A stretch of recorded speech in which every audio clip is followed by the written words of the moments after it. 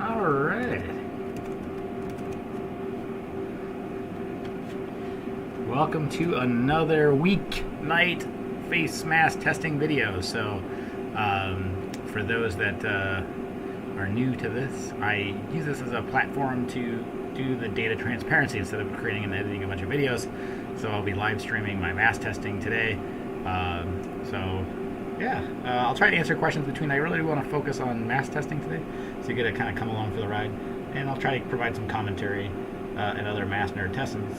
So yeah, if you have some questions, throw them in the comment section or the chat section. I'll keep an eye on it and see what I can answer, but I can't promise, obviously, that I'll answer them all. All right. I also have like a slightly runny nose today because I was outside. It's super cold in Minnesota. It's about I think it's currently -5 Fahrenheit. What is it? Well, -4 right now, so quite chilly. So my nose is running because it's so cold and dry. All right, we got a lot of masks to test today. As usual, we'll do our normal startup procedure.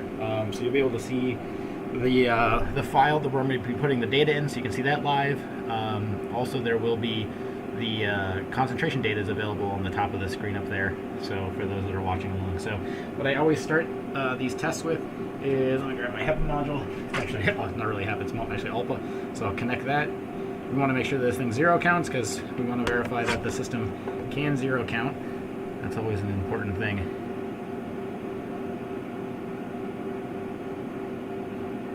So I can answer that quickly while I wait for the concentration to come down here, Rasha. So this is actually, let's just 1 second, let me see.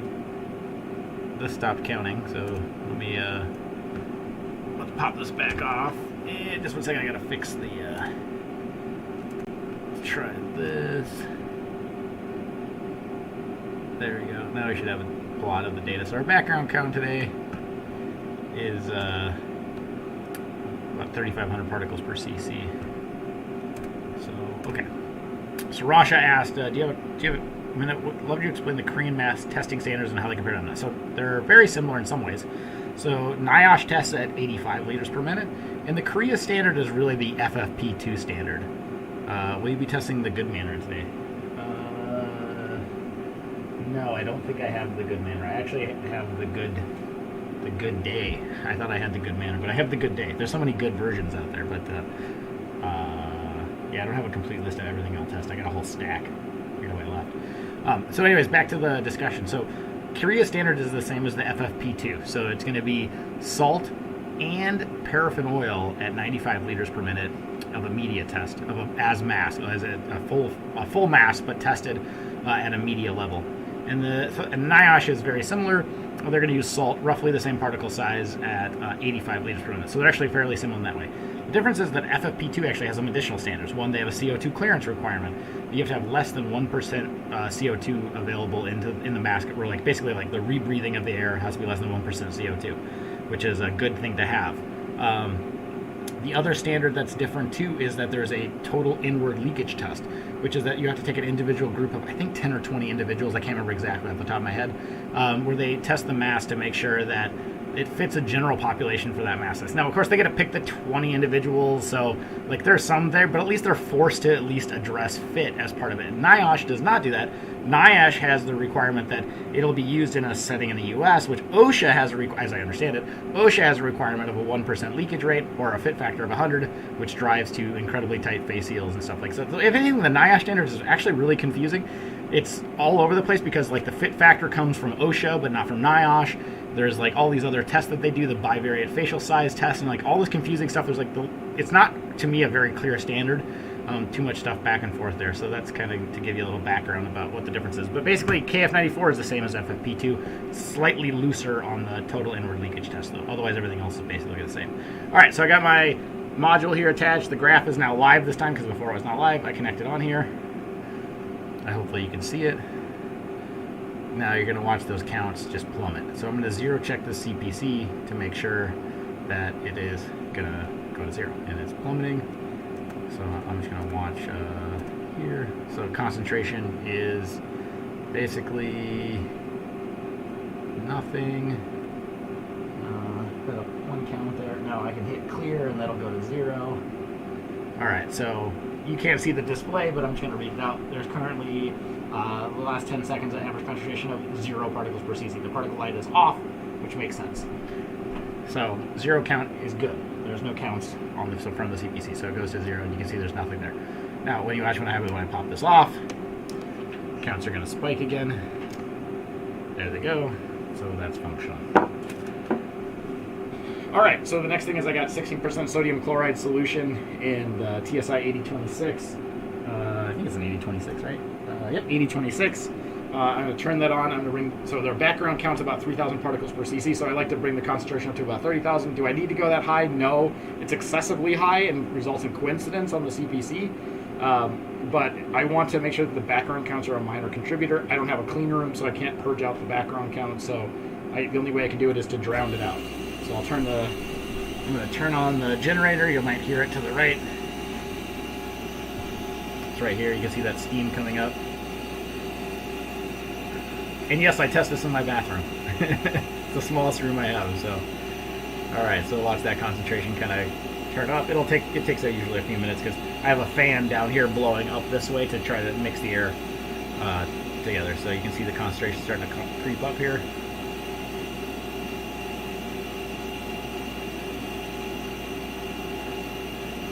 Well, we wait for that. So today's test, oh, I forgot some things. I will be right back. Live stream viewers, if you're wondering where I went, I need to grab them.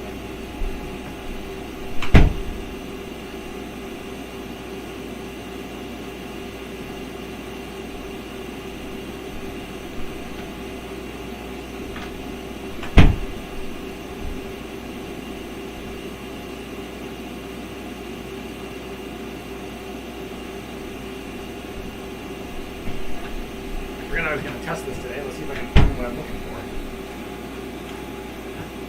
for. Alright, sorry about that. So today we're going to test a bunch of KF94s that I got from Collect USA, an LA, Los Angeles based importer of KF94s and a variety of other stuff. So we have, let's see what we're going to cover today. We have the HAPPYLife, aka Good Day KF94. We got those in adult and youth, black and white.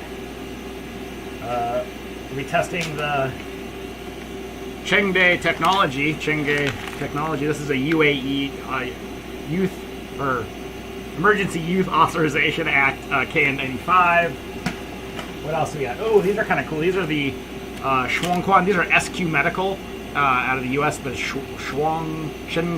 I'm not sure exactly how to pronounce that. Medical. These are their KN, and they have a boat style. They're KN95 certified, but their big shtick is that they use, as they say, biomass graphene heel fiber. We'll see how it performs. We got some cool. We got a MaskLab mask. This is cool. I'll talk about that when I get to it. It's got some unique stuff to it.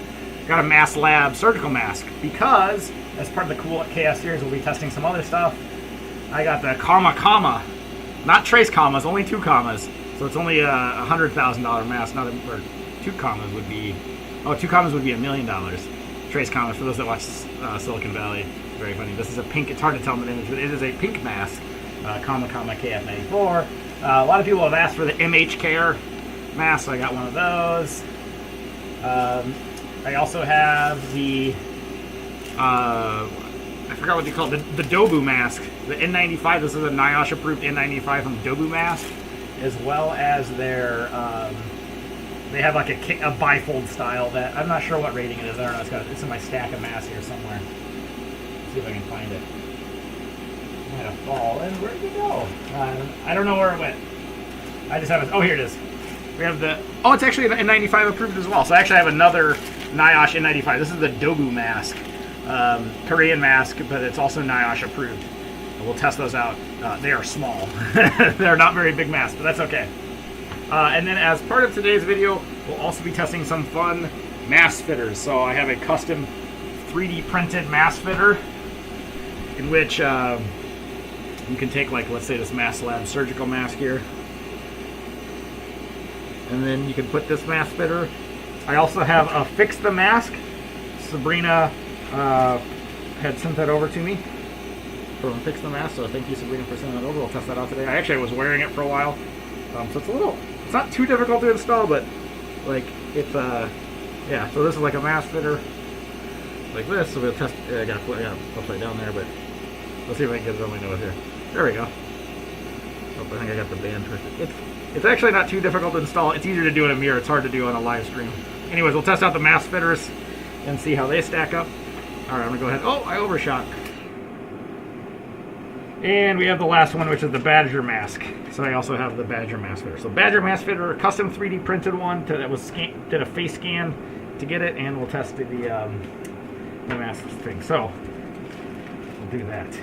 Someone had a question while we wait for this concentration to stabilize and come down. Hey Aaron, how do you feel about elastomeric masks? Overkill? I used 3M6503 with 7093 cartridges. I think the 7093 is P100. I've used every kind of mask, but I find that I have finally reached my final mask form now. Yeah, so elastomerics are fine. If you're after maximum protection, easiest face seal, go for them. Issue for me with elastomerics are just all-day comfort, difficult to communicate in, hard to take off. For me, I want to take a drink of water, you know, if you have a large amount of head. You know, it's not impossible, it's just more difficult. And in general, I think a lot of people might feel uncomfortable wearing something like that. So, I think the answer is whatever mask you want to wear is cool with me. I don't have any problem with anyone wearing P100 mask. If I had like lung cancer or I had some pre-existing condition where COVID would for surely result in possibly some serious medical complications, I would say wear an elastomeric with a P100. I have zero issue with that, especially now that we know that it's primarily aerosol spread. So like, well, not primarily, like mostly aerosol spread. So like, I see no issue with a P100 at all. Elastomeric. Does everyone need to wear that? I think that's the question of the day. I don't think so. I think the level of between is probably, I think I'd like just to see 90% plus in the general population.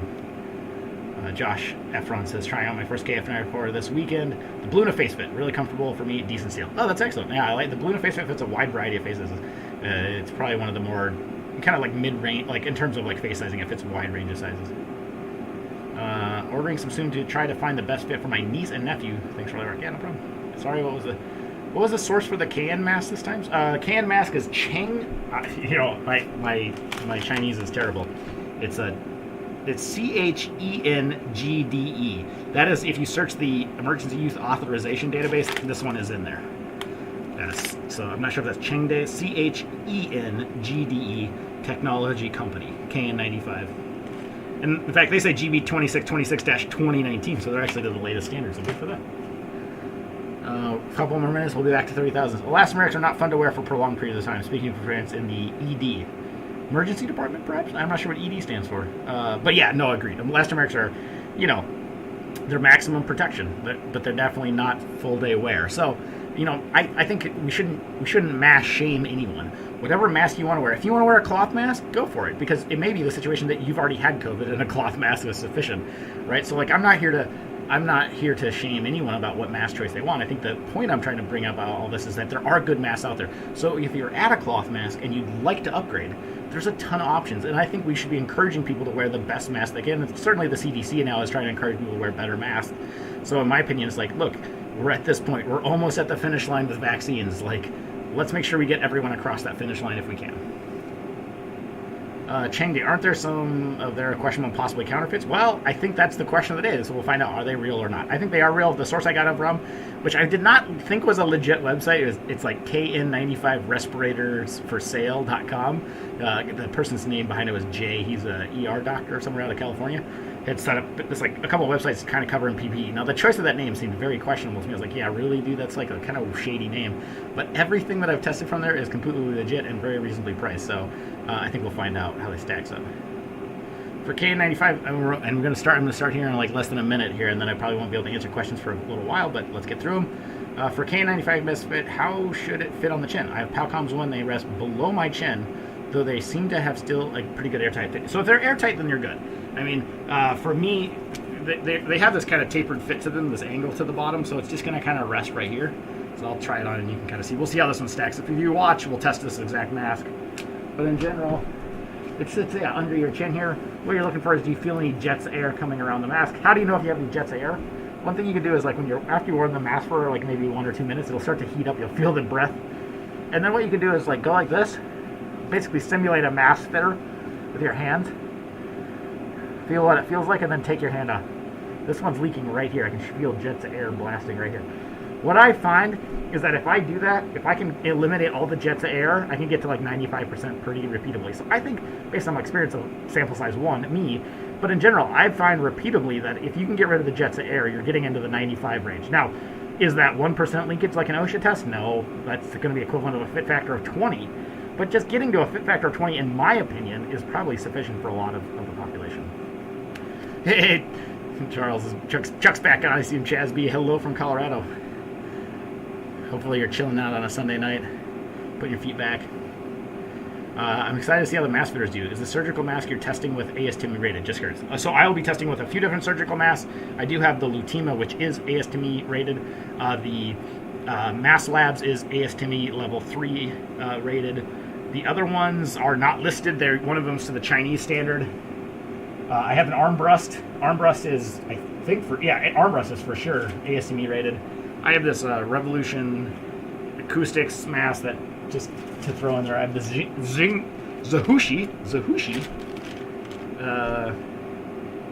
I don't know what standard it applies to. Let's find out and see if they list it.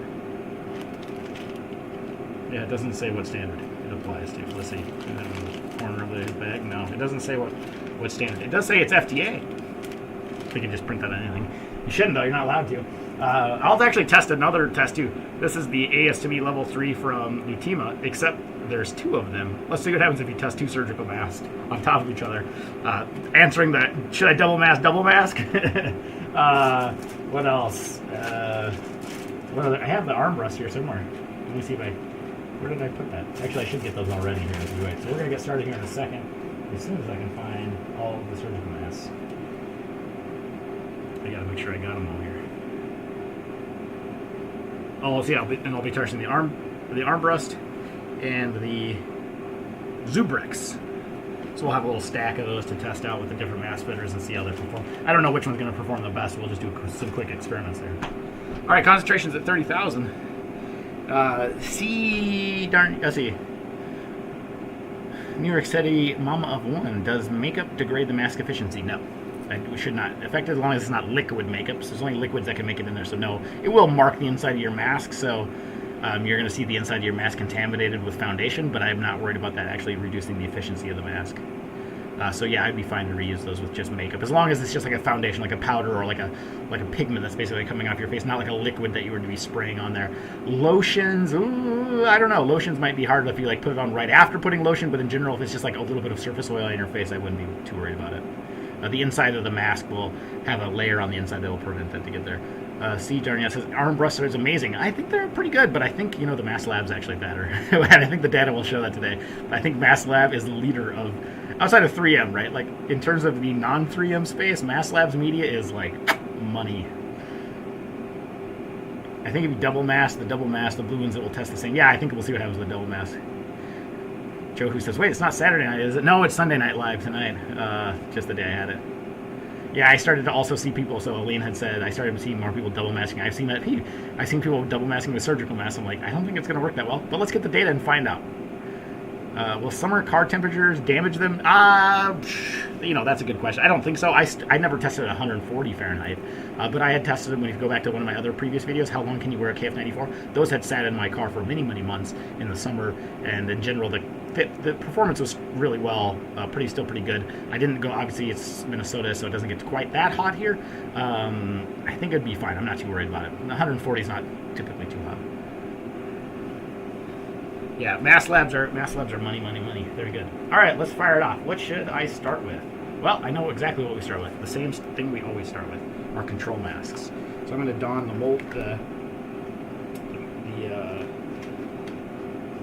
N100 masks. This is a Moldex N100. So we always start with our control mask to make sure our system is performing consistently. It does not guarantee accuracy of these, so the measurements are always my face fit, my test aerosol. But at least we can get repeatability, which is all that really matters sometimes. Okay. All right, there we go. Let the concentration stabilize. I'm going to give it 20 seconds. Now you should be able to see the data set that I'm working into. I only have one monitor because I'm on my laptop, but we'll get started. So this is an N100 shape, cup shape, test condition, control, mask N100 control. So this is the new data format I'll be using. Hopefully it's legible on there. I don't know if it is. All right, concentration 20 seconds, 2.348. 8 e to the 4. Okay, go ahead and don the mask.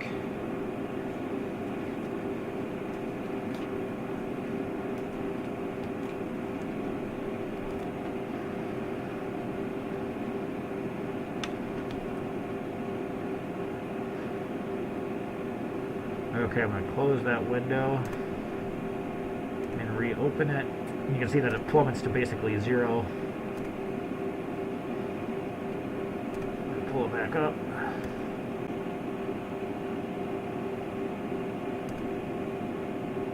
Okay, should be back. Sorry about that. Video crashed. I think I'm testing the limits of my CPC. Oh, you know what I'm going to do? Let's try this.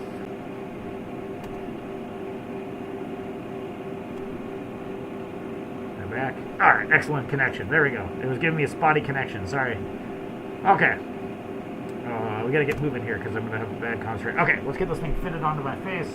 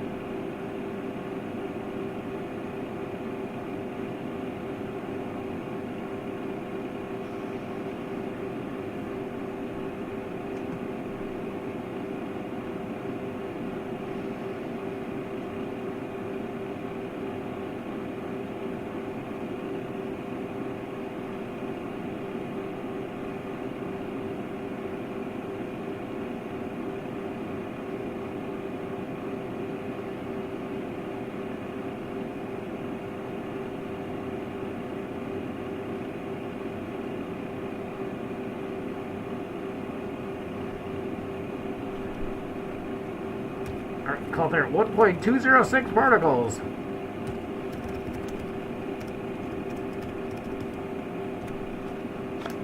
Okay, upstream concentration is going to have drifted quite a bit because I was slow.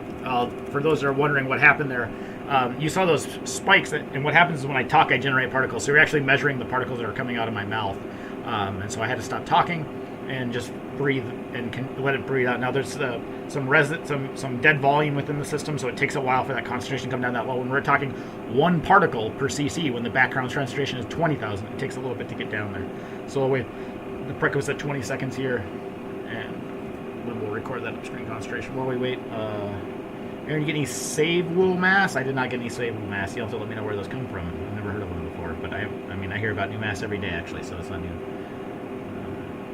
What's the difference between ASTM level 3 and KF94? Well, ASTM level 3 is a surgical mask standard, and KF94 is a respirator standard similar to FFP2. So they're really not to be. There's a lot of difference between them. I guess we can talk about it when we're testing the surgical mask. I'll explain the difference. This guy's good. Yeah, yes, I do block a lot of. Yes, you know my secret. No Google, you can't have my information. 1.892. 1.892 e to the 4. So I waited a little long there. Now it looks like I did not have the calculation put in here, so it's pretty easy to do. We just take in-mask concentration divided by the average of these two.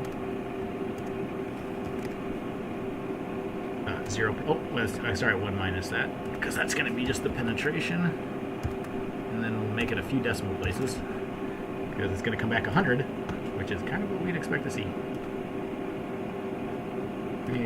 There we go, 99.99. I'll talk about the time to breathe and stuff like that if I have time in the video to get through that, but I'm going to try to get all the testing done today. I might do a second video tomorrow for the pressure drop measurements. Okay, let's get through these. Up next, we'll do the 8210.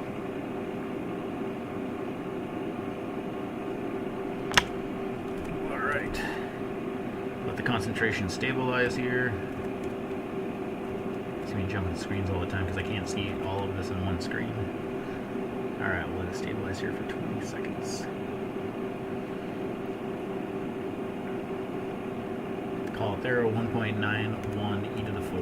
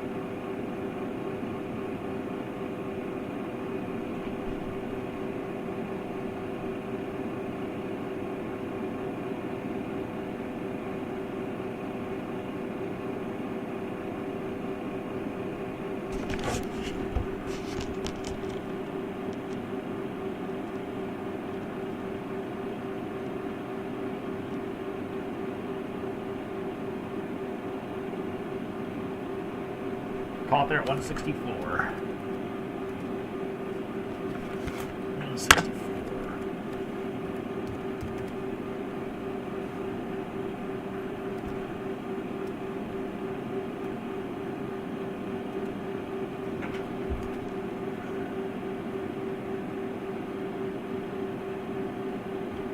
Probably could have tried a little bit better to get a safe face. I could maybe feel a slight leak somewhere, but I'm not going to get too worried about it.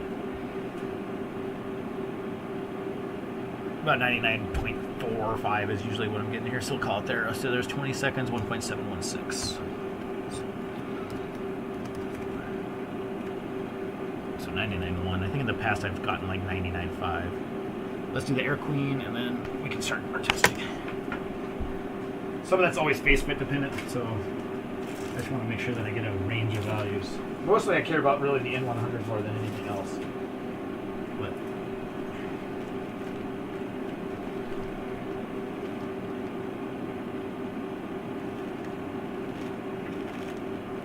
so the Air Queen control. I'm going to stabilize here for 1 second.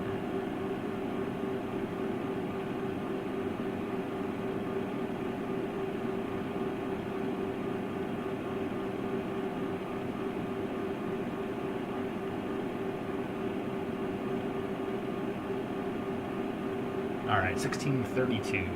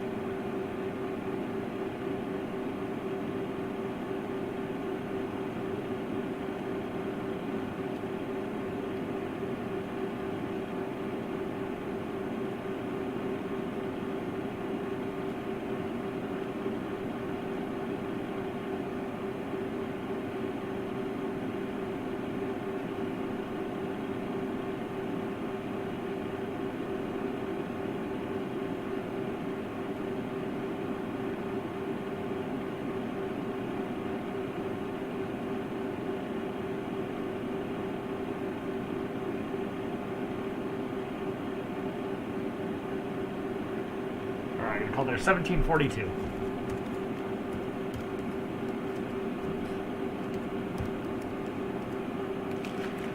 Seconds upstream concentration. I'll check the YouTube chat. Okay. You should try the Filtzen KF94. I'm not sure where are you getting that from. I'm interested in seeing where you get that from the lane.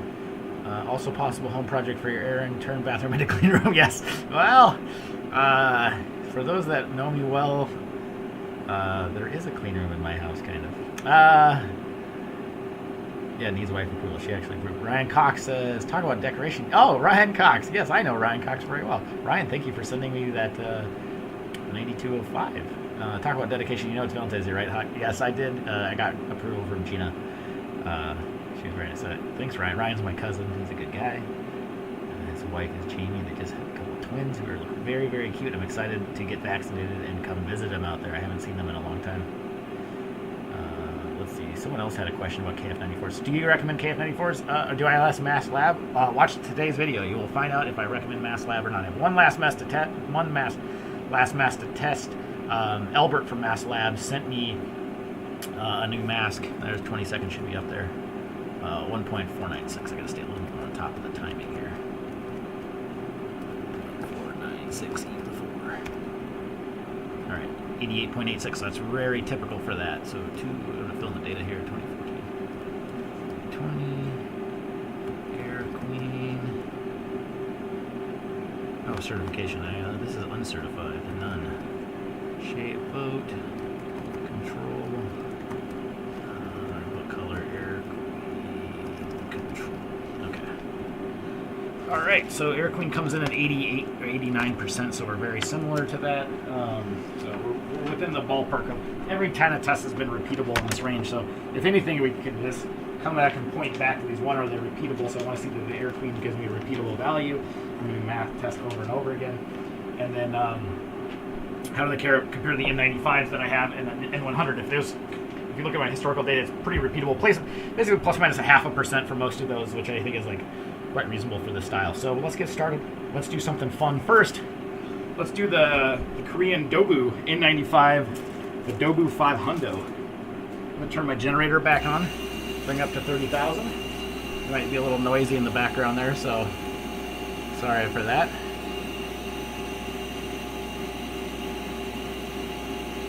It's 2020. Oh, you are right. Did I put 2020? I went back in time. You are right. I've been doing the wrong year for like over a month now. I keep forgetting that it's 2021. Thanks for the correction. Alright, so today's mask will be, let's see if I just copy and paste this. So this is N95 certified. This is NIOSH N95. I'll put NIOSH N95 so there's like no confusion that it's actually a NIOSH mask. Cup style, control, color white, strap type is head. This is the Dobu 500. Alright, let that concentration come back up. Alright. While we wait, let's see if any questions. Yeah, if you're spending your Valentine's evening watching me test masks, you know it's a pandemic. So someone had asked what's the difference between ASTME level 3 and KF94. Actually, quite a bit of difference.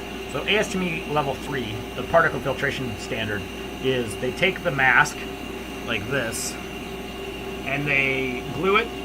They run 1 CFM is the standard. Technically, the standard allows you to use a face velocity of between 0.5 centimeters per second and 25 centimeters per second, which works out to like a range of like 5 liters per minute to like, or maybe 10 liters per minute to like 80 liters per minute. So there's not really a great standard for it, but in general, what most people are doing, and like Nelson Labs does, is 1 CFM.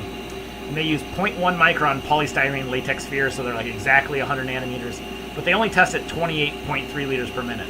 Whereas the KF94 is at 95 liters per minute. So what we typically see is that KF94 media is better than ASTME level 3 media, generally. So that's kind of the rule of thumb. So that in general, level 3 is a lower standard, is how I would argue it. ASTME level 3 is a lower standard. KF94 has a much harder standard because both it's a higher concentration, so they load the mask. I think it's 20 milligrams of mass that they load at 95 liters per minute for both an oil and salt particle. So it's actually a much more difficult test.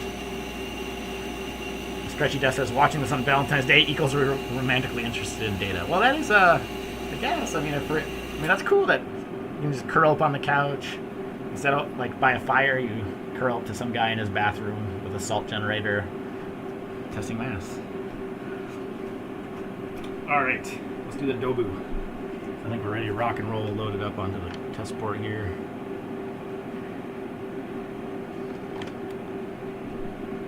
All right. Yeah, what a great view.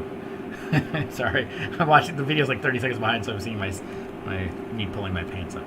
Very handsome here. All right.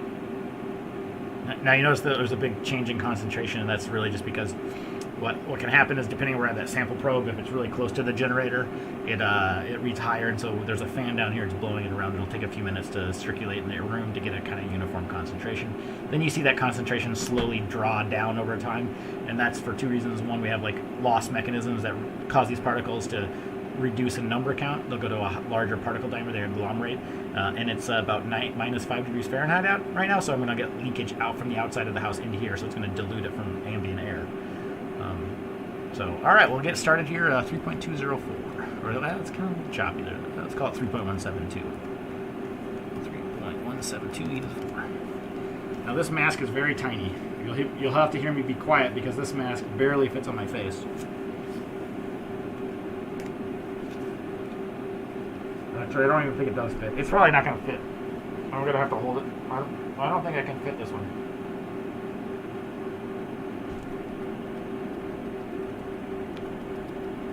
We'll put a note here. It does not fit on my face.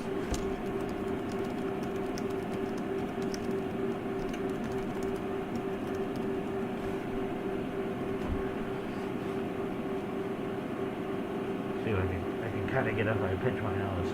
There we go. Very tight, these straps way up. Oh, it's uncomfortable.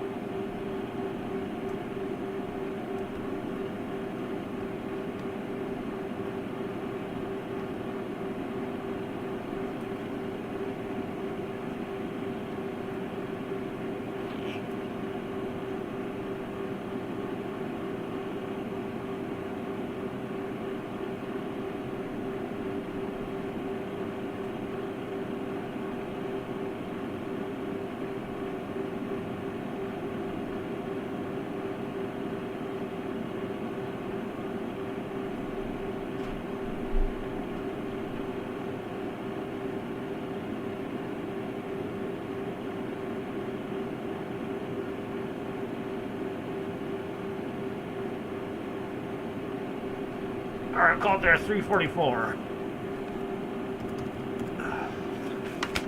So this mask is way too tiny for me. It has like this weird fabric liner on the inside, which is kind of interesting. So it's kind of soft against the plastic. They have this like molded plastic shell, but this mask is tiny, so it does not fit my face very well at all. Media is good though, pretty easy to breathe in, and the molded shelling that they use with this plastic inside keeps it from collapsing, but it's pretty soft and it's a nice mask. It's just meant for a very small face.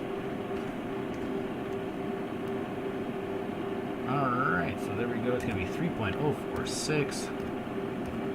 E⁴, what do we get? 98.89 for a mask that barely fits on my face. So I went ahead, did not fit too small. And I'll add a note that I nose pinch. If you want to know what the nose pinch is, I just literally pinch the top of my nose where it doesn't seal and I can get it. So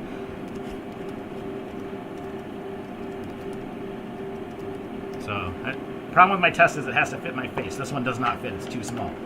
So the Dobu 500 is too small.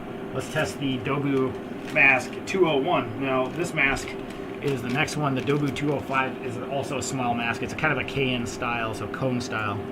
So 2014-21. So this is a NIOSH N95 cone style, not control. Test condition, no, let's see. Nose pinch, too small. We'll see what happens with this one. I think we're gonna have to do the same thing on this one too. So this is the Dobu 201. Alright. So we'll jump back to here. Concentration is stabilized. I'll hook the mask up first. No adjustments on these head straps. They're nice and tight. I already tried this one on. I can tell you though, it's like it's a little bit of it's a small mask. Well, we wait.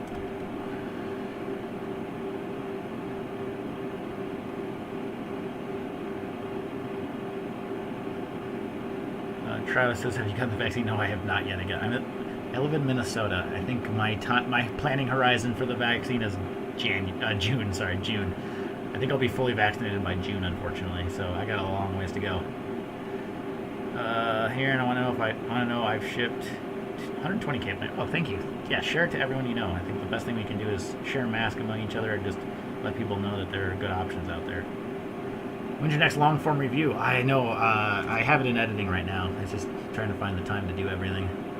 2.663, I'll have a video soon. 2.663, before.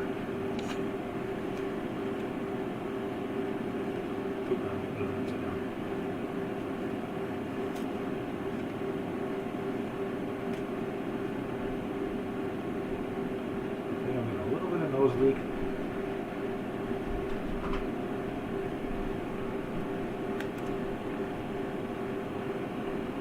Right here. So the nose wire is a little too soft. I need to bring a chair in here. Yeah, I'm getting a leak right here. So I'll test it as worn and then I'll pinch the nose. I always like to do that. So test as worn.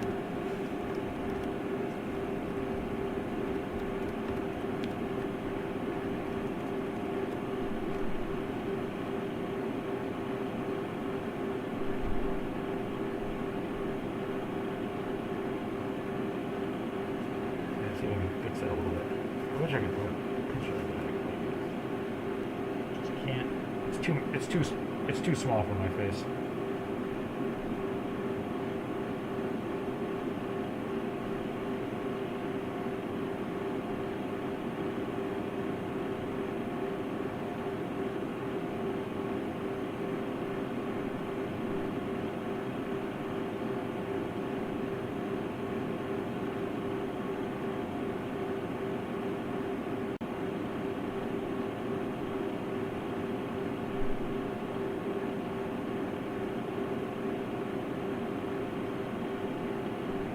There's 3248.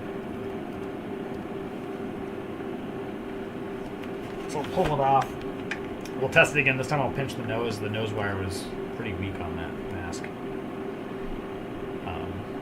Part of that's, yeah, it's too small for my face too.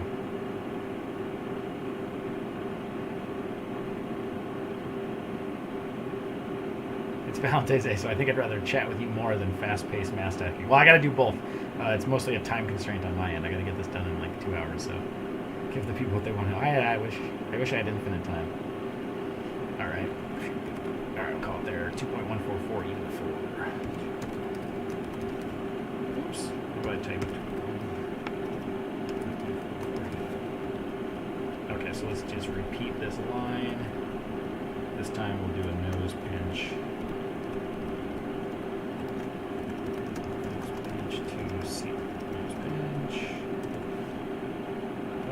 I guess it is actually too small as well. Alright, so let's get the last one. 2.02. Beautiful. Done again. Try this again. This time I'm going to pinch the nose.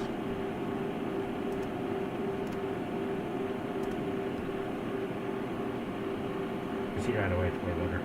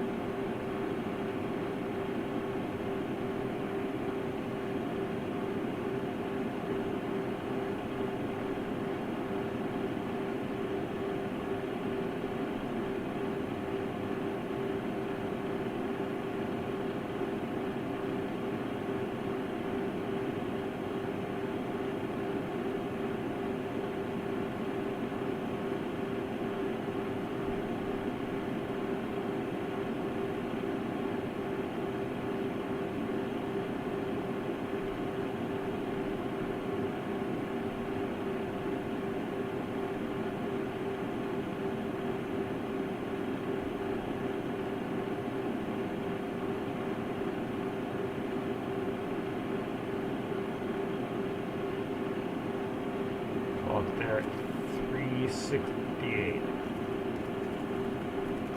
368.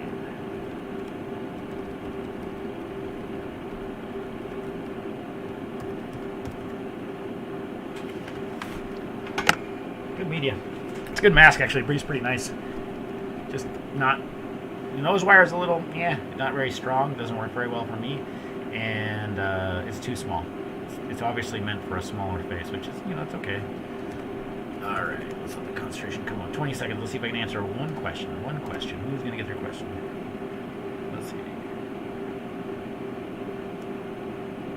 What do you recommend I wear for going on the airplane? Okay, so one question, and I picked the hardest question to answer. I think the best mask that you can wear comfortably on the plane for as long as the flight.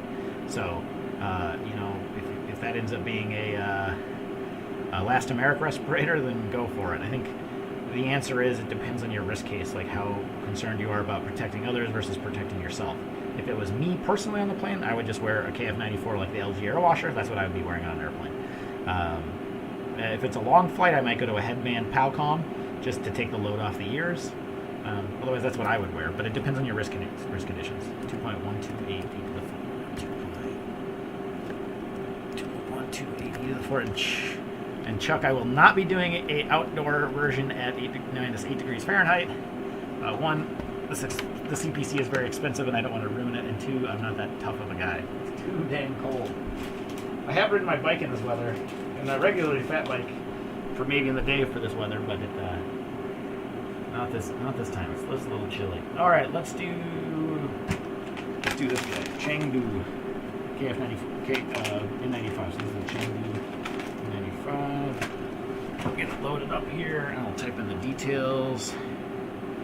So we'll go ahead and let's just copy and paste. So this is a KN95 cone style ear loop. Chengde, make sure I spell it right. Chengde Technology Company Limited.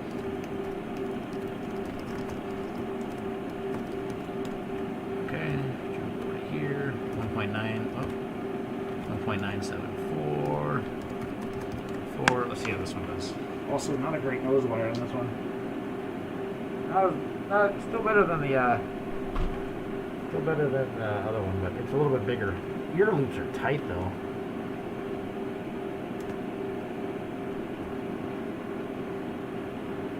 Large pressure drop though. Definitely a large pressure drop.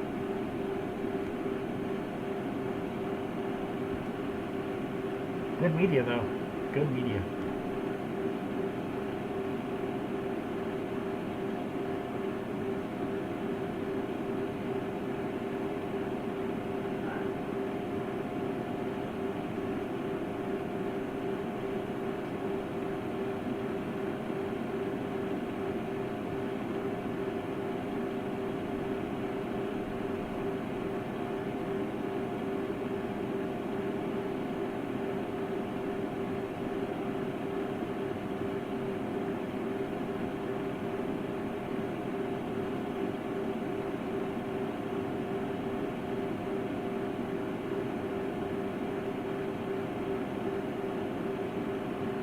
Come on, there, 683.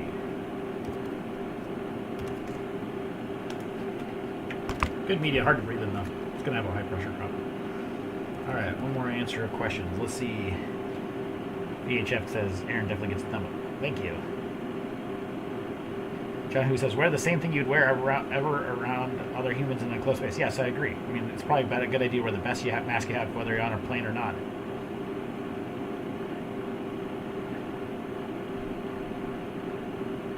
Is Aaron keeping a list of sources of these? Yes, I do. Will list where they go, where I get them. I just have been extremely busy my goal right now is just to get as much data generated quickly, as fast as I can, and then I'll stop testing masks for a period of time because I'll have tested I'm running out of masks to test. I mean, thankfully I'm running out of masks to test. I'm just going to test as many as I can over this weekend, and then I'm going to focus on trying to answer questions and doing silly tests like double face masks, stuff like that. To answer those questions, then I'll switch back to doing more videos and getting the content out there. Working right now, I'm just trying to get as much data. Okay. Okay, so those Chengdu's done. So 96.83. So I think they're fine. The media, I guess I could do a nose pinch if I really wanted to, but like 96.45 is pretty good.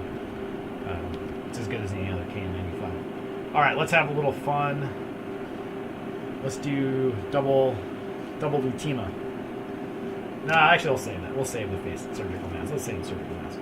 Let's do a mask that everyone will want to have seen. All right, let's do MaskLab.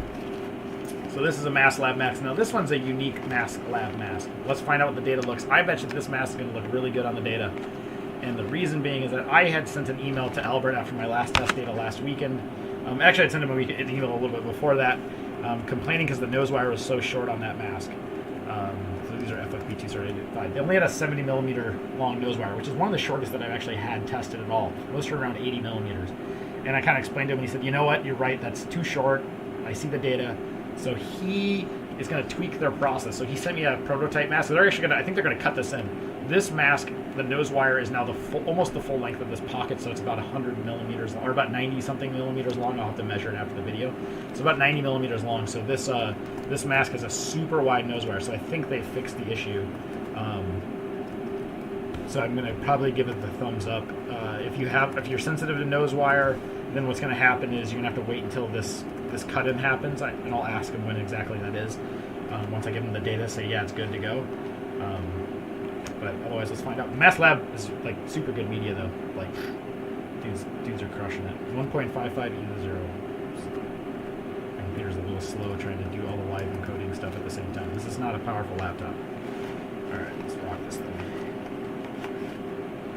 All right, actually, I gotta tie the earlobes here quickly. Just a little long. I guess they come with little adjustable ear loops on them now too, like a cord lock on them now. I haven't seen that yet though. I heard reports of that. I don't know if anyone else has seen that yet either. Supposedly they have like cord locks on them now, but I haven't seen that. Maybe they're just giving them. Yeah, this nose wire is so much nicer. It's like going all the way to here on my face. It's instant seal. Yeah, good. Really good.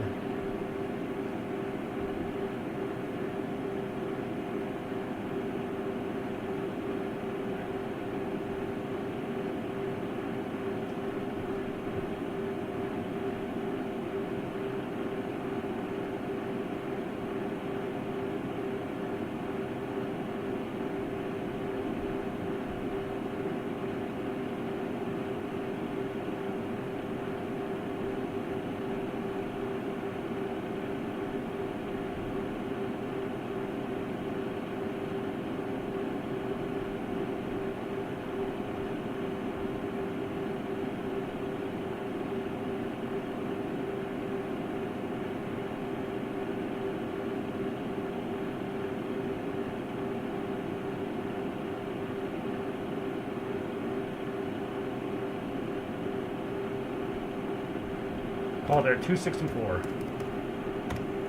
That's really good.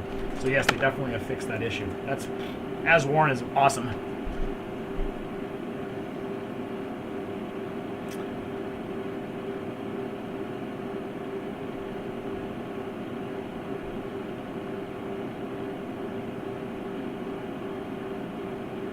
That's true. Travis says, it seems like you get most masks sent to you from an individual, but for, oh yeah, so the mask that we're talking today, everything was actually sent to me by, I should actually clarify that. So the Dobu masks were sent to me by Collect, but they're not the manufacturer, they're just a distributor.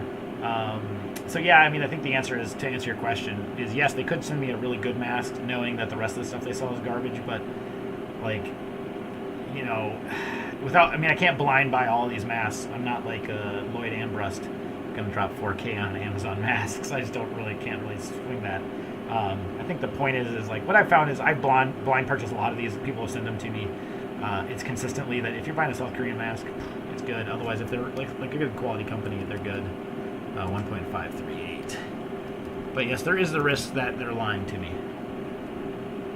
MaskLab 98.29, so yeah, that's pretty dang good without trying very hard, which is way better than the last time I got it. So I probably still like a little bit of leakage, maybe less than that 1%, but like 98.29 relative to like an N95 is 99.10 for me. So like, and MaskLab is easier to breathe than that 3M N95. So Yeah, MaskLab gets the official recommendation. Their media is amazing. Their media is unbelievable.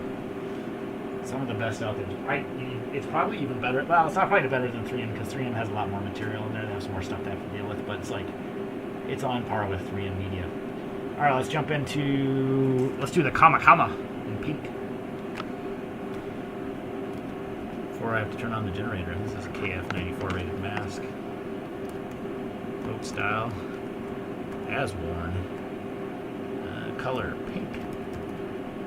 Ear loop. CommaComma. Never heard of them before. They're available on Collect. They had sent them to me. We're almost at too low in the concentration, but we'll get up through here really quick. 1.430 e to the 4. Alright, let's connect this bad boy up. It's a big mask, I can tell you that. Check that concentration, make sure it doesn't swing. It's going to swing just a little bit. But we are good. Alright, let's don this mask. Oh, this is a mask clip kind of mask. I wonder if I have a mask clip with me. Short ear loops. This is designed for a mask clip, clearly. The ear loops are massive. I'll shorten them up. I can always go excessively short in these tests because I don't have to wear the mask for 8 hours.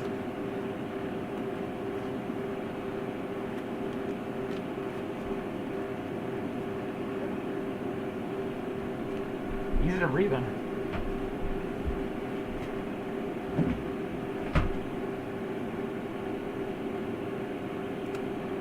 Easy to breathe in.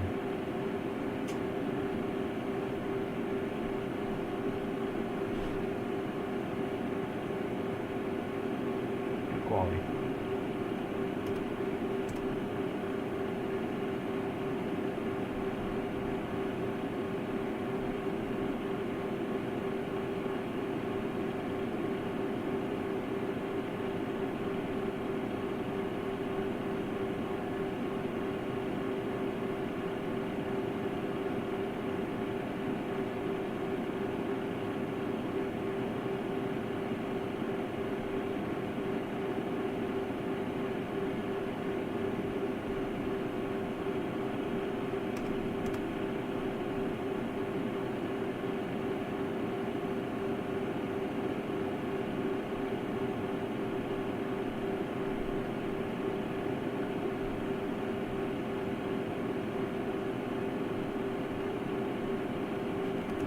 Out there at 255. That's a good mask. I always kind of thought that CommaComma, I don't have the packaging with me, but it's kind of like, it kind of reminds me of like a Tommy Bahama packaging, like some island type style wear. But it's actually really breathable. That's a good mask. Good breathable mask. Okay, let's see if we have any questions to ask. Someone asked me if they send me one of the Kimberly Clark the duckbill N95. If you go to the YouTube page and hit the contact about me, there's like a contact. Send me an email and then remind me in a couple of weeks. I'm not sure how many more I'm going to test on these, to be honest with you. If they're N95, they're good. It's just a question of like, does it fit you well? Is it comfortable to wear all day? And I don't necessarily have time to test all these masks on an all-day wear. I usually wear a different mask every day to work already. That's only 4 or 5 days a week, so I feel like it's kind of slow to get through all these. I think the duckbill's kind of ugly too. 1.22 e to the 7. So what do we end up with? 98? Oh no, 1.22 e, 1.27. So there we go. 98.06. That's good. That CommaComma is actually really good. Oh, I was impressed. Good media. Nice work, CommaComma. Again, highlights. If you buy a KF94 from South Korea, damn. High probability it's good. We'll turn the generator on back and bring it back to 30,000. Most of these masks are going to perform better at lower concentrations, so you're kind of biased a little bit that way, but I think for the sake of what I'm trying to do, I don't think it really matters too much. Alright, next up, let's see if we got anything fun. What do I actually want to wear? There's not many masks in here that I actually want to wear. Oh yeah, actually I do want to test this one. This will be a fun one. Let's test a KF80. These are hard to find. I would argue that a KF80 is probably actually good enough for a general population mask. So I think a KF94 actually may be a little overkill because we're really trying to get half micron stuff. So let's see how it stacks up. But this mask, it breathes really easy. It's the, what's the name of it? Clean Top, or Clean, I'll have to double check. I'll put a question mark there. Clean Top, Evergreen? Clean Top? Evergreen? Something like that? I'm going to get my phone out just 1 second here while we switch the concentration.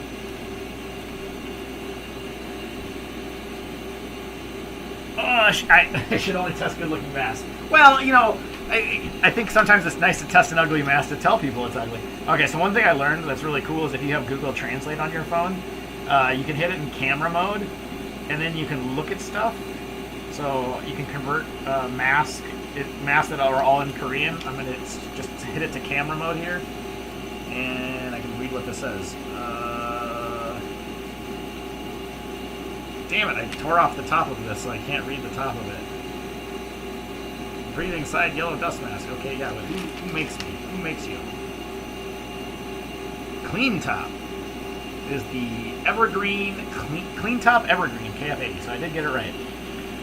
Yeah, there's like a standard, they must have a packaging standard where they have to list all the information right on the bottom of these. It's just mostly in Korean, so you can never read them, but with the Google Translate app, knocked out the ground, with the camera setting, it's kind of nice. So while we wait for that to come up, what are we at? There we go. Let's turn it off. We're at like 35 now. Let me set this one first. The other thing I like about this Evergreen brand, they use a solid aluminum metal bar. Clearly meant for a mask whip that they don't provide you. But they use a solid aluminum bar, just like 3M does. Not as thick, but it is like super conformable. These masks, you know, originally when I saw them, I was kind of like, I don't think they're that great. Like, whatever, it's another non-adjustable ear loop KF94. Like, I've tested 100 of these things. But this one, the Clean Top brand, actually are pretty damn good. I wish they had adjustable ear loops. They're clearly designed for a mask clip that they don't supply.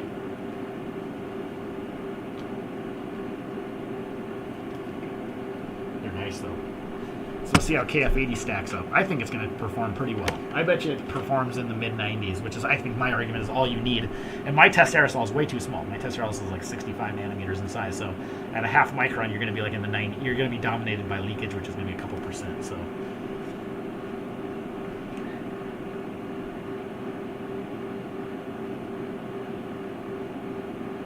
Yeah, learning new languages is not my strong suit. I bought a pack of 10 Botan KF94 for $6.98 with free shipping on Amazon. Amazon. I hate Amazon because you hear about all these fake N95s that are flooding into the U.S. You know where they're going to show up on Amazon, eBay, and Etsy. I mean, most likely the Botans are fine. I just stay off Amazon.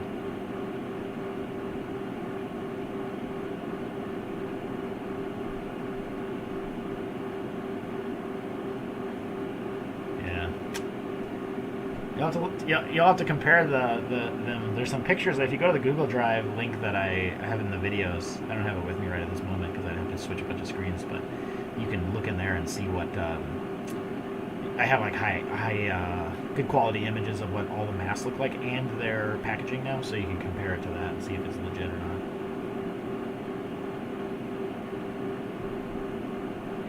All right, here we go.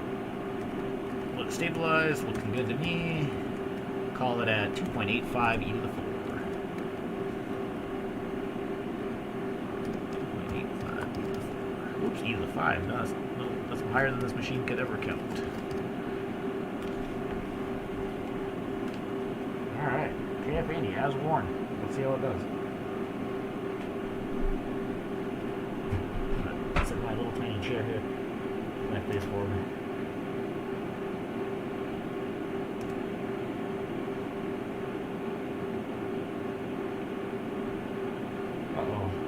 Still live here, yep.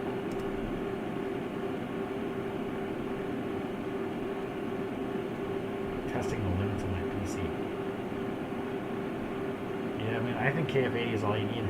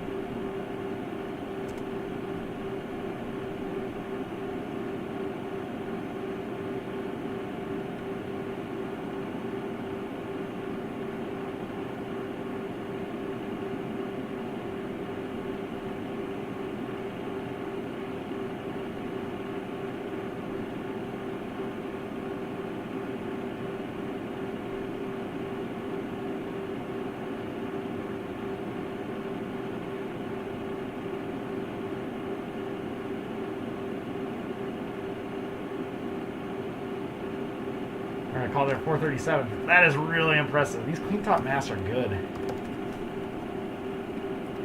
98% from a KF80 rated mask. This thing is really good. It's really breathable too. You know, I don't think people are necessarily. I mean, people have said that KF80s are probably sufficient, and I don't completely disagree with them. This mask is really, really breathable.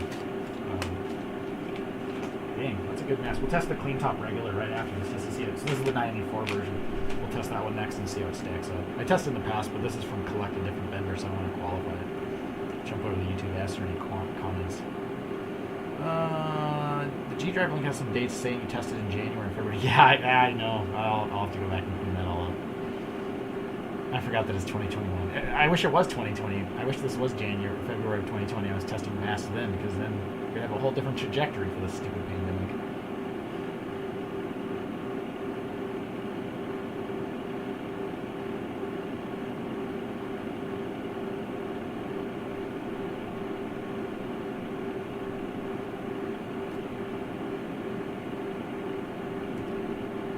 Alright, call it there.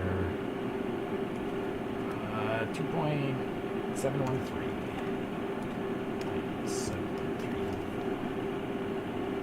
Wow.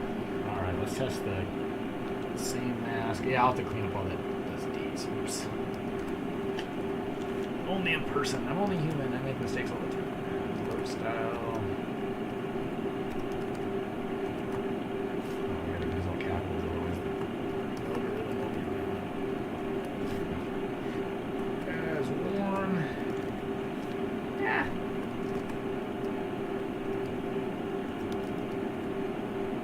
Black. Ear loop.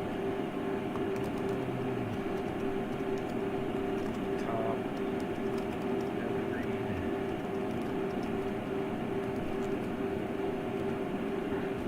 Grab the mask. Not a very cool mask. No adjustable ear loops. Let me just shorten them up while we're here because I'm going to have to.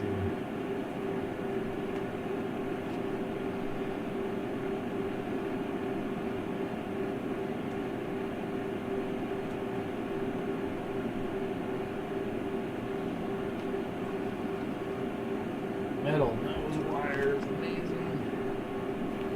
Alright. Let that concentration come back up.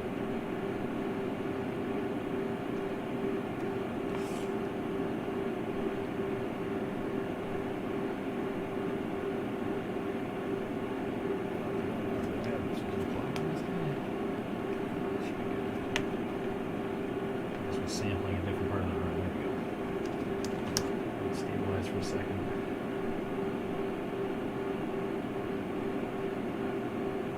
Seems to be stable there. 2.017.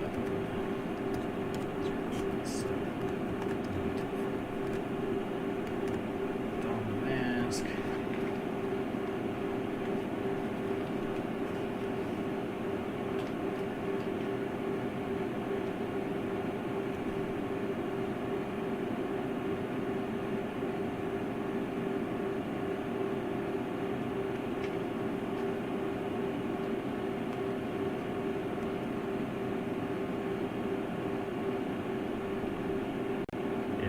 Just dominated by leakage.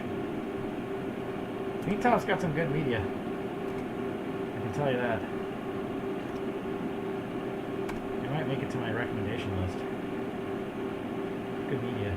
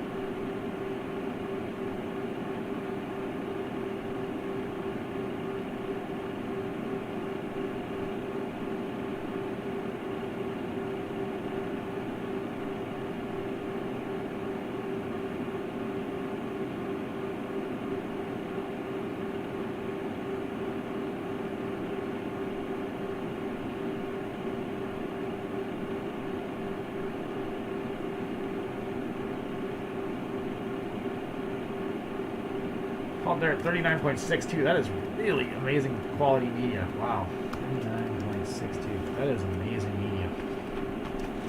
Clean top. You guys got your stuff figured out. 99.8%. That is incredible. Just as good as an N95. It's all face fit dominated. Clean top. You guys got it figured out.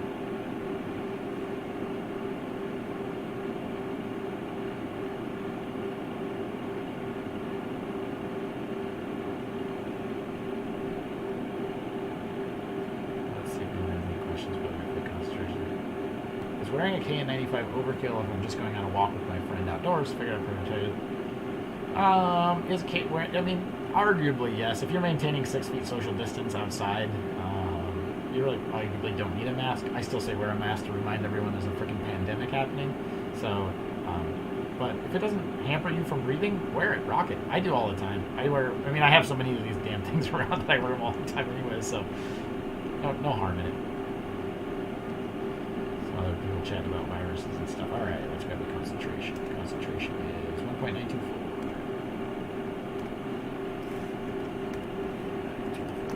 Wow. I gotta say, I am impressed with the clean top evergreens. These are really quality masks. And the media is really breathable. That KF80 is money. And their nose wire is good. I just wish they had adjustable ear loops. I gotta find it and make some send them an email and say, hey, put adjustable ear loops on your mask. Yeah, great media. What's next? Something cheap. What's a cheap mask? Oh yeah, these are the ones I'm going to try. Well, actually, let's test a really bad mask. Well, it's not a bad mask. It's just hard to breathe in.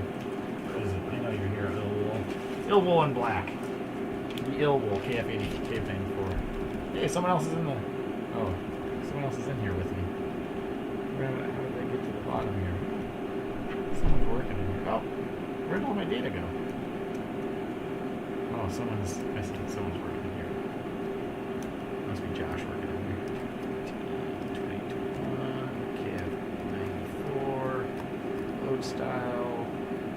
It has worn. You'll see black. And then this is the ILWOUL KF94. Or ILWOUL. I don't know. Do they have a name for this one? No, it's ILWOUL KF94. Alright, jump over here. 1.83. Let's put the mask on first before we do the concentration level.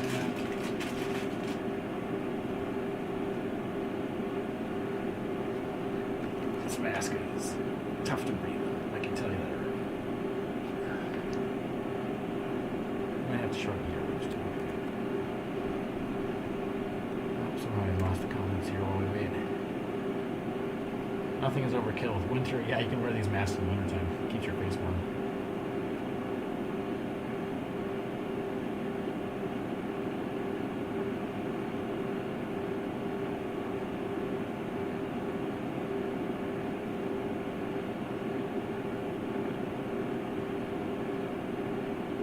Ooh, so is the MaskLab or the KF80 easier to breathe in?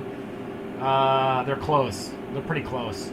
I think maybe the MaskLab is still easier to breathe in, but they're pretty dang close. It's hard to say. I'd have to measure it. It's like they're both pretty similar breathable. I have to do side by side here to compare. I really need a chair here because I need to keep my head level for you to see me in the camera, and I'm sitting on a tiny little stool. Maybe let's do that.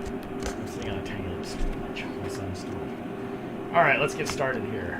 Concentration has stabilized. 1.378.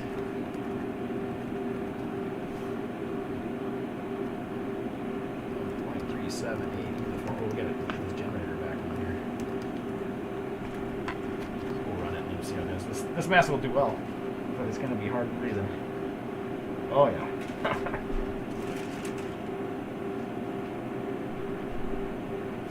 Alright, I gotta do the ear loops here quickly. This mask is like super high pressure up. Super high. Do not recommend. I mean, it's protective. It's protective. Just not my favorite. Not my favorite. Let's try it again. Oh, I'm not going to lose. There you go.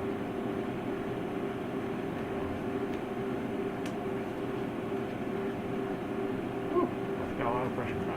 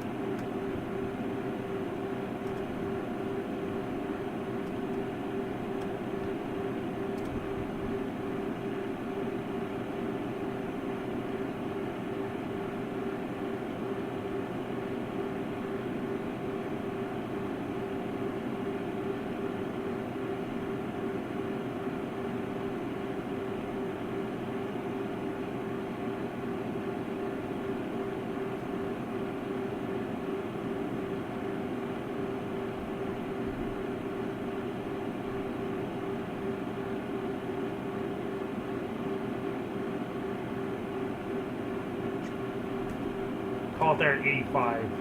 85.65. I mean, I think this mask just has really good media. I think they just use too much of it. Like, you're seeing really high filtration efficiency, but they like had a media that wasn't as good, so they just basically doubled it. So they probably take like their KF80 media and twice of it to get to the. It's just a lot of pressure drop. It's hard to breathe in. All right, I got 10 seconds here to answer any questions.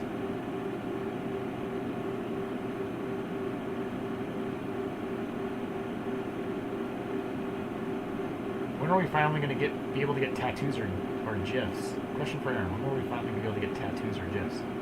I don't know. I don't know. You can get a tattoo whenever you want. I don't know. Maybe I'm missing something there. Chaz asks, the ILWOUL, are you getting mask collapse? Yes, definitely mask collapse with the ILWOUL.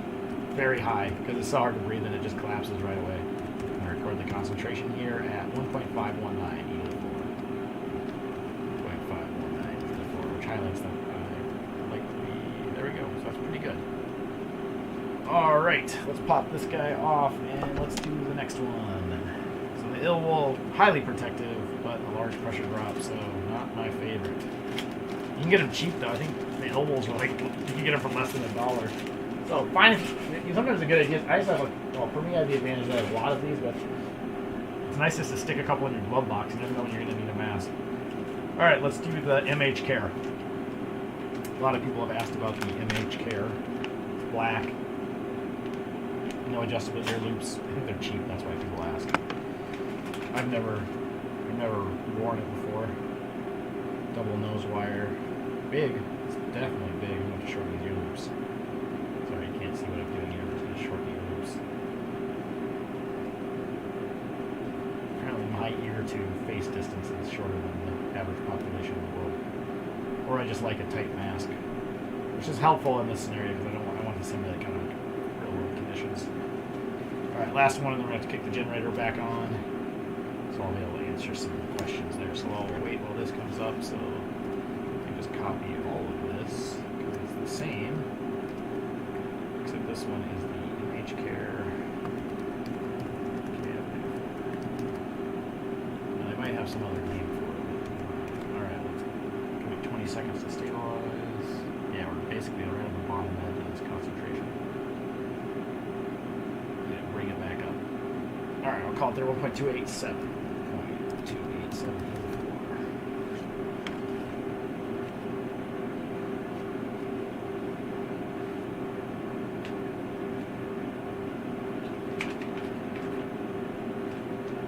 Oh, it comes with mask clip. It does come with a mask clip. I forgot it. Oh well. We want a mask clip today.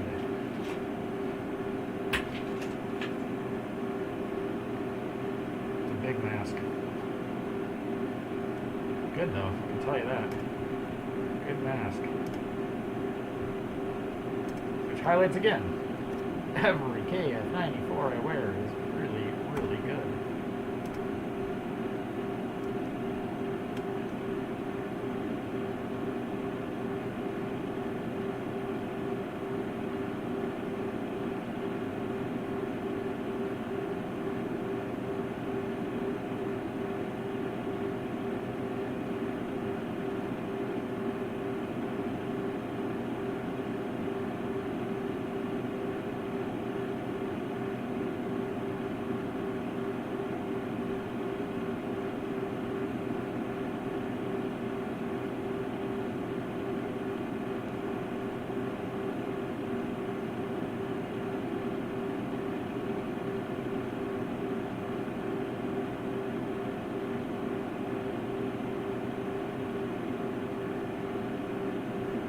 Oh, there's 65.78.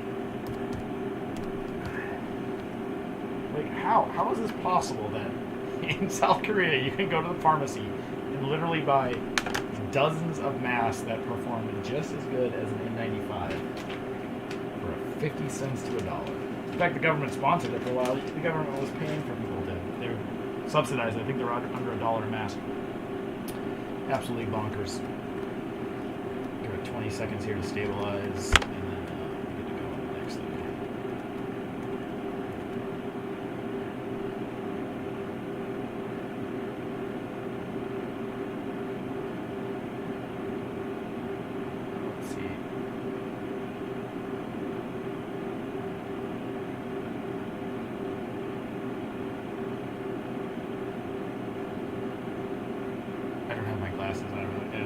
might have missed the joke there, Travis. Sorry.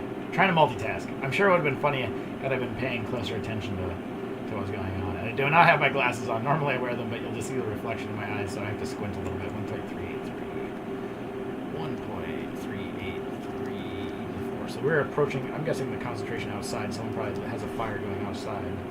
So I need to kick this generator on. Otherwise we're measuring background counts, which I don't know exactly the size. The generator on. All right, generator's on. So we got some time for questions.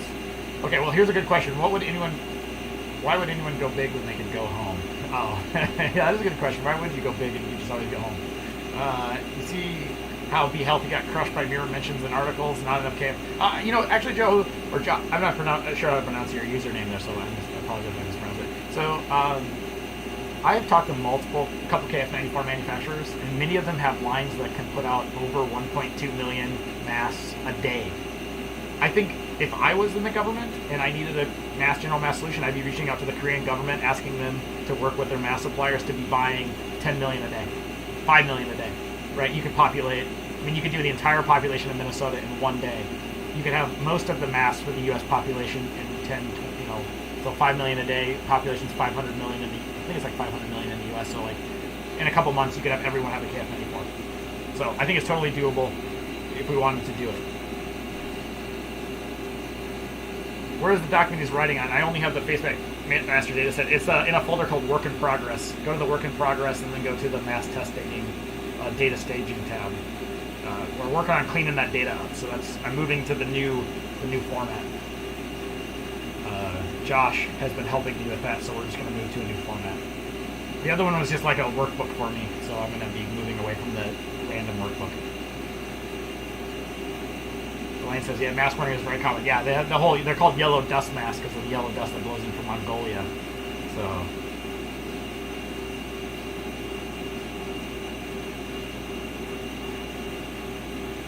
Oh yeah, Be Healthy is not enough to supply. No, you cannot.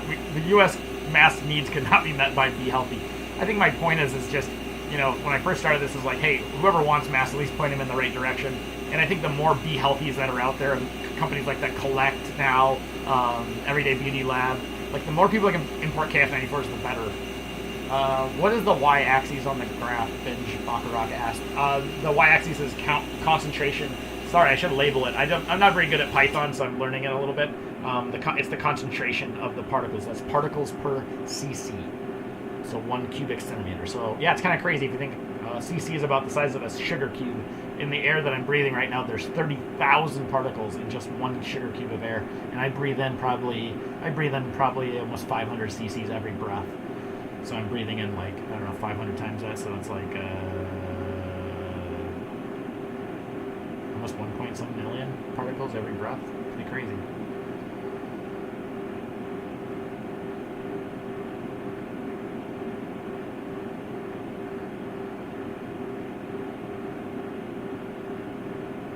Travis is on his he must be in the shower right now. Travis has got shower thoughts. Have we checked all food to see if it's exploding when we make them hot, like popcorn? How do we get people to wear them? Well, I think my argument is, and I'm going to grab another mask here while we wait for that. My argument is, how do we get people to wear masks? Well, when you have to rely, one of the issues with masks is having to have everyone wear them, right? So we had this issue that they only worked if everyone wore them. And I think the nice thing about protective masks and high filtration masks is you don't need that anymore. So how do you get more people to wear masks? You say, hey, this mask will keep you from getting COVID, even if someone else around you doesn't wear it. And I think that to me is the big power of protective masks. Just you're not as sensitive to other people wearing masks. I mean, ideally, if everyone was protected, then we would all just wear masks. Okay, I'm gonna take this up a little bit. Does the test you do nose or mouth breathing? I do it generally the same. I just do the same thing that I was doing if I was sitting at my desk. So it's a mixture of nose and mouth.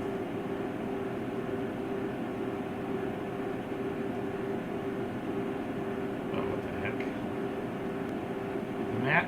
Okay, so next up is going to be the Good Day. HAPPYLife GOod Day? I don't know which is the primary of the name, but HAPPYLife GOod Day. It's a new name. Alright. Let's jump over to the document. So it's today, KF94 code as one. We'll just copy everything Except I have FK, not KF94.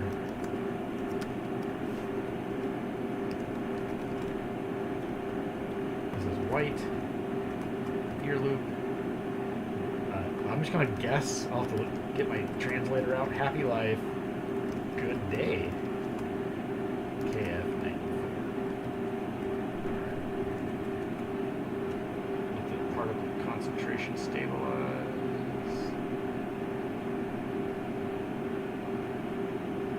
Alright, 2.692.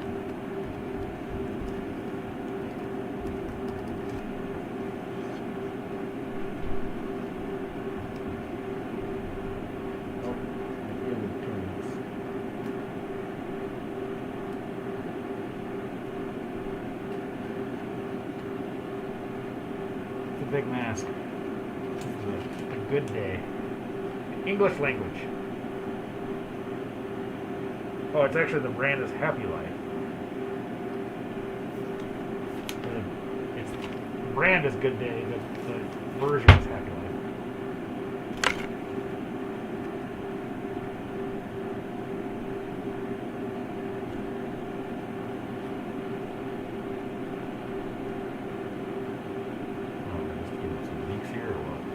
Big mask. It's probably too big for me.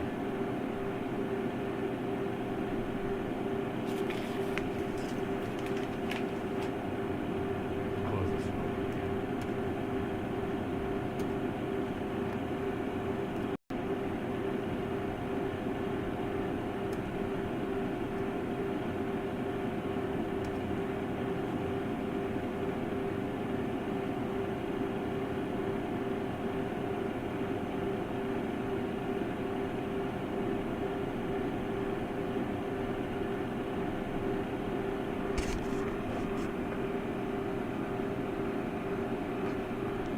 He's going to be annoyed that the bathroom is back there. He's going to go, why do you like bathroom in the video?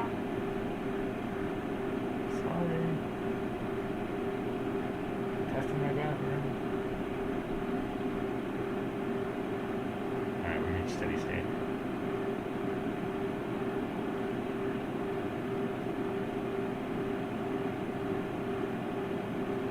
Call it there at 413.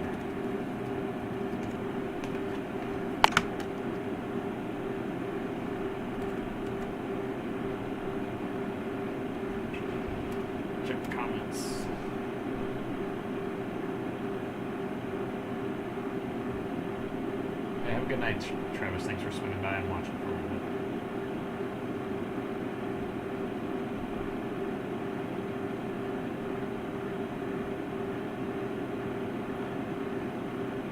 All right, 20 seconds has come up. We are at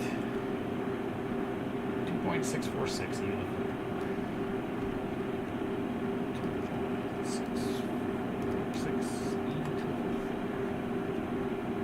98.47. Wow, what do you know? Another amazing quality KF94. It almost seems like every KF94 is freaking good. I'm testing the limits of my PC as we speak. Alright, let's do another one. We're working through the list pretty quickly here. Well, I've tested like every mask known to man. Let's do another white mask. This is the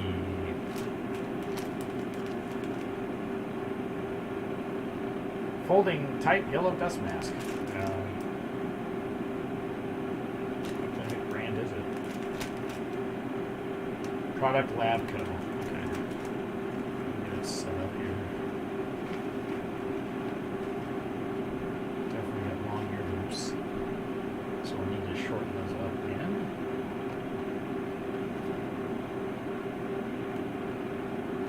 And this might be a boring video, so remember I do the live video.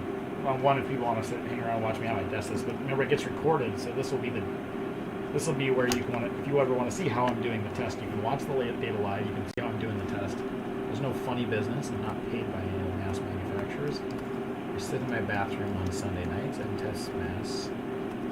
Not really for fun anymore. It's really work now, but I think it helps people, so I will keep doing it.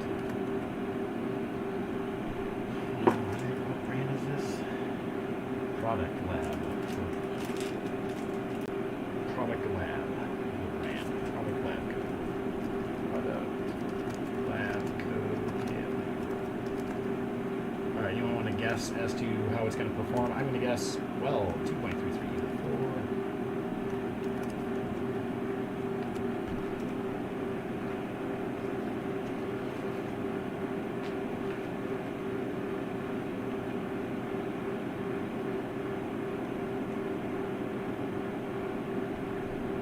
Wow, another KF94 that works really well. It's almost like every KF94 works really well. Tell me how Korea has figured out how to make so many protective masks.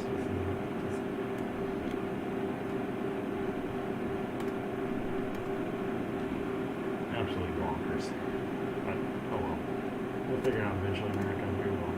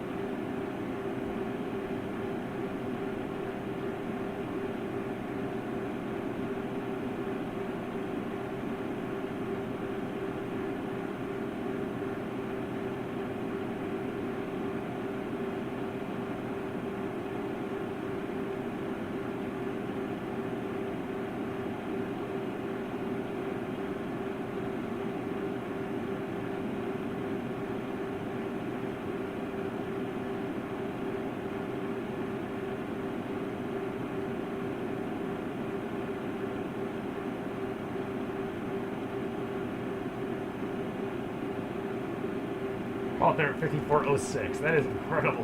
5406. You gotta be just. I mean, how? I mean, the mask isn't the most easy to breathe in. It's gonna have MaskLabs, but like 99.77 on a mask that probably costs $1.50. I mean, it's a good mask actually. It's big. It's a big mask. Come on, Korea. You guys are killing it. You guys are just killing it. There's no way anyone could ever wear a KF94 inside. No, you can definitely not. I mean, you never say never. Never estimate the ingenuity of an idiot. they can do amazing things. Alright, we'll call it there 2.33 to the 4.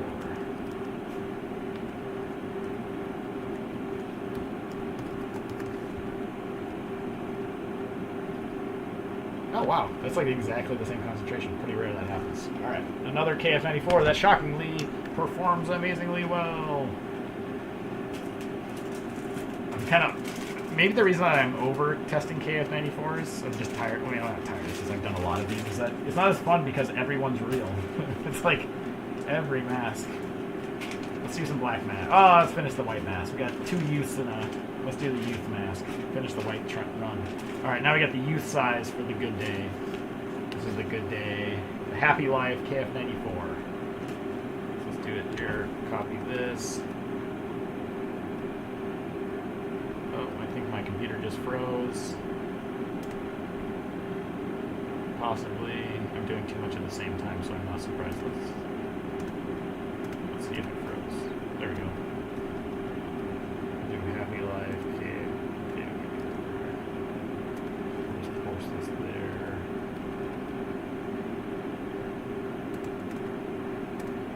Let's put youth. Then we'll delete. Deleted. Oh, actually these ear loops might be just already small enough. This is a little. This is a mask. This is a small mask. Woo! Does it fit? Oh, I'll make it work. It'll work. It's small. It's like a kid's mask. It's actually maybe a little bit bigger. It's like a bot. It's like in between a bot medium and a kid's bot.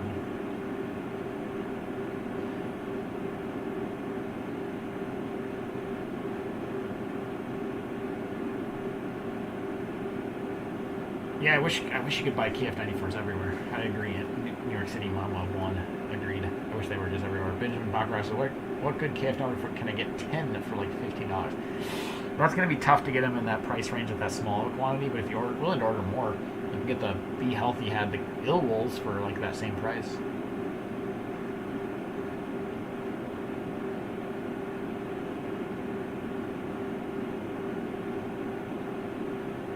And PowComs are fine too. I don't have an issue with PowComs. I like the KF94. I mean, the PowComs, it's hard to say if the media is as good as these. All right, we'll get started here. 1.738.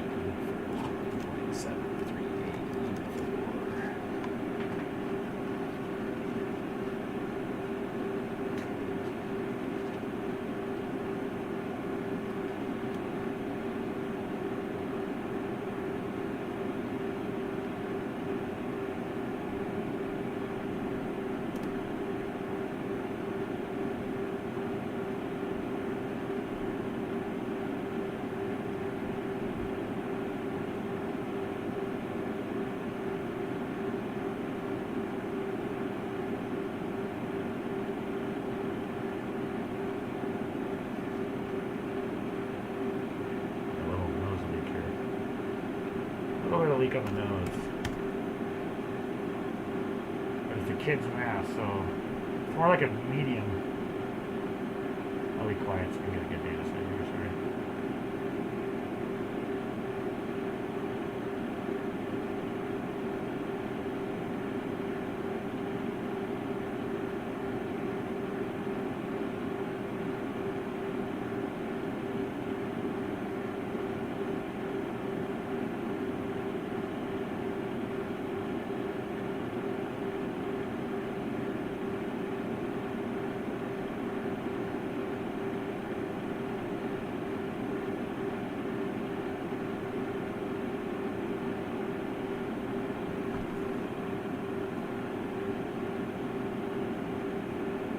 Call it there 467. Then we're going to do this 467. I'm going to just hold my nose wire really quickly and see if I get a different result. It's a little, it's too small. I mean, I'm guessing I get a little leak somewhere here.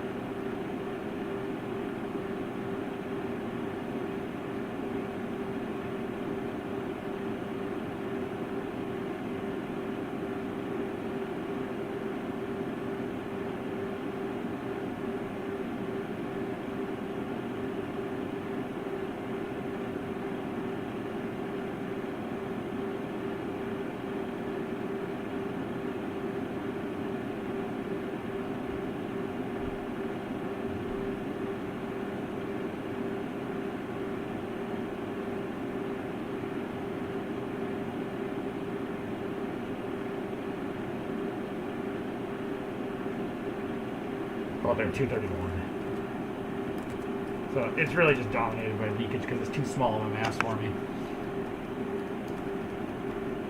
We'll just use the same starting condition as an estimate. It's not a perfectly exact comparison, but you guys are watching live, so you know if I'm cheating. Let's say pinch plus healthy face. Okay, so we'll do that, and we'll come over here and record the finish concentration here. Let's see.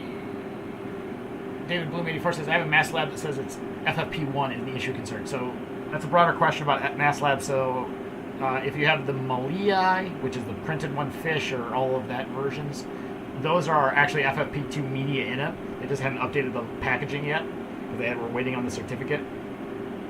They are now certified. If you have just like the standard black or white or the older versions, I'm not sure. You can always ask MaskLab, give them the lot date, and they can tell you if it's actually FFP2 rated or not. But the early ones had were FFP1 with FFP1 media, but then they changed. They called it version 2.0. Chaz says Collect has clean top 10 for $15. Yeah. So yeah, I mean those clean tops are actually really good. 1.592. Those clean tops are, I'm telling you, that KF80 is a dang good mask, and that KF94 from the clean top, like the nose wire is good, and the media is really good. It's easy to read them. Like I think that's gonna be actually that's a good thing. Thanks Chuck, Chuck for that. I think Clean top should be my budget pick. Like if you're after a budget mask, I think those clean tops are the budget mask pick. Like they're cheap and they're really good. Like what you're paying for what you get, I think it's the budget. Like MaskLab used to be the budget, then they kind of raised their prices because I think they got a lot of people ordering them. But for surely, like, they are the pick. All right, I gotta hurry up here because I'm gonna run out of time. And my wife's gonna make. I don't know how I have to end this at 8:30 because I gotta put my son to bed, but then I'll come back later tonight to finish it.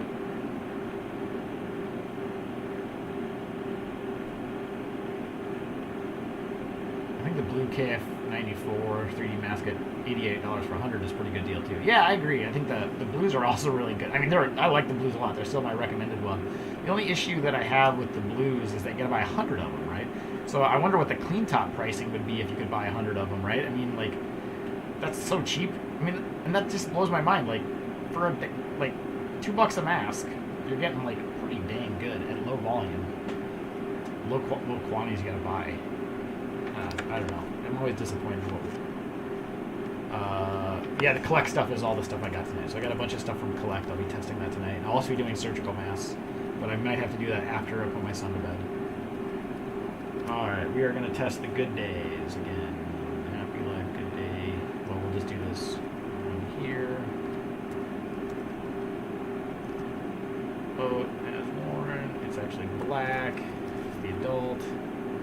Yeah, so Collect is definitely legit. They're importing legit carry-in stuff. Every mask again I've tested from them is good, and it highlights that every KF94 I test is good.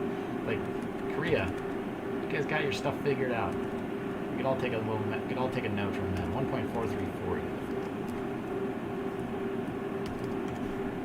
Absolutely bonkers. Every mask is good. Where are they? Adult.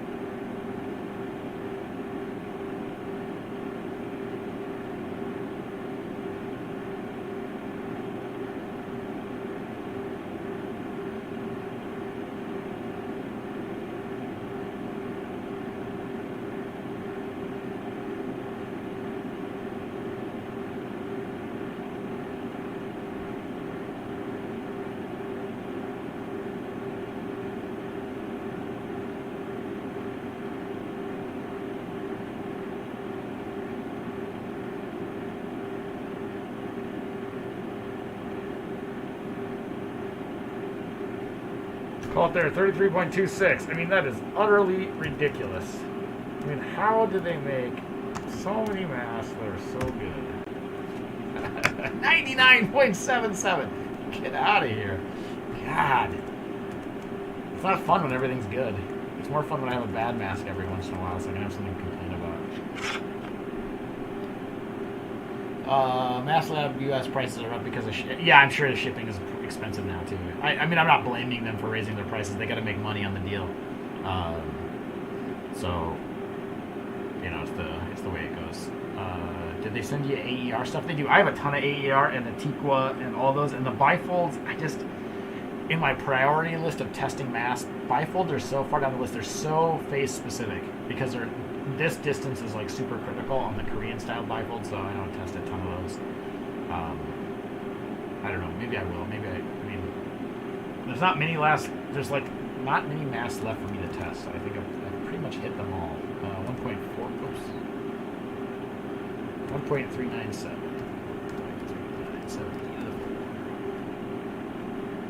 99.77. So shocking again that our friends from South Korea and our friends at the Good Day, or the HAPPYLife factory, or no, Good Day is the brand, are turning out a good quality product. So thank you, Good Day.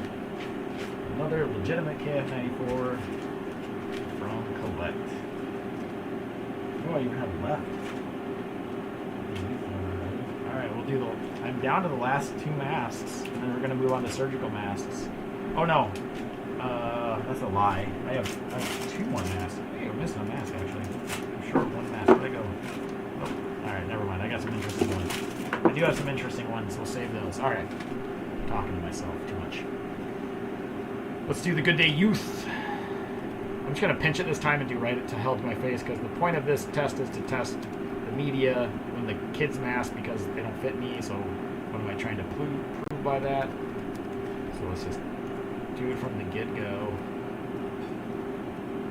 And tomorrow I'll do the pressure drop measurement and see how these all stack up pressure drop wise. They're all okay. I mean, they're nothing bad. Last mask, then we'll turn the generator back on, because I think we're getting pretty low. Yeah, we're getting really low. So we'll just do it quickly here. Let the concentration stabilize. Everything looks good there. So 1.263. 263 e to the 4. Oops. Have a typo there. 1.263 e to the 4. On the mask. Again, this is a kid's mask. It's too small for my face, but I'll wear it anyways.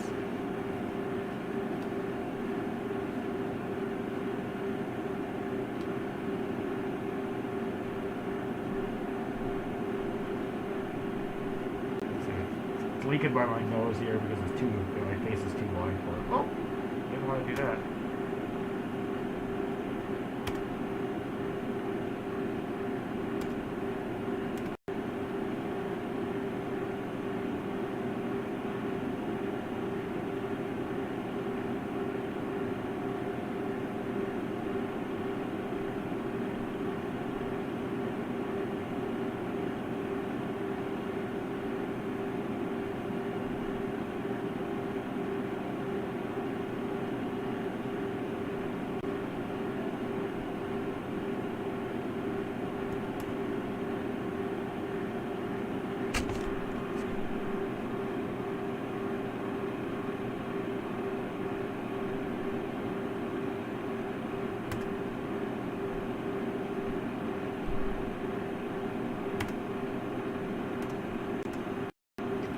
There, 84.39.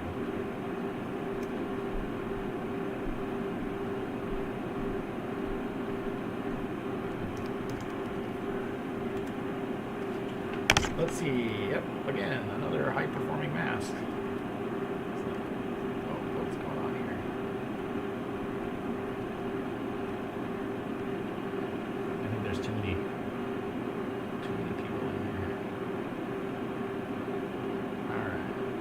Concentration stabilize. Give it a few seconds here. One more second. We'll restart the thing. I'll see if there's any chats I can answer. Yeah, I haven't ordered too much from Mask Sheets either. I mean, they're another vendor. I think the point is, like, there's just so many vendors that my goal is just to test. I mean, yeah, I don't think I'll get too off. Actually, I have some that came from Mask Sheets. If you look at my previous video, I got some. I think the Evergreens actually came from Mask Sheets last time. Or was that Dodo mask? Or Dodo something. So if they're coming straight out of South Korea, I really don't think it's an issue. All right, 1.205.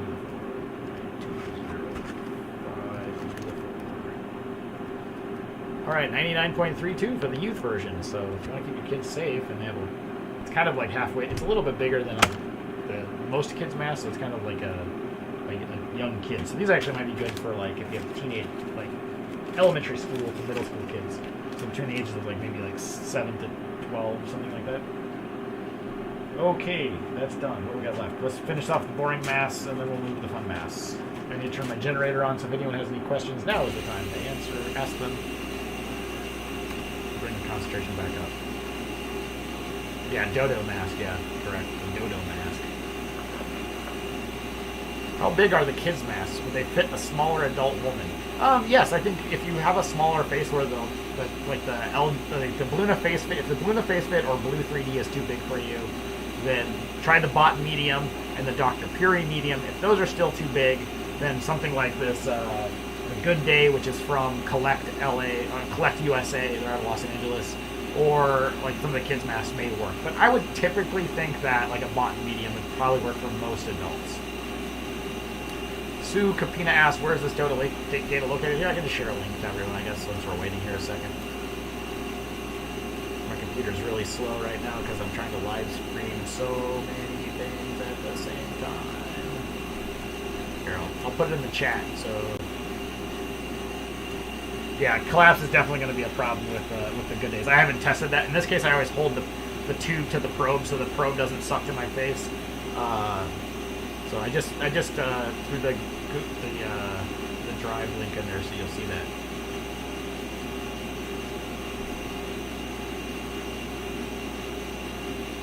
All right, concentration is coming up. Prep the next mask while we wait for the concentration to come up.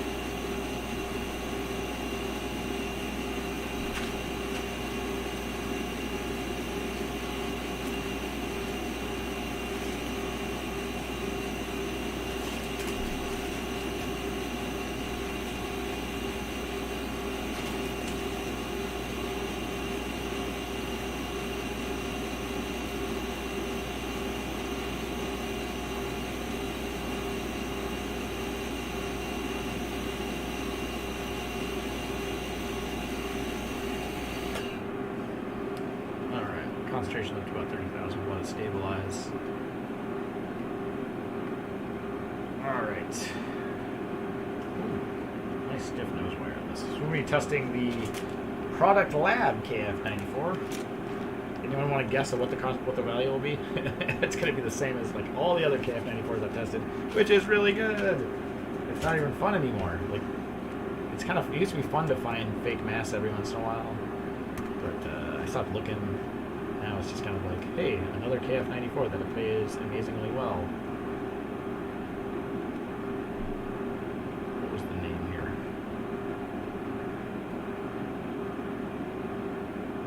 Oh, I forgot to put MaskLab in here.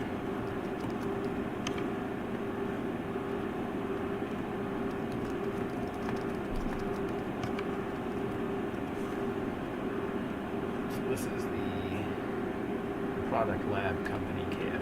Is this one here? Copy that. Paste it here. The only difference is I'm testing the black version of this.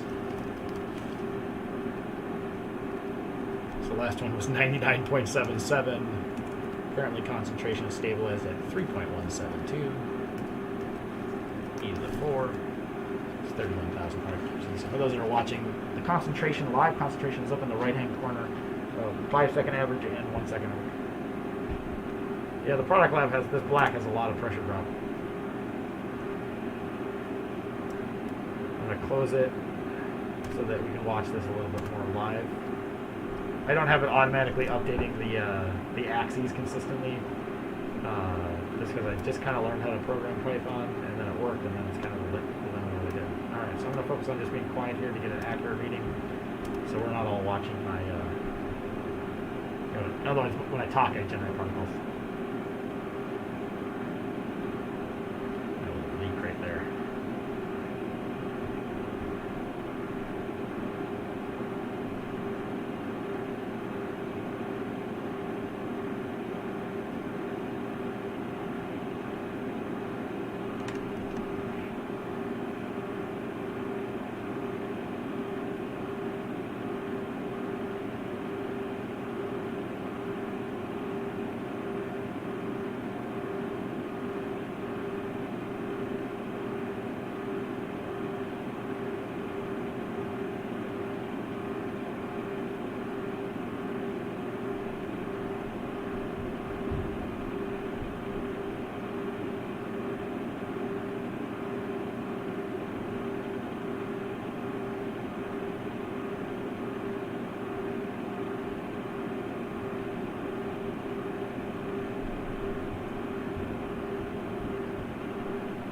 Alright, I'll call there 55.72, not surprisingly. Oh, that's funny. 55.72. It's actually just the same as it, almost the same as it was last time. That's funny. Alright, pull the mask off. Let the concentration spike, so look at that spike. That is all the things that filtered out. Those are, on average, 64 nanometer particles, which are really tiny. Filtered amazingly. Another great KF94 mask. So, hey, is that like the end of my stream? Yeah, what the heck? Why is it? Oh, I see. There's like a black bar, but I thought it was my screen. It's just that's where I have it drawn on the thing there. Okay, we'll let that stabilize for 20 seconds. When you were doing bifolds, there was more inconsistency. Yes, I did. If you look at go back to my second video, I tested some bifolds, and like if I held them and got them just right, yes. But in general, my chin, every time I opened my mouth to talk, it would pull the bifold down because it was too close. This distance was too small. So, you know, it's all bifolds. It's really Korean bifolds. They have this little hook in the bottom that your chin that hooks into the chin. And it doesn't work that well because it constrains this dimension. The cone style KN95 is actually, if you're going to go bifold, KN style, the cone style is the way to go. They're a little bit better. All right, we'll call it there 2.875. Beautiful.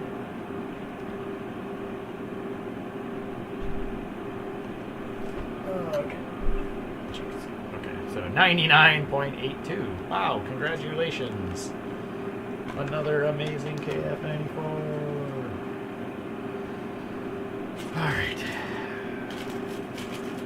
Alright, let's do the Hauteur. I tested this in my second video, back when it was in the non-English form package, but now we have an English language package. This came from Collect as well. They had sent this to me. So all these came from Collect. Almost all these masks that we're testing today, with the exclusion of the Changde, which came from KN95 mask. But all of these have come from Collect out of Los Angeles area. They're like a Korean beauty product importer. And again, if you it highlights, if you get this stuff straight out of South Korea and it's a KF94 mask, it is protective. Good on them for having amazing quality control. I don't think we ever hear about anyone complaining about these. Everyone should wear KF94s or N95s or a known good KN95. Alright, so this here. Okay, copy this data over here. Drop it down here. And if you're bored, I am bored too, trust me. This is a job. Unpaid position. Testing mask. Hauteur. French. Hauteur. Call it concentration there. Oh, it's frozen. Uh-oh. Come back alive. There we go. My computer's like right at the limit. 2.176. 6 beautiful.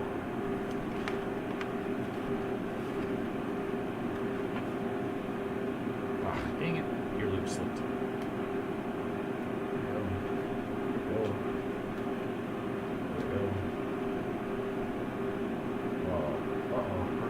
Time with this mask. The nose wire is not very good. I'm gonna get some leaking at the nose wire here.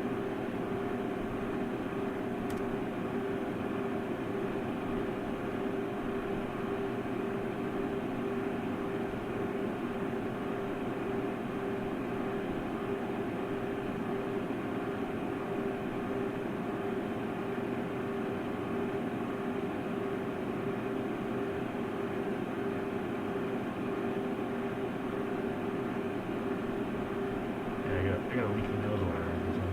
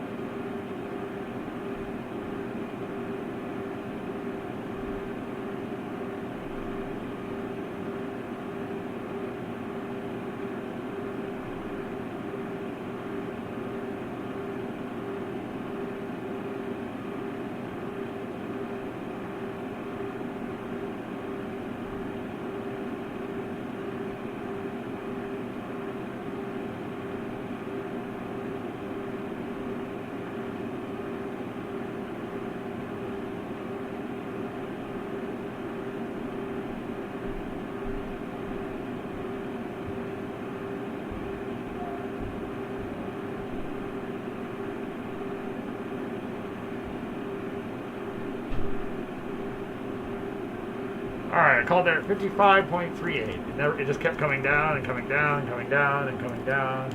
And the highlights, shockingly again, another KF94 that's well performing. Although the nose wire on that mask is a little dicey. It's not quite as good as I'd like to see. Who's still hanging around here? Oh wow, I'm still surprised when people are still watching this. Texas checking in. What's happening, YouTube punk? Yeah, second tab is data staging. Thank you, Elaine, for letting people know that. Have you ever tested the guard test for apply surgical masks? No, I haven't. There's a lot of surgical masks. I probably have not tested nearly, only like a small fraction of them. Pen Tool says, very happy Collect masks are checking out. Yeah, they're all legit. These all came from Collect, so. I mean, it's just every KF. I mean, we're so spoiled. I'm so spoiled with KF94s. It's kind of like, oh, this one's not as good because it doesn't have adjustable ear loops, but all of them are super protective. 2.136. 2.136 E4. So Be Healthy, Everyday Beauty Lab, and Collect all are doing an awesome job. Dodo masks, massive sheets. If you're getting straight out of Korea, they're good. I mean, it doesn't guarantee. I mean, like, there'll be all these shysters out there, but if you're making sure your stuff's coming out of Korea, odds are it's gonna be good. Stick to name brands.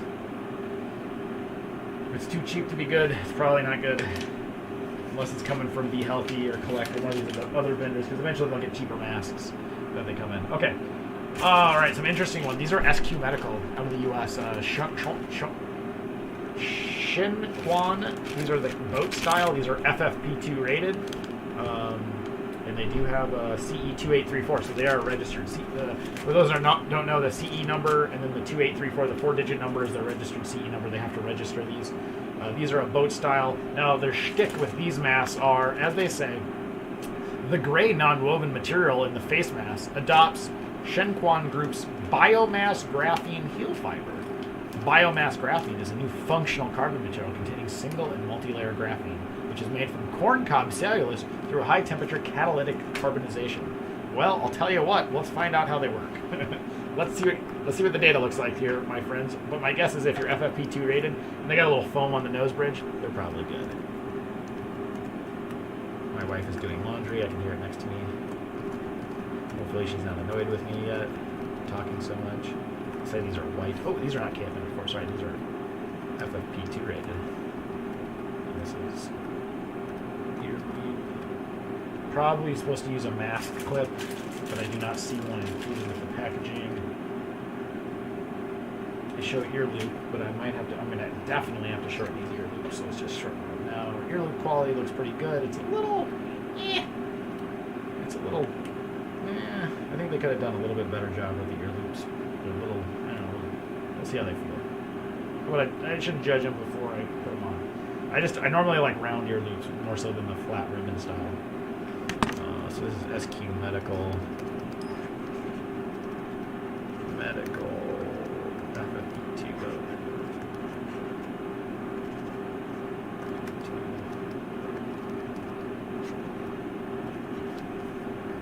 All right, concentration 1.738. E to the 4. Down the mask. See if graphene is magical. I don't know what graphene does for you with the mask, but maybe I'm going to learn something. Let's find out. Nose wire. Good.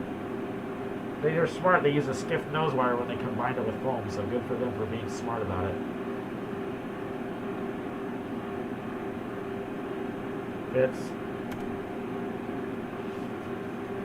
Good. Concentration's coming down.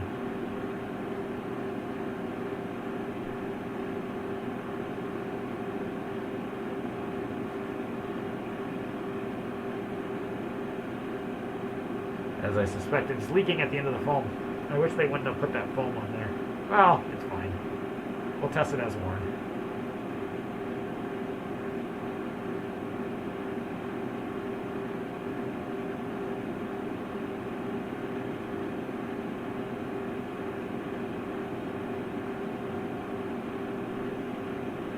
Good.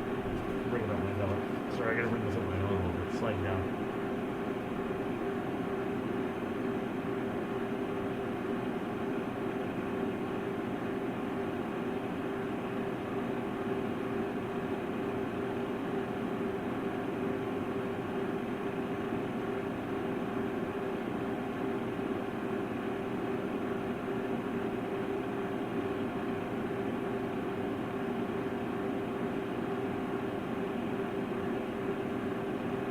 Call it there at 368. It's bouncing around a lot, but 368. So, good mask. Does biomass do anything for you? I don't think so. I think it doesn't really buy you much, but if they think it does, good for them. Chaz says, do you think they were made from corn cobs? That's what they say. The graphene's coming from corn cobs. Is graphene even safe to breathe? I'm sure it's captured within the matrix, but yeah, it's probably. I mean, I'd love to. Yeah, probably would not be something I'd use just to advertise.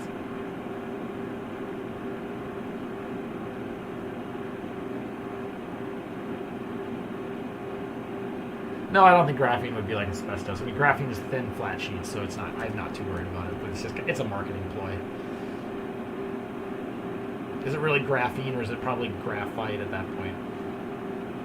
I don't know. Maybe it does something. I don't really see a huge magic. I mean, the KF94s that I tested were just as good, and MaskLabs are even better. All right, color concentration there at 1.626. 1.626. Beautiful. Yeah, 97.81, so good for them. SQ Medicals are good. They're CE rated FFP2, so if you're in Europe and they ship there, good for them. Nice. An abundancy of protective masks. You can just get them on people's faces. All right, let's test one more of these SQ Medical. They have a KN95 style. They are listed both KN95 and FFP2, so that's kind of cool. We'll take your FFP2 rating because I think that's a better rating than KN, so let's do that. I'm not sure how expensive these are. I tried emailing SQ a while back to get a free sample because I was like, I don't really want to buy more of these masks. They never got back to me, so I don't know if they're too busy or if they're style. Whitish. SQ Medical. FFP2.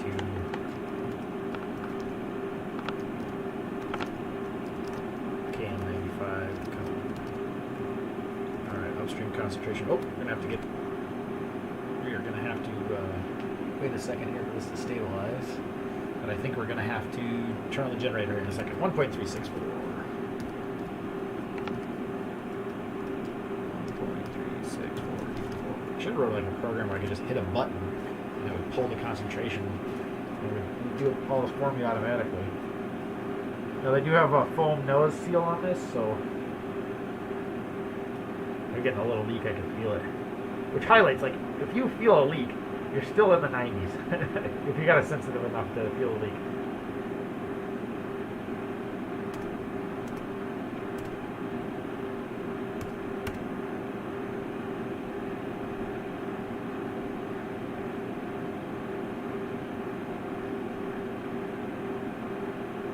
I'm getting a leak right here. I just can't get it to seal. I don't think always foam is a good addition, to be honest with you. I think I only have 2 of these, so I might tear it off and see how it works.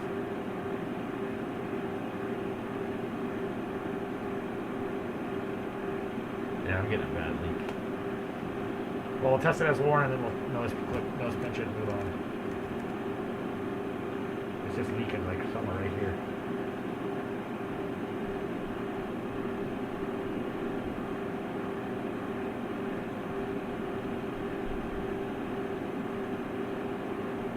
Call it there at 1772. Do it again with the nose clip pitched. There it goes.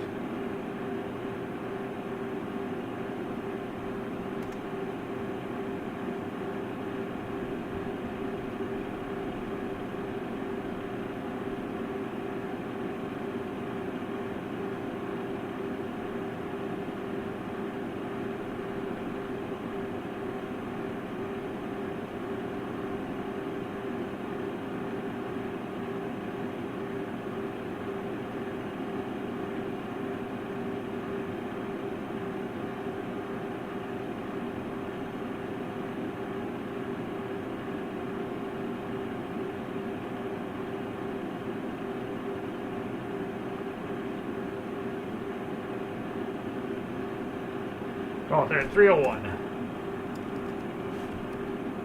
Pull the mask off. Alright, so media's good. Nose foam is just you know, the problem is if you do nose foam, it's fine. You got to use a stiff nose wire if you add foam in there, and they unfortunately did not. So it just highlights that, like, as usual, you can't just add foam and expect it to work better. So let's do this nose clip pinch. Copy that down. Copy that down. Got that. So it's a little bit cheating because I didn't take it back on. We're doing it in the middle of the test, but it extends the test slightly, but I think it's fine. 1.326. 1.326 before. So we got 87% with it as worn, so it's leaking pretty bad. Like I said, I could feel it coming right past here. So it highlights like face fit.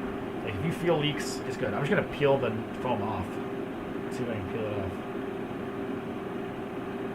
Now these were sent to me by a viewer. Oh, I can't peel this foam off. It's well bonded.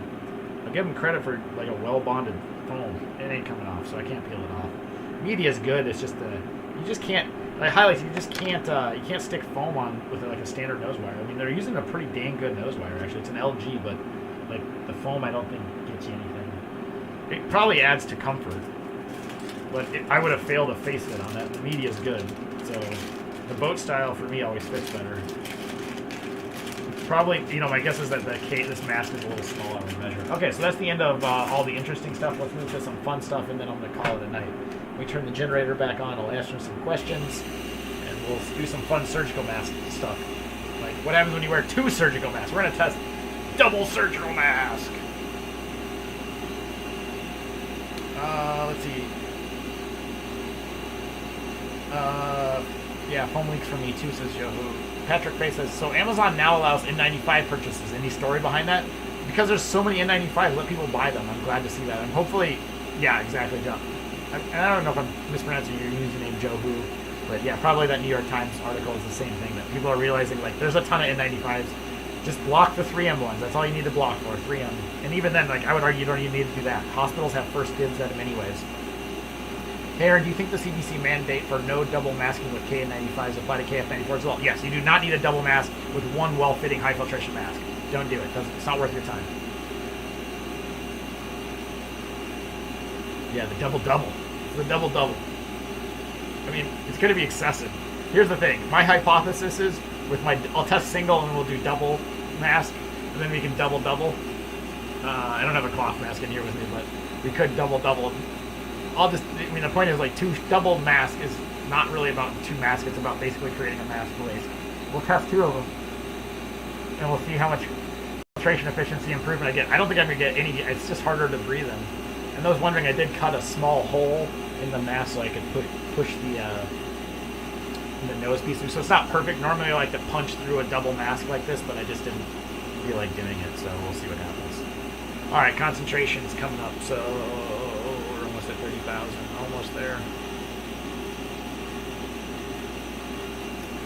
All right, kick the generator off. We'll hook up our double-double. So what do you want to test? You want to test single first or double-double first? I think we're going to test the double. 2 Lutima LMF3, level 3 surgicals. Called double-double. Alright, so this rating is, let's see, 2 of 14. Certification, ASTM level 3. It is a surgical, aka square mask. Test condition will do as worn. Color orange. And the condition is ear loop. So it's going to be Lutima. How do you spell it? Lutima. I think it's spelled this way.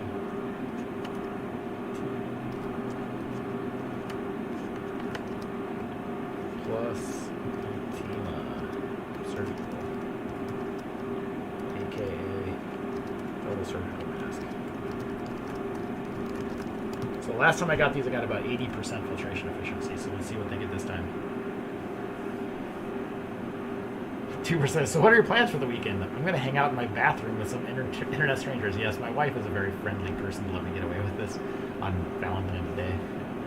She's a very sweet woman. I think with a double, you'll get worse rating because it'll breathe more through the sides. I agree, Patrick. That's my hypothesis too. I think it's actually going to be. I think it's going to be basically the same. That basically you're not going to see an improvement. What you're going to see is that it's like 80%, And even though you have better filtration through the media, because you have 2 masks, you now have more leakage. So it's probably going to end up being about the same. So let's find out. 3.116 e to the 4. Let's don the masks and find out.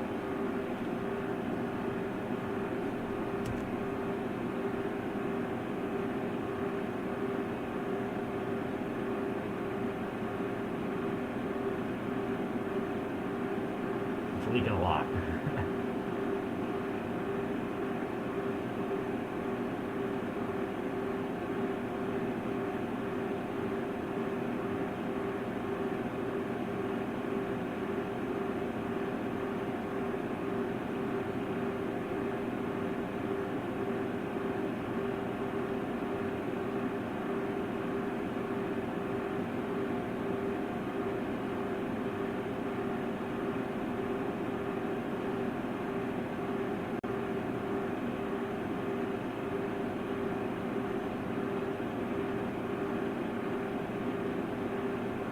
I call it there at 6270. It's jumping around a lot, but let's call it there.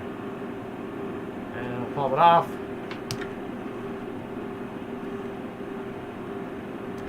So did I get any improvement? We'll test it right away here.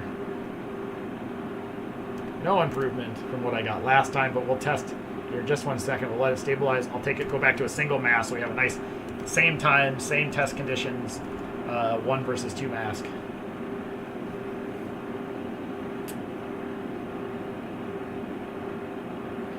Donna Herinia says, joining late, did you hear about the counterfeit N95 season Queens? I did, and coincidentally a website that was selling N95 suddenly disappeared off the web too. I don't know if those are related or not, but I noticed that happened. A site I was kind of following, like, are these legit masks? And then all of a sudden they disappeared off the internet. So I wonder if they're related to our friends in Queens selling fake masks. So good on the government for actually catching that crap. But it highlights, like, people are going to fake masks. So be prepared. Don't just buy from random websites. I mean, I guess you can, but it sucks. So I'm trying to, this is kind of what I'm trying to do here. So let's test one back, just a single Lutima, and see how it stacks up, and see if the double mask really did anything for you. And I'm gonna guess. Oh, what did I just do? I just deleted all I did. Okay, let's copy that. Let's paste that. Come back in here. We're gonna say just Lutima. Surgical mask.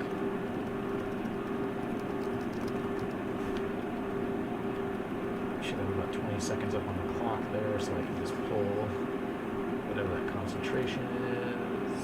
Let me just get it in the fan, because it's kind of back in the corner.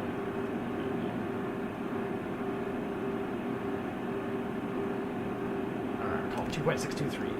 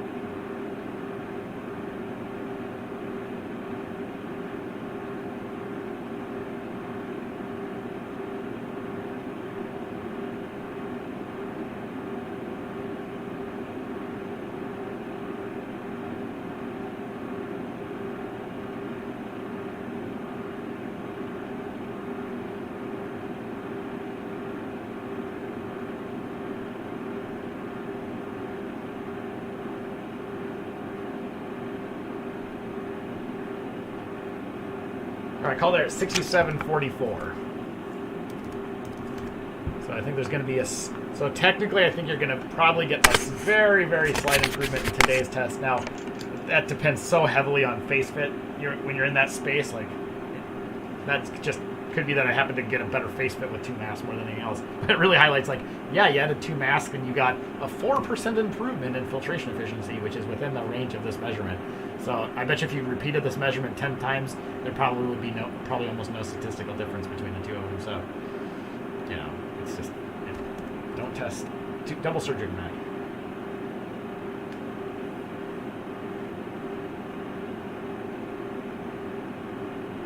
Langstrom Fuller says, hey man, Collect USA, reputable seller, the prices almost seem too good to be true. They are legit. Everything I'm testing here actually came from Collect, so they are legit. So so far we got Be Healthy, Everyday Beauty, and Collect are three good suppliers with lots of options. The lawyer at the cat filter. I keep hearing about it, I just haven't watched it. Okay, 2.462. 2.462 e to the 4. So we're gonna see a slight difference. Oops. I have a typo there. Okay, so the data here is showing that there is a 6% difference with a single sample. I would argue, based on what I'm seeing, that it really is not really that different. But the point is, like, double surgical mask does not double it. It doesn't really do much for you at all. I would argue that had I focused on getting a better fit, I bet you could get a better result. But, yeah. So, let's see how the world's best surgical mask. Let's see how this stacks up as is. This is the MaskLabs surgical mask. This is a damn good surgical mask.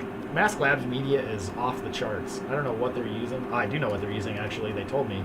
But not the brand, but the type. And I have an interview with Albert that I'll try to slice together. What are they? I think they're ASTM level 3 certified.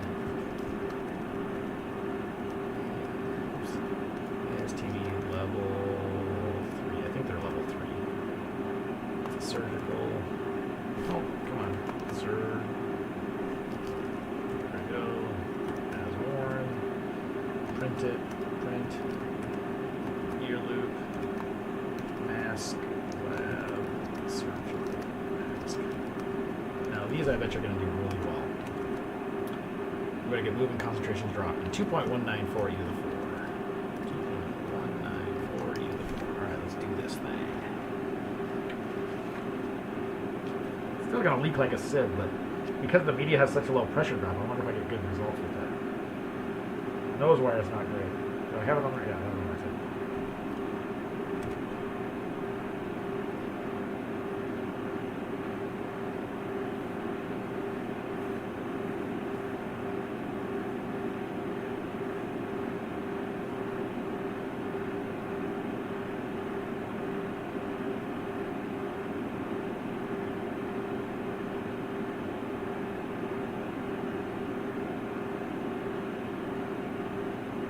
You know, let me tighten the ear loops up, actually. They're a little loose on my head. Let me tighten those ear loops, because I'm getting a little leak there. I bet you can seal it up a little bit.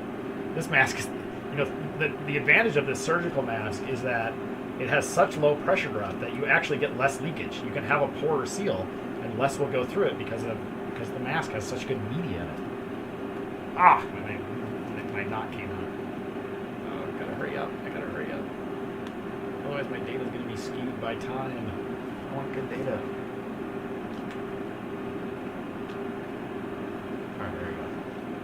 Oh, I have it on upside down. No, I had it on right side up. I felt like it was on upside down. Because it was kind of creeping up in my eyes. Here you go.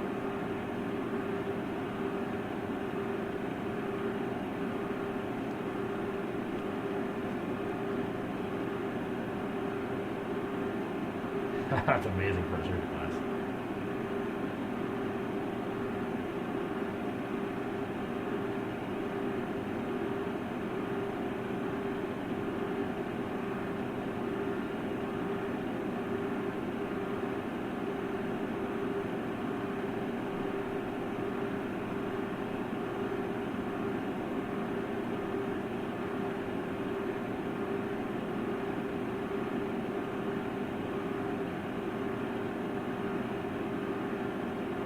I call it 4627. That's pretty damn good. Pretty good for a surgical mask, but not better than the double mask Lutima. Now you're saying, hey, why don't you double mask those? I don't have two MaskLab masks, or I would. Actually, I do, but I'm keeping one of them for another test. Hey, let's see. Chaz says, we'll do things. Where can the Evergreen KF80s? These are from Collect USA. KOLLECTE USA. Just Google that. They're there. They're good. I just got a bunch of Dimtech N95s. They're nice. Dimtechs are good. I tested them a while back. They're legit. US made, NIOSH approved N95s are nice. Yeah. Let me take that concentration so I don't forget. We'll call it there 2.072. 2.072 e to the 4. All right, so MaskLabs Surgical Mask, I mean, as worn, is not amazingly better, which even though the media is really good in this, highlights that surgical masks don't work very well because they don't seal to your face. Let's do 2 more quickly as our baseline. These are masks that got sent to me. One of them is the Armbrust. Let's try the Armbrust. And I'll do the little ear trick too with them when I put it on. So let's do this. I think this is level 3. Oops. I'm going to say bluish. Ear loop, and this is the Armbrust Surgical. And if you're a real mask nerd, you know that they're not actually surgical masks, they're procedural masks, but I just use the common vernacular. I'm sure every doctor and nurse hates me for it. Alright, give 20 seconds to stabilize and then we'll take it. I don't know if Meanie, hey, thanks for keeping me safe, man. I've had 3 rapid tests, all negative thanks to your bot and blue reviews. Awesome. Glad that they work for you. Doing what I can to keep everyone safe. That's keeps me doing this. And maybe you can get your wife to try the smaller mask for you off camera, since I'm guessing she's camera shy if I haven't seen her. And if she is camera shy yet, her face is actually not, size-wise, not too different from mine, actually, it turns out. ASTME, Chess is ASTME F2119 level 3. Yes, they're level 3. Perfect. Thanks, Chess. Chuck. I don't know why you always have Chaz there, but what do you recommend to do with, I'll have to come back to you there, Don. I gotta test those. So 1.78. 1.784. Alright, let's don this mask up. We'll do the twist on the side to help seal it up a little bit more. Get it on the bottom of my face. Doesn't seal very well. Not at all. I don't think the ear twist is helping me. No, it is not helping me.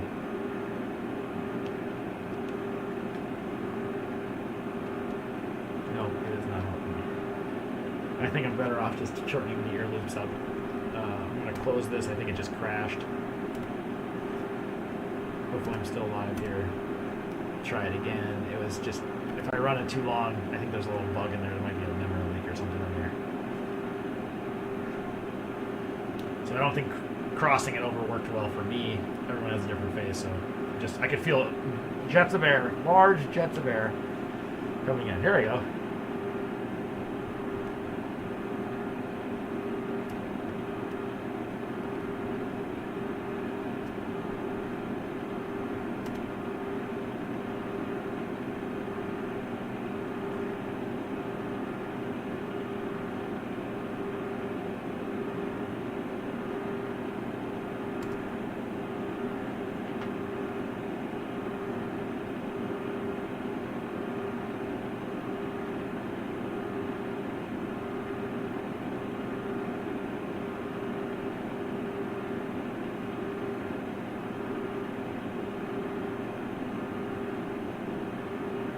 Alright, call there 6215. What is it? What do you find out? That it doesn't matter how good the surgical mask is. If it don't fit, it don't do anything for you. Give it 20 seconds. Donna, let's see here. Someone asked what should I do with all my surgical masks? Oh man, this is like super slow. My internet, my computer's like dying. Donna, let's see, someone asked what they should do this. What do I recommend doing with a surgical mask I got before I heard about you and KF94? I'm afraid to use them or even give them away because they're not so good. Well, I mean, you can hang around them. You're going to need them. You can use them again once the cases go down. I mean, surgical masks aren't terribly uncomfortable. They're not the worst, but they're just not the most protective. I'm not sure that's how you pronounce it. I do not have a donation page, but what you can do, if you want to help me out, is buy some extra KF94s, find a neighbor, an elderly neighbor, someone who you're worried about, and help them find some that fit them and explain to them how they work. That would be honestly the best thing you could do for me. That would be amazing, because that's what I'm trying to do, get people into better masks. 1.637 upstream concentration. Alright, we're going to turn the generator on. We'll do one more surgical, and then we'll start using the mask brace, and we'll see how the mask brace stack up. Okay, so there you go, 63.67. I'm sure their surgical mask is good. I'm not knocking the material in it. It just highlights that you can put great material in a surgical mask. It doesn't do anything for you if all the air goes around it. Alright, let's test the other one, which is the Zubrex. I don't know why I keep testing them all. They're going to get the same results, but I'm sure someone will eventually come to this data set because they're going to search that name, and maybe they're like, oh wow, I have a Zubrex. I think it's ASTME level 3. I'll double check that. Actually, if someone out there wants to check, Google the Zubrex mask and see if they're ASTME level 3 and let me know. And I can just keep moving along here. But hopefully someone stumbles into this data because someone says, hey, surgical masks don't work and you got to look at this data set. And then they come to my data set and then they're just like, oh wow, they don't work that well. And then they see like all the KF94s where there's like 50 KF94s that all test 99% plus. And then they're like, oh, maybe I should get a KF94 or a KN95 if that works better for your face. I mean, it doesn't matter to me. Okay, 1.387. Oh yeah, we definitely got to kick the generator on here because we're getting pretty low. But we will start the test.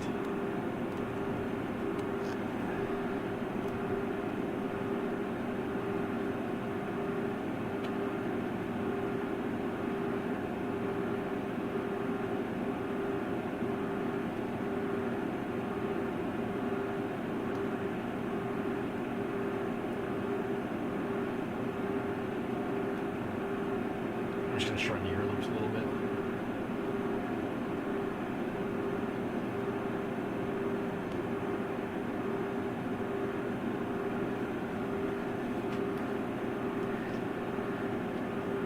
Oh, this actually fits pretty well. This actually is not a bad fitting mask, so we'll have pretty good data here. And I can just tell right away when I wear a mask how much it's leaking.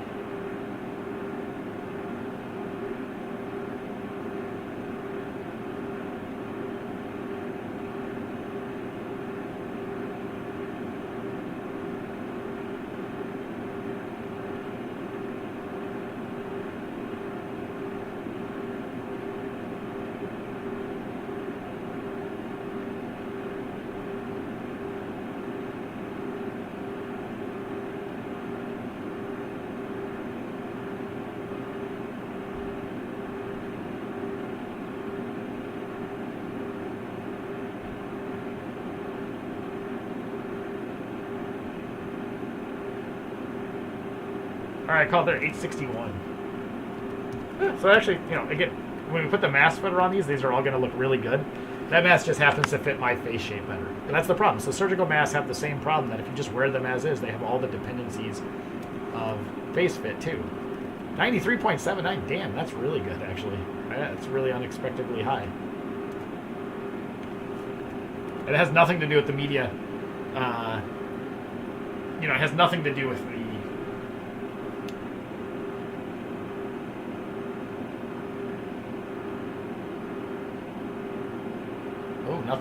nothing on the Zubrex, huh?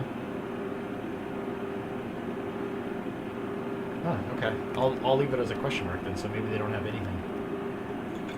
Well, good for them. I mean, like, they have good, actually, all these are going to show really good once I get the mask footer on it. So it's not like, it has nothing to do with the mask quality. 1.33. Alright. Okay, so let's do this again. So I'm actually interested in how well this one performs because I bet you this is going to be the winner. So let's just start with that. So I'm going to use the masks, the Fix. I'm just going to keep going here. My wife put the kid to bed. I can hear her. She's going to be mad at me, but everyone should just say she's not going to see this chat. So, but thank you, Gina, for letting me do this.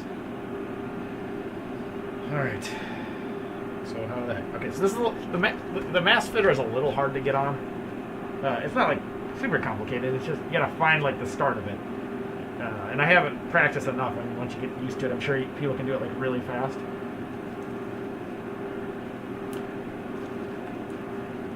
So this is the Fix It mask fitter.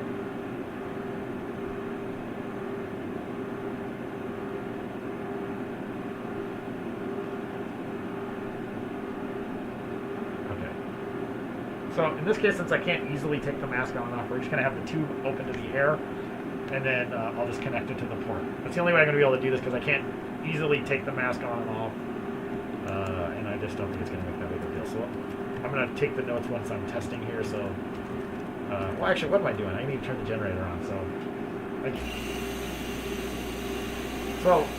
while we're waiting, I'll give a quick review of this. So I think it's a great idea. I mean, so Rita sent this to me from Fix the Mask, so she has sent it to me.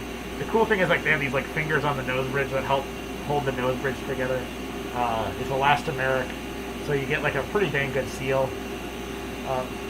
My only complaint is that it's a little tight here, and I can't adjust the head strap. That's my only complaint. Like the head strap distance is not adjustable, so it's getting tight on the nose here, which is, I mean, it's good because you want a good seal. So I'm not gonna.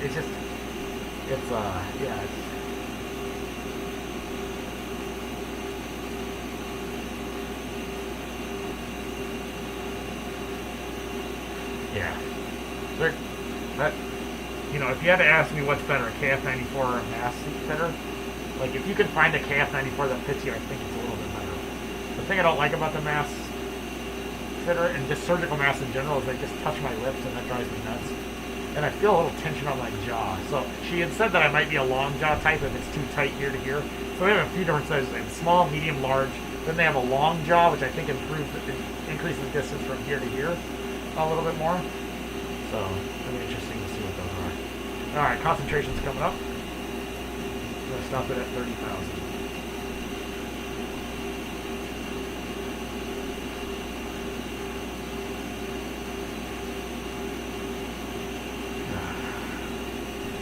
Hours of mask testing on a Sunday. What a great day.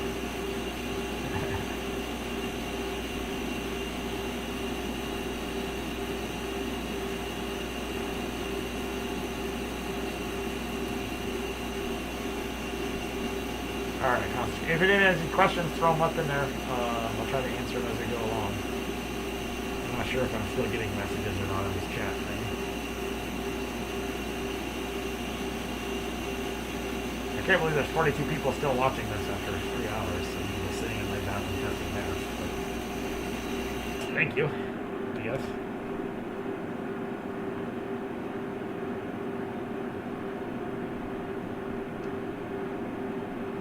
Alright, I'll let the concentration stabilize. Yeah, they'll be uploaded to my channel. I'll just make it live. And then I'll eventually do some nice summary videos where I shoot them in my office upstairs. I just haven't had I just really focus on getting as much data as I can quickly because I think that's more important, especially in the context of double masking and surgical masking. I just want to get the data out there, and then I can start posting about it on Twitter and Reddit and letting people know. And then I'll eventually do a more, you know, longer format video. Did they say the new MaskLab? Yeah, I'll have to email Albert and ask him when it's going to be ready. As I understood it, they were going to cut it in right away because they were happy with it too, because they didn't see any impact to them. It's just and it fit within their like the manufacturing facility.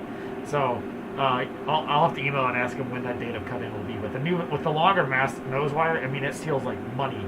So like it's probably my favorite mask. If only there's one still complaint I have with MaskLab, which is like the inside material is not as soft as others.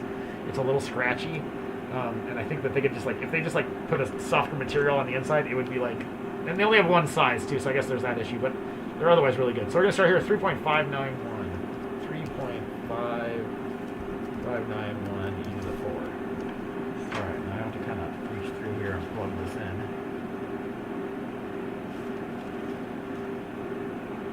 Watch that concentration plummet.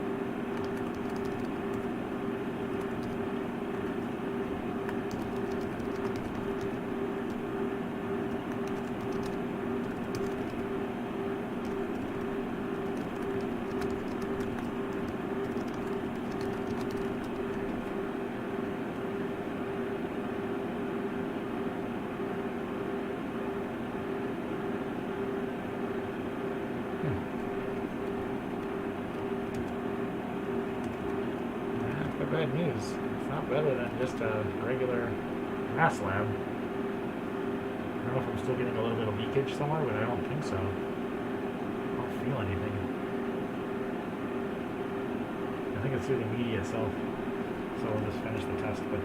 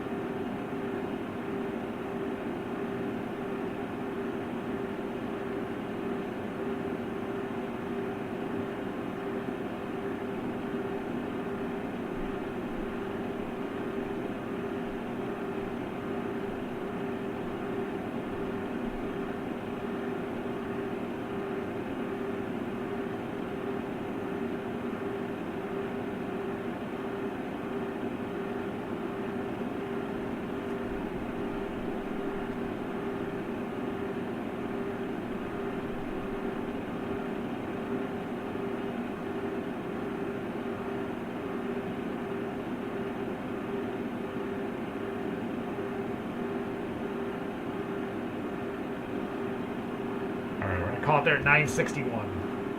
961. So not bad, 97%. I'll just disconnect the two. I think next time I'll do that mask on the. I'll do it all as one thing. I should practice getting on it. So, all right, there we go. So there's the mask fitter. Now the thing is, like, you can get the same value for the MaskLabs mask without the fitter. So, yeah. Two brass. Two brass. I wonder if the soft layer would make. No, the MaskLab is so breathable because of the media they're using. They're using a hydrocharged media, and it's like freaking money. I don't know where they're getting it from, but it's good quality media. That's why. The inventor of the electrostatic media had a nice little thing about hydrocharging. He wrote, and he was basically saying, like, you can get half the pressure drop with hydrocharged media charging, which instead of corona charging.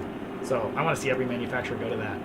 You get super breathable masks, and because they're more breathable, you have less leakage, which means you have higher filtration efficiency. Actual filtration efficiency, like a total inward leakage check, 2953 down to the 4 there. So we end up with 97%. So how do we end up with the MaskLab? Let's compare that to the MaskLab. Where's the MaskLab? With the updated nose wire, with just the mask, 98.2. So actually I did better with the MaskLab. And I'm not surprised, because all of these are going to have one problem in my test. My test is a hard test because the aerosol is freaking tiny. Like, the aerosol that I'm using is so small, it makes these masks struggle. And ASTME level 3 surgical masks, the standard is weaker or easier to pass than an FFP2 test, KF94, or N95 test. So already ASTME masks, like, if they're only 98%, like if they're a level 3, like 98%, they're just not going to do that well. The other thing they have going against them when you use a Fix the Mask is the effective filtration area is much smaller. So, you know, you end up with an issue that's that as well. Okay, so I'm gonna be putting this on this way. So I'm gonna have it hanging from my head this time, ready to go. Okay, so mask. We're gonna do the Armbrust this time.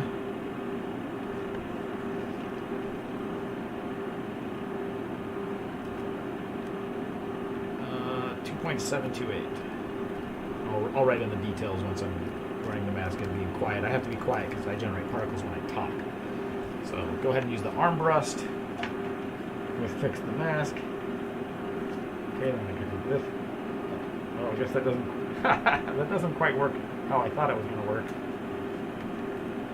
Because this test probe has to go through here. I have to be a little careful not to plug my CPC and flood it. Alright, there you go. Then I go there. Oh shoot, I got the wrong hole. Okay, let's try to get this hole is the breathing hole. So one of the issues with all these mask braces is that they limit the surface area that you're effectively breathing through, which means that your face velocity goes up, which means that, and if you only do it to an ASTME level 3 standard, you're not going to get as good. Now the question is, I'm testing a small, tiny little aerosol. Does it really matter? Like, with half micron stuff, would this be a problem at all? But, you know, that's a fair point. Sabrina has some good data showing that this provides really high fit ratings. So I'm not going to argue with that. I just think that what's the best solution? The best solution is a good mask on your face that you can wear for 8 hours. If a mask brace works for you and you want to use it, then awesome, go for it. That's what I think. Okay. After a little rigmarole there. The other thing I hate about surgical masks is they touch your mouth the whole time. A lot of MaskLabs.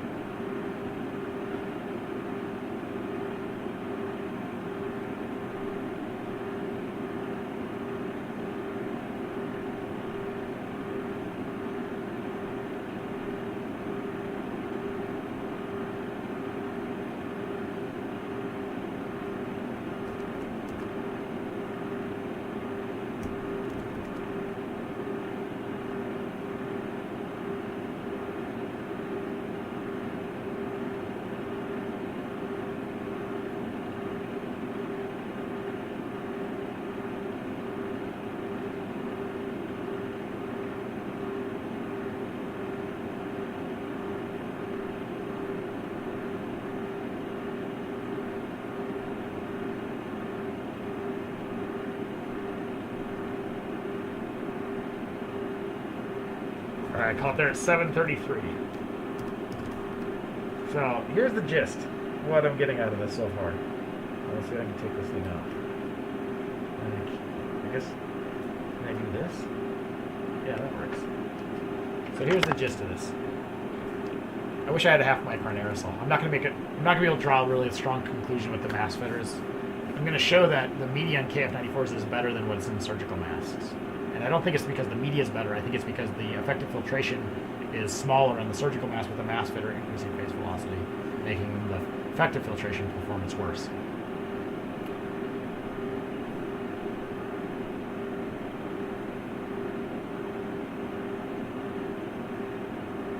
All right, 20 seconds here. So shockingly, none of the surgical masks perform that well. It doesn't surprise me. You know what I'll do is I'll test the mask fitter with a KF94 at the same time, and we'll see what happens with the effective filtration. So that'll answer the question if it's media or if it's the reduced filtration area. So I'll try that test. I'll pick out. Actually, I'll wear the KF94 MaskLabs version. Where did I put that? And I'm going to test that with the mask fitter, and we'll see what happens there. Because fit is not everything. I mean, I think at the end of the day, half micron stuff, we're really arguing, we're in the weeds here. So don't take what I'm saying as taken too seriously. 2.22, like, all of these are good solutions. They're above 90%. We're in the weeds. We are in the weeds. All right, last one. We'll do another one of these. We'll do the Zubrex. The one actually did really well. This one fit my face pretty well. The Zubrex. We'll do it with the mask fitter. Oh, I forgot to write all this notes down, so let's try this again here. So we got ASTME level 3. I'm going to write this as mask fitter. I'm going to have the shape as mask fitter. Or mask brace. Let's call it mask brace.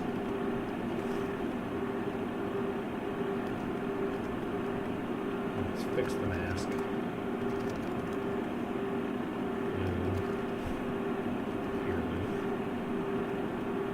It's Armbrust. And then I'm going to do this again.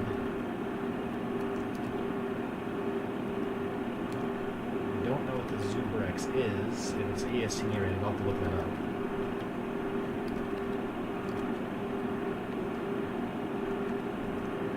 Alright, 1.938. Beautiful. So kick it on. Put the mask on. Alright. Yeah.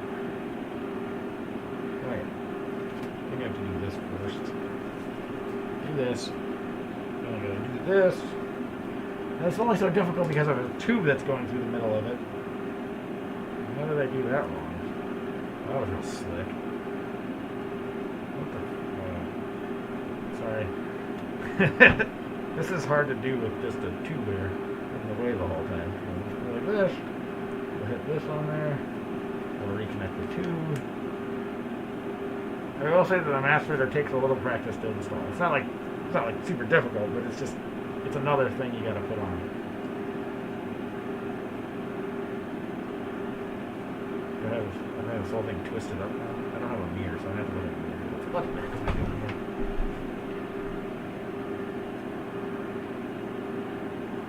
I have the whole thing inside out. Somehow I got it all inside out. Alright, let's take this. I'm going to fix this really quick.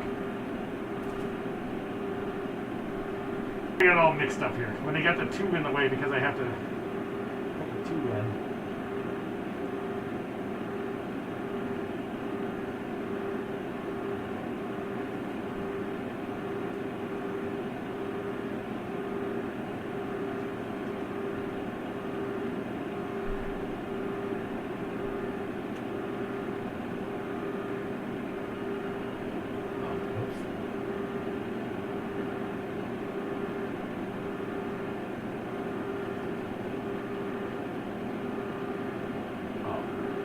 I broke the strap on the mask. That's awesome.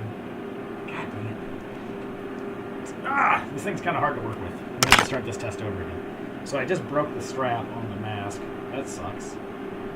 So I'm going to just hold it, put the mask fitter on. You guys can't see this. I'll trip you up. Sorry, you're just looking at my legs. Okay, so I broke the fitting. This thing's... I mean... this wouldn't be so bad if I wasn't trying to have a tube run through it at the same time. And now I've broken the mask by a puncher, so I got to either punch or another mask, or let's see if we can make this work. So you're gonna take a couple hands here. This, either that or that. Come on, man, hold still for me. That over there, like that.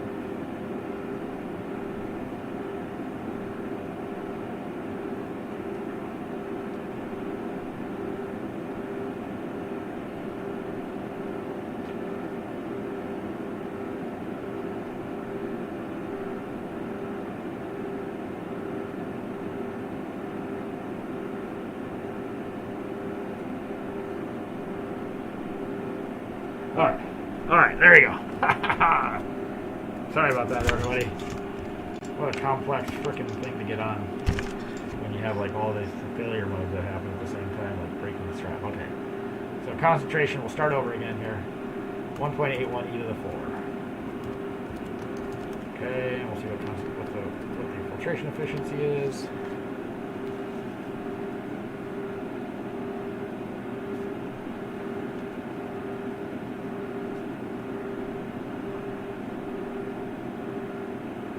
Concentration's coming down. I'm going to start this over again, so hold tight for 1 second.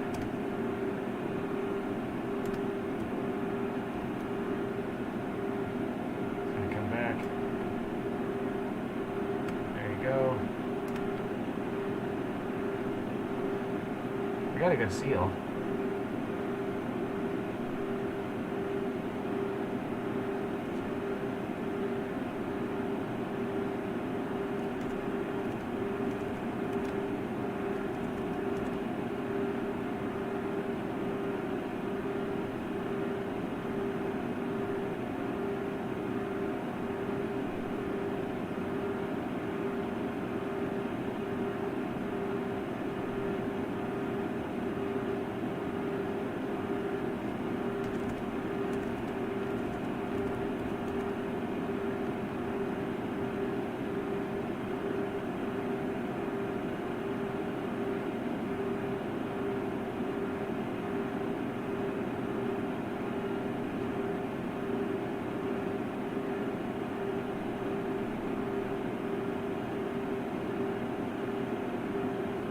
Gonna call it there 613. So I'm just gonna do the tube style again. So 96%. I mean, it's good. I think the issue is that surgical mask media is just, it's never as good as N95, and it's not an issue, I don't think it's really an issue of the media quality as much as just the effective surface filtration area. But we'll test that hypothesis. All right, let's test a couple more surgical masks here. Let's go to the crappiest one I have. This is my least favorite one. This is the ZHUSI, which was like given to me by my work. I use, well, you're supposed to wear them at work. I choose to wear KF94, 1.644. They're just not, I mean, they're fine. They're just not amazing. All right, so let's try this again with, we're going to do this with the ZHUSI.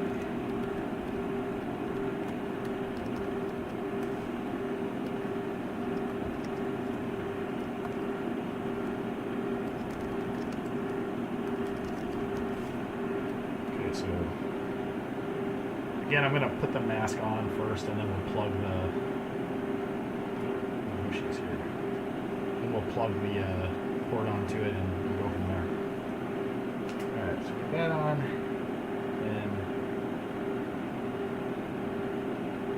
and Sabrina's going to probably watch it and go, "Yeah, you're so stupid. You could just easily have done this one trick, and you would have got it all on there." And then I would say, "Yeah, but I didn't move this thing." It's easy to use. It's easy to use. And I don't know if she actually talks like that. That was just a simulated voice of someone who's not me, who was making fun of me for not knowing how to use this thing. I mean, I practiced it a few times. It wasn't like I just came into this thing. I wore it actually around the house for a couple hours to get just used to it, how to put it on and adjust it and get it sealed. And it's nice. I mean, the design is really top notch. I got to give them credit. Like, I don't know how they did it all. I think it's all shot in one mold too, which is really kind of cool. It's like a single silicone mold. I mean, it's probably, the mold itself is not silicone, but in terms of their injection molding process, it's nice. It's well designed. I think the problem is that surgical masks just aren't that great. 1.588. 1.588 e to the 4. All right, we'll connect the mask up.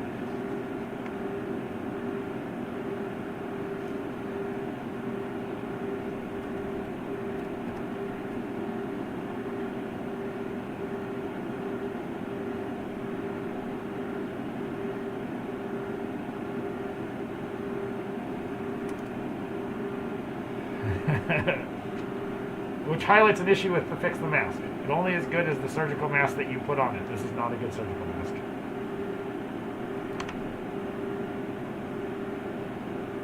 I don't feel it leaking anymore, but it's hard to tell.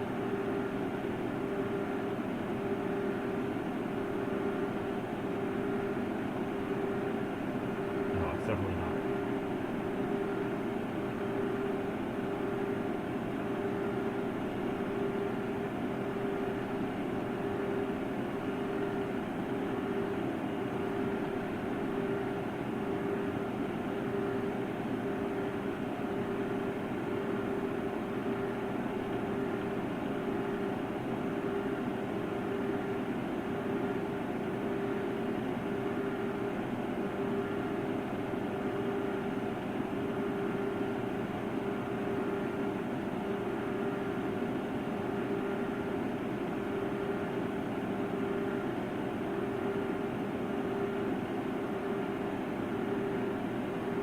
Alright, call there 2452.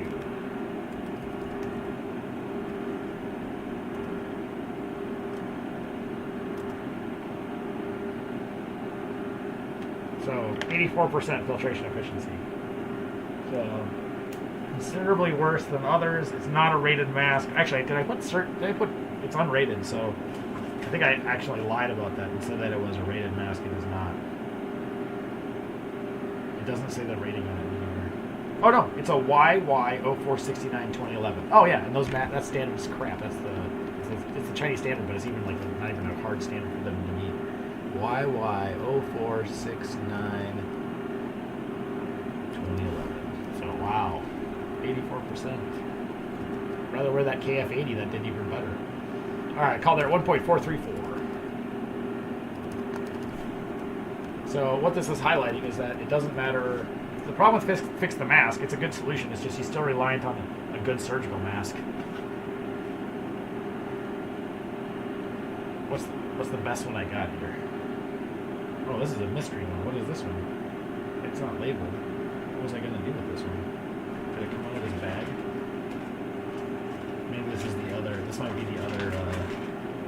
Okay, I don't want to use this. This is the other. Sorry, I'm down here. You can't see what I'm doing. I'm going to try this Revolution mask. This was an EPTF me, a Canadian company. I can't find them all of a sudden. I don't know if they just bailed on the idea or if they're actually selling and making them. I'll have to reach back out to them. Let's see how it stands up. Revolution Acoustics. They're using an EPTF medium.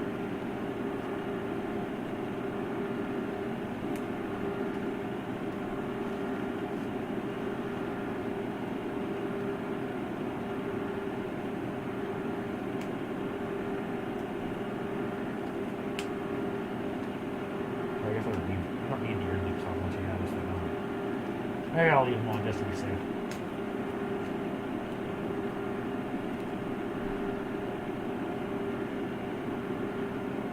Alright, mask is up and tight. Concentration's a little low, 1.37. We'll get started. And we'll start the generator again, and we'll switch to the Badger mask. And then we'll have done all of the frickin' mask testing in the world of every variety, of every solution.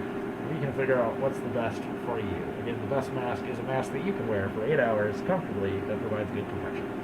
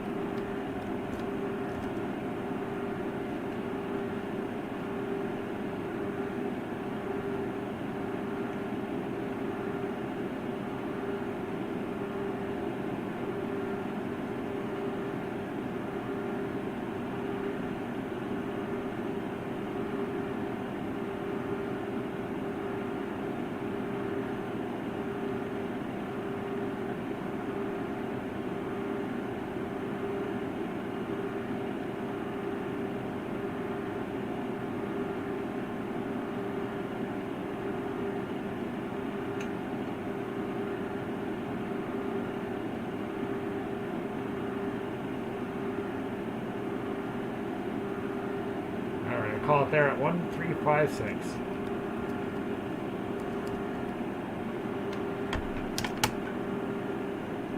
What I've found so far is that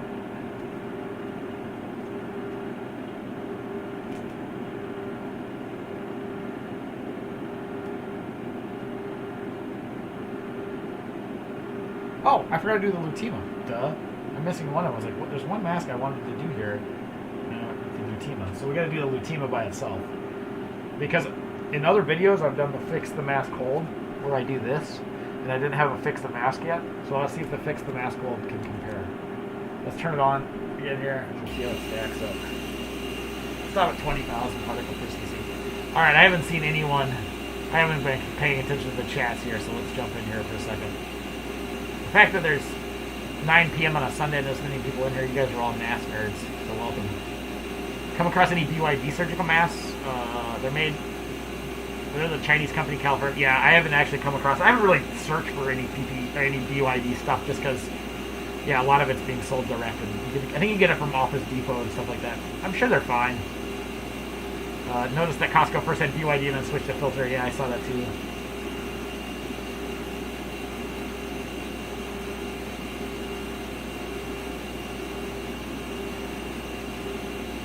I have not put the red bathrobe on. Not sexy enough. EPTFE is not nanotubes. It's just like it's expanded expanded Teflon. It makes like a Teflon matrix. I guess I don't have to wear the mask while I'm waiting here.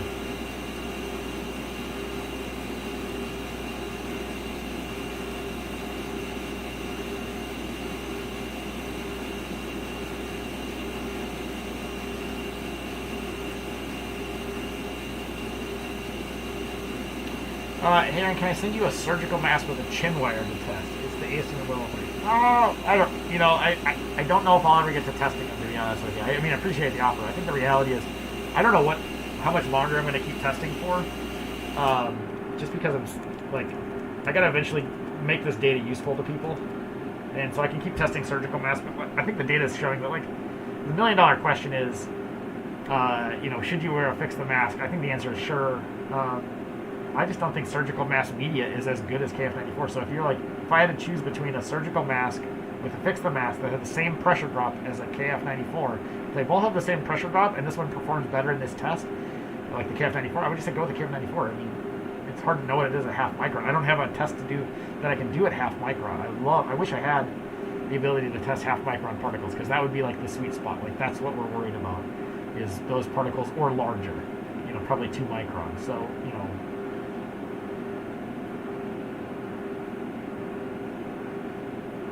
is being used interchangeably. ePTFE is being used interchangeably with nanofiber. They shouldn't, because nanofiber is just like super smits. I mean, ePTFE is actually a porous media.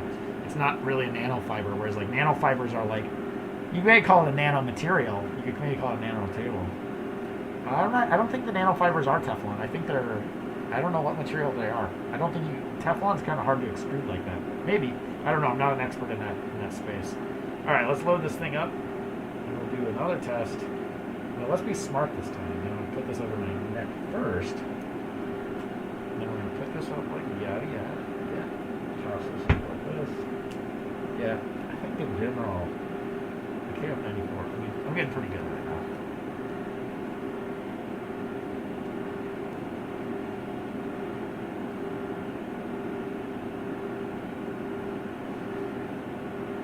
now. Alright, let's do this thing. 2.796. Oh, I forgot to record the stream pressure. Oh, dang it. Okay, well, then I will just put, I'll just copy it, and it might be actually worse than that. Dang it. Oh, well, okay. It's getting late. I've been doing too many tests. I've been doing this like 3 hours. Actually, longer than that, because I had to prep all these samples first. And then, once all the samples were prepped, all the masks were punched, so it's been like 4.5 hours to do all this today. Alright.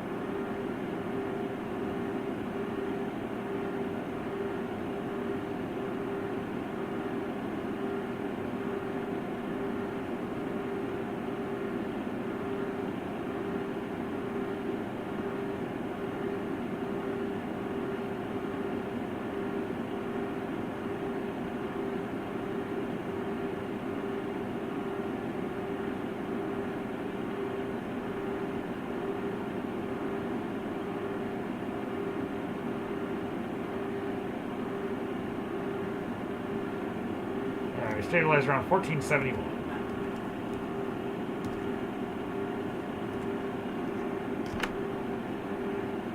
So it's about the same that I got before, maybe it's slightly better. So it's better than a hold like this.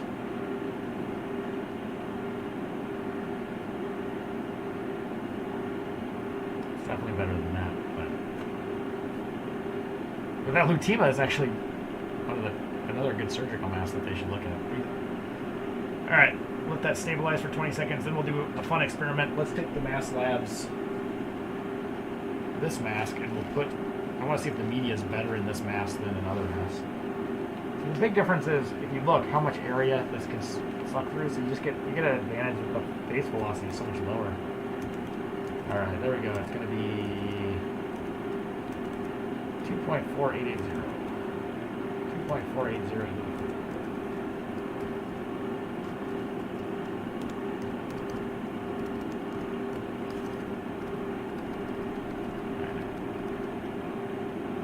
Try this with this and see what happens. I want to see if the media is different than the MaskLabs surgical mask. I don't think it is. I think they're using the same media. I'm just guessing that this restricts the area. Oh, I can't begin to do that mistake again.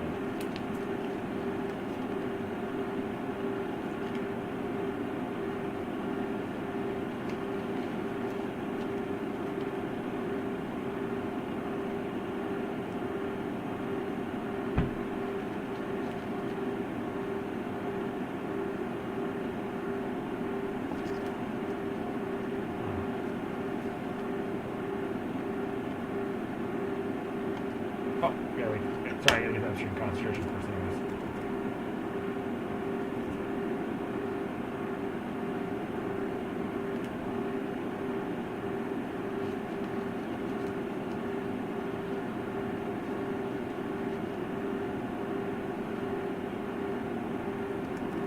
Alright, call it there, 2.122.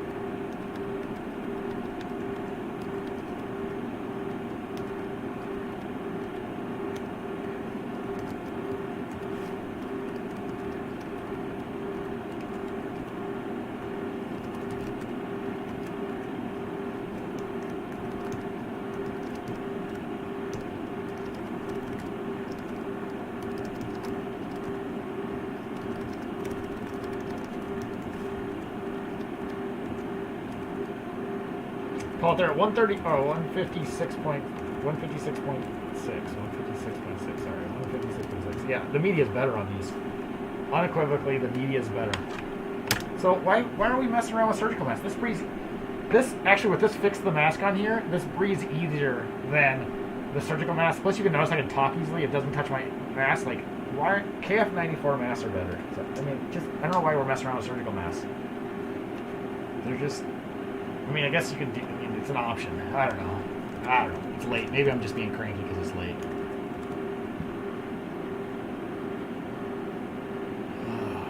All right. Yeah, it's like almost 10 o'clock. Oh, I still got to do some more. So I'll finish with this, and we'll just pick we'll pick one of the masks, and I'll test the other mask braces on it, and then we'll call it a night. But I think here's the gist. Without a doubt, KF94 media is better than surgical mask. 2.021. Yeah, I mean, it's superior media. Yeah, 99.2. So, I mean, the mask fitter helped improve my face seal, and it went up to 99%, whereas for that particle size with other surgical masks, we're like 97%. So the media on this is better. I mean, is it significantly better? No. All right, so let's pick a mask that, I mean, let's just use the Armbrust because everyone likes that. That's like everyone's favorite mask. So let's use this with some other mask fitters. So the other mask fitter that I have is the Badger mask. So this one I can at least kind of all put on in one go, I think. It just goes over the head.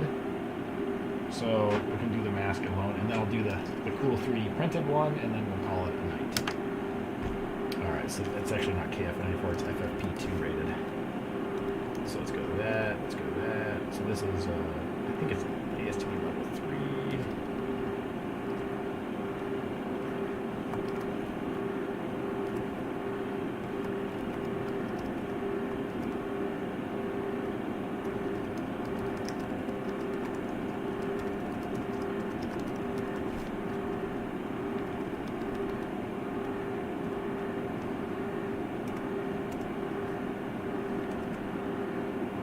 Call it there, 1.816, e to the 4. Okay, so Don the mask. No, I can't don the mask with it as is. I guess we can just go with this. Sneaky. There we go. That works too. Alright, so this is the Badger mask. Doer. Ah, dang it! I went to the wrong side of the tube. Let's flip it. So it goes like this. Ta-da. There we go. There we go. There we go. There we go. Alright, so this is the Badger mask thing.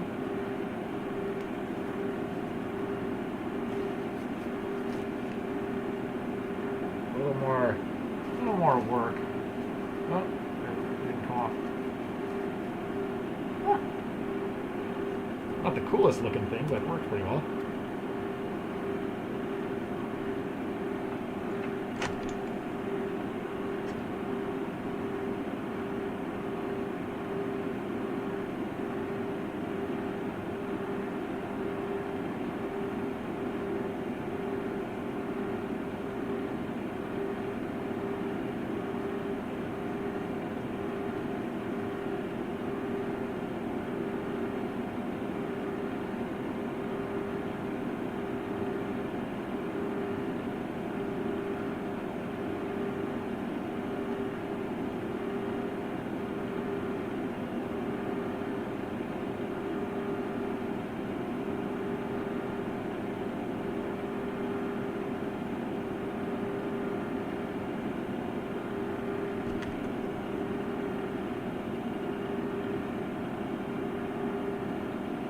Alright, call it there 484.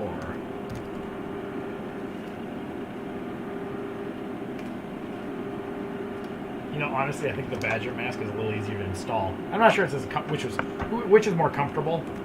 I think I'd have to wear it for a day, but so we got 97 versus 97.33, so yeah, either one works. And then we'll test next this cool 3D printed one. This one came from a face scanning technology. Belus, B-E-L-U-S-A, or B-E-L-U-S 3D. It like scanned my face using a fancy iPhone, and to get it, it's pretty cool.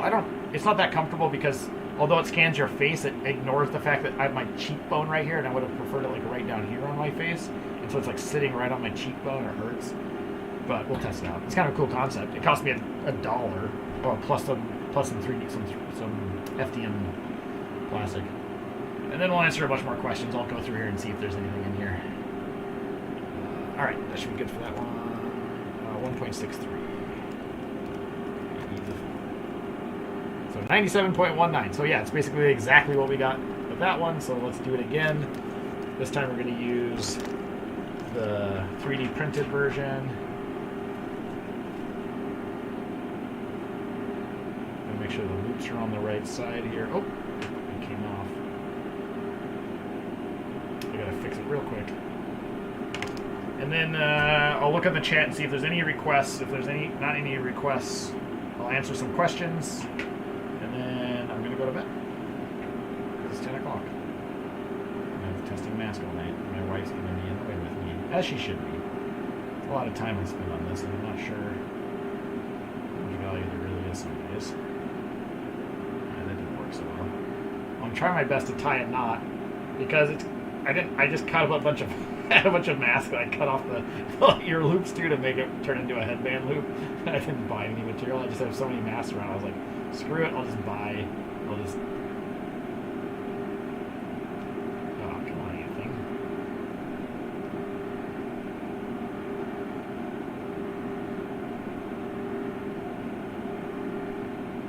Ah. All right, I actually have to tie a real loop to this thing. Maybe just do that for this test. Well, that seems to be golden. Let's see if we can sneak it up in there. Okay, that seems to work. So like that. Okay, so I'm going to put the mask on like this. Make sure this is going over the head. That's going under the head. Connect the tube. Wait 20 seconds. We'll get the concentration data, and we'll do this all again. Yeah, mask fitters. Surgical mask disarmer. That's good. Aaron is greater than the Surgeon General. I don't know if that's true. The Surgeon General knows a lot more about. I mean, you got to understand the government position is difficult at the beginning of this I think the prior administration did not help at all in terms of like getting stuff figured out. So they weren't. I mean, was the Surgeon General a bad guy? I think they were screwed. They were screwed no matter what they said.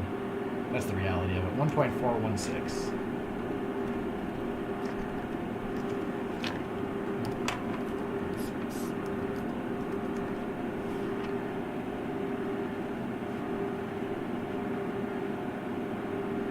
This on.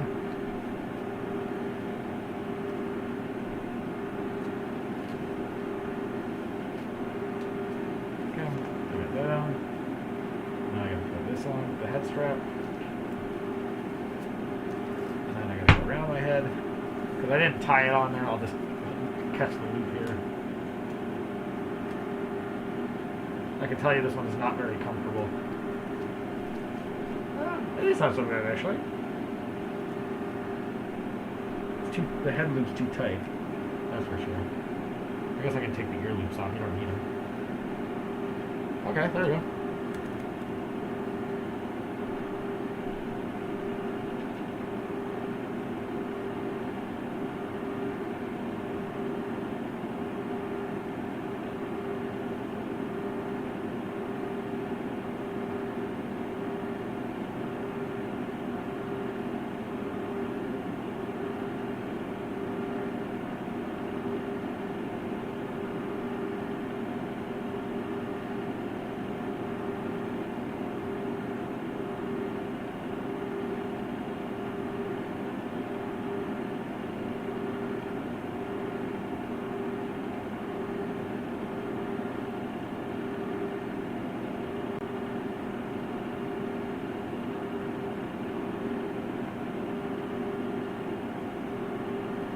Alright, call it there 350.1.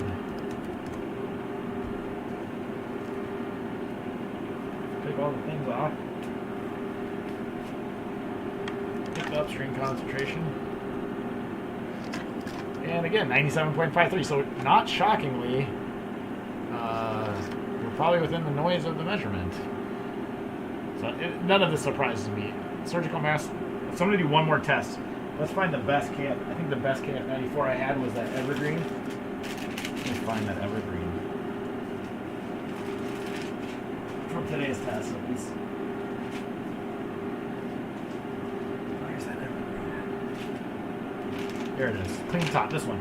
I'm gonna do the mask brace with this, and just get another data point of KF94, so then we'll call it a night. All right, there we go. 1.369.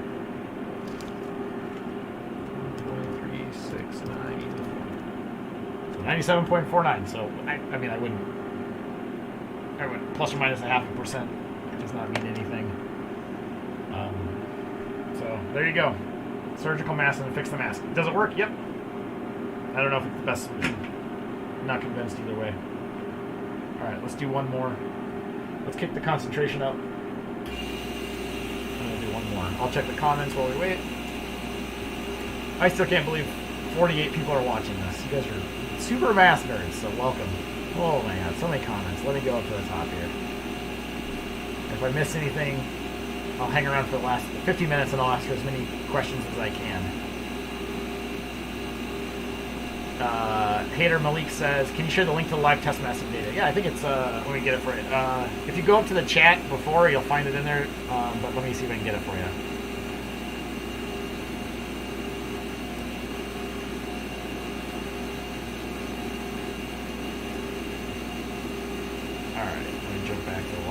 Alright, so there's the live video. Go to the tab that says data staging. You'll see it active there.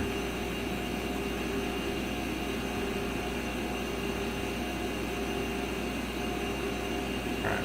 Oh my goodness, so many great comments. Alright. So shared the link to the data. What else do we got?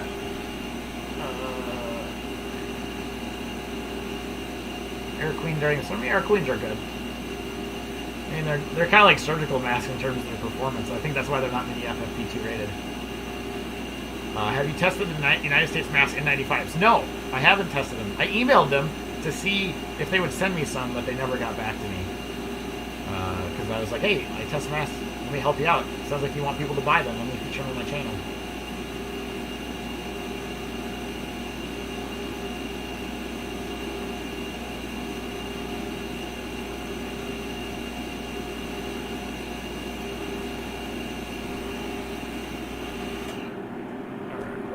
penetration was.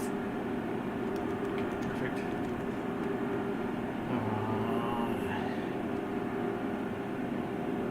Yeah, I don't really need to test a lot of N95s. N95s are good. Like, I'm not worried about it. A NIOSH N95 is going to be good. The issue is just face fit, whether they fit you or not. That's the only thing that sucks. If they make you buy, the problem with some of the NIOSH N95s, they make you buy like 100 of them for like $2. So great, you bought $200 worth of masks, and then you find out none of them fit.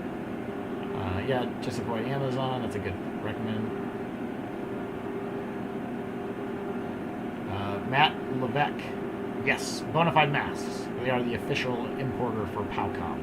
I recommend them for any KN95s from Powcom that you'd want. You can get them from Office Depot too, but I would just stick with Bonafide. I don't know where Office Depot is getting them. Emailed Bonafide, actually, Bill from Bonafide emailed me and was like, because I'd asked, like, are they getting them from you? And he's like, no, they're not getting from me. And they're not the official distributor, so they must just be buying from some third party in China. Have you ever seen a performance difference? Not really. There might be just like pressure drop difference, and sometimes the black mask seems stiffer, Russell Miller, but typically there's not much of a difference there.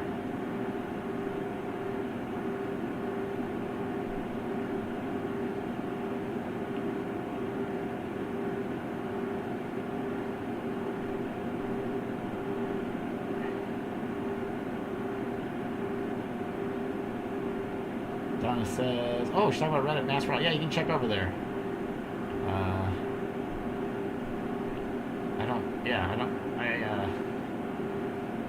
I poked my head in there. I don't have to be there as much as I used to be anymore because I kind of got everyone straightened out. Every once in a while I have to pop in there and make some corrections, but in general it's good. I've ordered multiple Masterman's giveaways. Excellent quality. Oh, yeah, the Evergreens are really top notch. Okay, so back to testing. Oh, I forgot to write what that one was. I almost forgot. So that was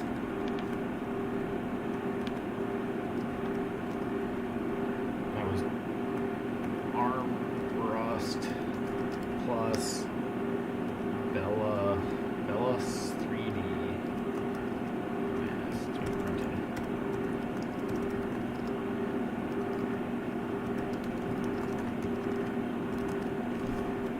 Alright, so let's do the last let's do the last test of the night, and then I'll answer some questions, and then I'm going to go to bed and not think about masks. Alright, so let's kick this off.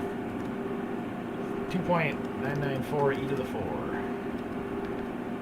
Go ahead and don the mask. I'm going to use the clean top. So I'm going to be doing the clean top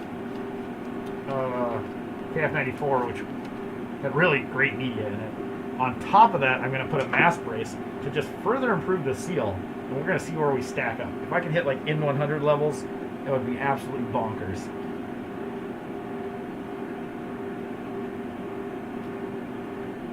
Oh, I forgot to do this wrong again here.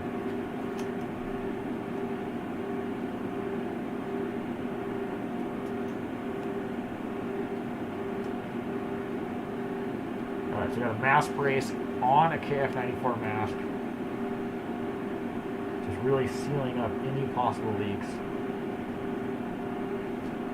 I'm going to tighten the neck thing here. And then I'll come in here. It's kind of hard to get it on here. We'll get the probe on here. Come on. Come on. There we go. Alright, let's see what this looks like. That concentration's plummeting. Let's close the plot. Oh, it's going to be amazing. I'll bring it back up here in just a second.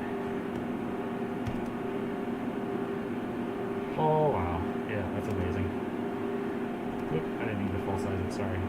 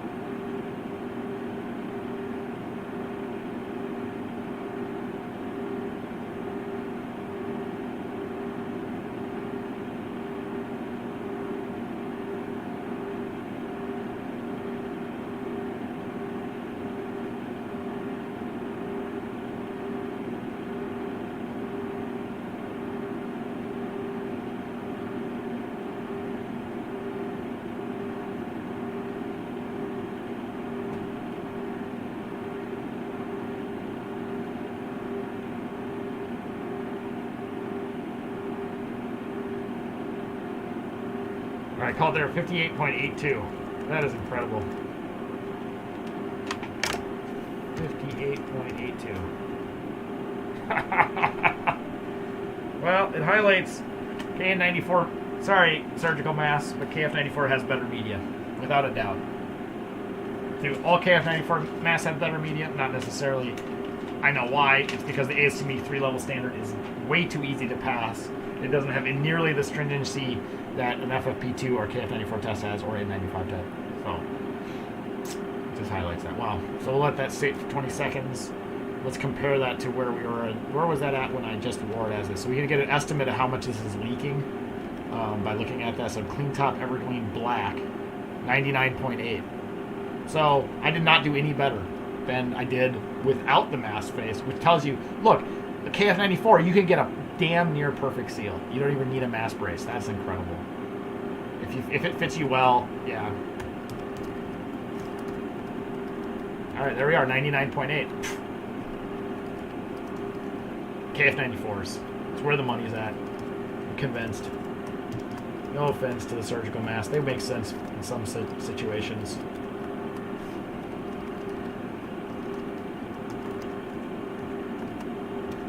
Well, technically it's headband. I guess I should fix that. Oops. Whack.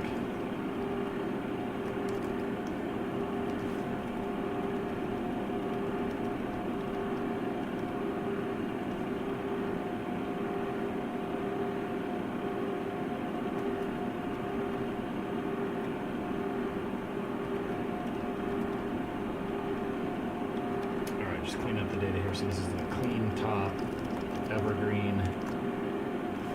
Oh no, don't delete that. Thank you. Clean top Evergreen KF94 plus mask brace. Yeah, I think the data shows KF94 better media, same pressure drop, and we'll measure the pressure drops better. I bet you that we'll test the same conditions tomorrow, and I bet you the pressure drop of that KF94 is still better than the surgical mask. So, I mean, if you're after maximum protection, I think KF94 should have better media. Now, you could make the economic argument. So, all right, so we're going to call it there. Let's make my face all big here. Oh, bring the front. Move to top. Ah, now you can see me. All right, let's answer some questions if anyone has them. So, go ahead and throw me your questions. I'll see if there's any in there up there. 15 minutes. All right. Oh my goodness, so many things. Okay. Have you ever seen? Yeah. So I answered the performance difference. There's no performance difference. Sometimes the black masks are more stiff. Maybe a slight pressure difference, but my pressure drop measurement sucks, so I can't tell you. Chasby says they make their money from selling ball chains. This is their charity effort to help. Yes. Bill from Bonafide has made it very clear that he just doesn't want to make money on this. He just wants as many good masks out there as he can. And I kind of believe him based on the prices that he's charging. At less than $1 a mask. Also wish they came individually packed. I don't like the KF94s that come in a big box, but it is what it is. Bench says, you're still going? Yes, I'm going to go to bed here pretty soon. Are the counterfeits making fakes of popular brands like Botan or Dr. Puri? I'm not sure. I haven't been tracking Amazon too much, Langston Fuller. It's inevitable. I guarantee there will be. They make fake 3M masks. They're going to make fake everything. It's inevitable. I put Powcoms in Ziploc bags while wearing gloves. Yeah, that's a good way to do it if you want to give them out. I do the same thing if I give them out to people. I just put them in a Ziploc bag and wear a glove and wear a mask. Does the face fitter press the KF94 against your mouth? No, it does not. So if you want like a super mega option, Jennifer Gillette, you can use a face fitter. I use the Fix the Mask. No, it still kept it pushed away from my mouth, which is what I like the most. I hate masks that touch my lips. Botans get a lot of specific mention thanks to Aaron in our community. Yeah, Botans are one of the... Well, the Botans are most famous because they're the first KF94 that was nice. It had a stiff layer, had adjustable ear. It was basically in the US, it was the first non-MaskLabs, so it had that stiff layer, so no MaskLabs, and it had adjustable earlobes. It was the first one in the US that you could get that had it. So, of course, I really liked it. It's a big mask, and now that they have the Botan Medium, it's a good option. There's so many options. I love it. I've tested 50 masks from KF94, and they're all good. Some are better because they have no MaskLabs and they have adjustable earlobes, but they're all pretty good.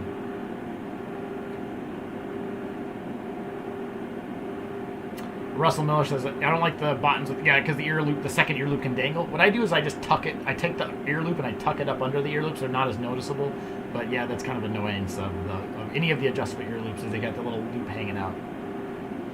Lucky people in the U.S. Shipping is expensive elsewhere. Be Healthy also stopped international shipping now. Yeah, I saw that. I wish I could solve the Canadian KF94 issue.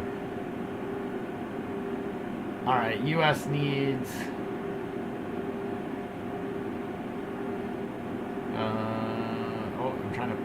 I'm trying to go through all the comments below here. If the CDC recommend the use of KN90, do you think we'd see a shortage? If the CDC recommend the use of KN95 and KF94 for respirators, do you think we'd see a shortage?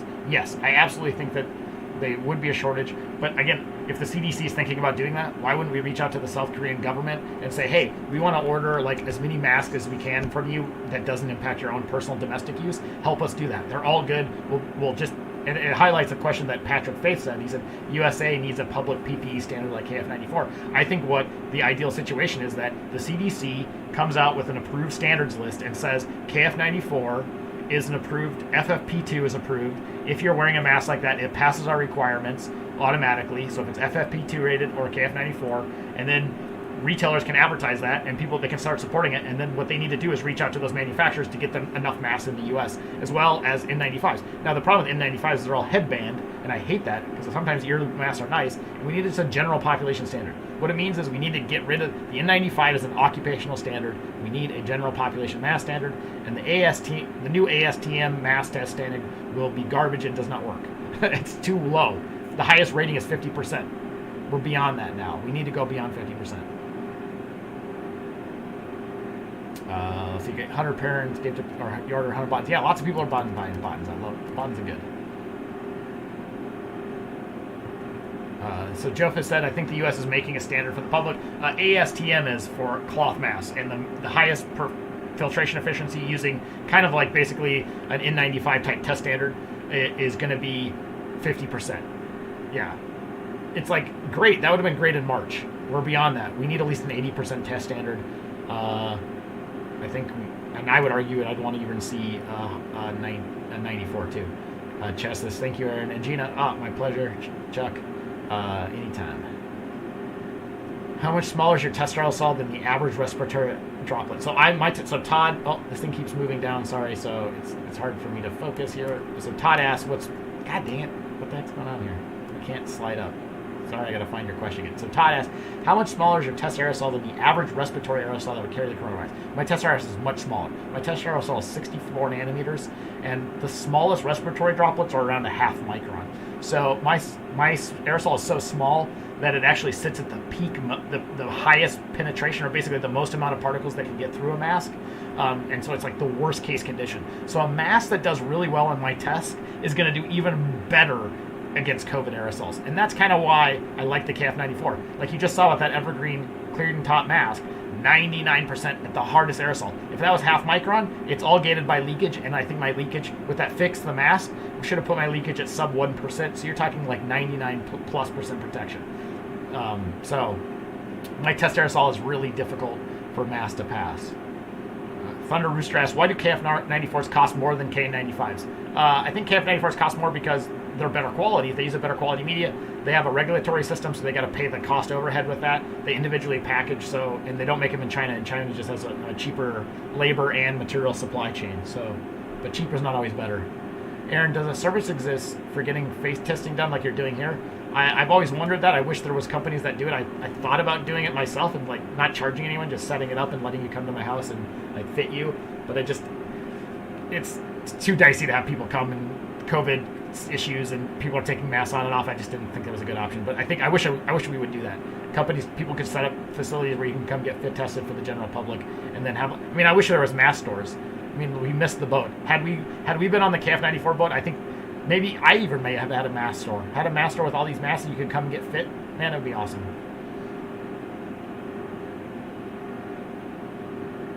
I'm looking forward to Good Manner. I'll have to find where I can find some Good Manners. I'll keep an eye out those for you, Lane. Let's see. Sorry, I'm trying the chat thing on. This is hard to read through. Okay. Holy smokes. All kinds of questions. Try yes style for international. Yeah, if you're and Elaine, if I think you're having trouble getting international, try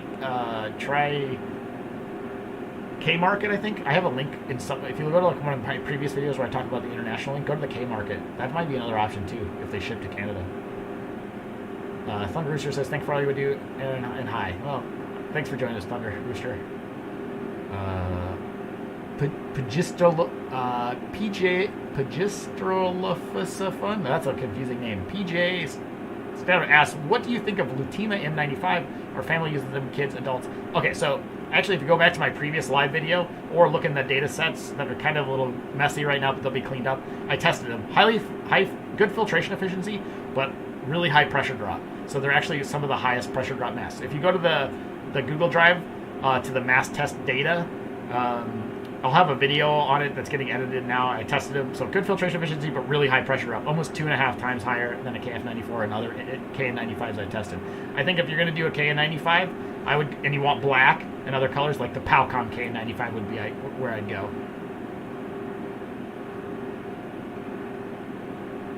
Sue says, "Be Healthy and Everyday Beauty now shipped to Canada." I think Be Healthy has paused their Canadian orders because they've been so busy. Everyday Beauty possibly still does.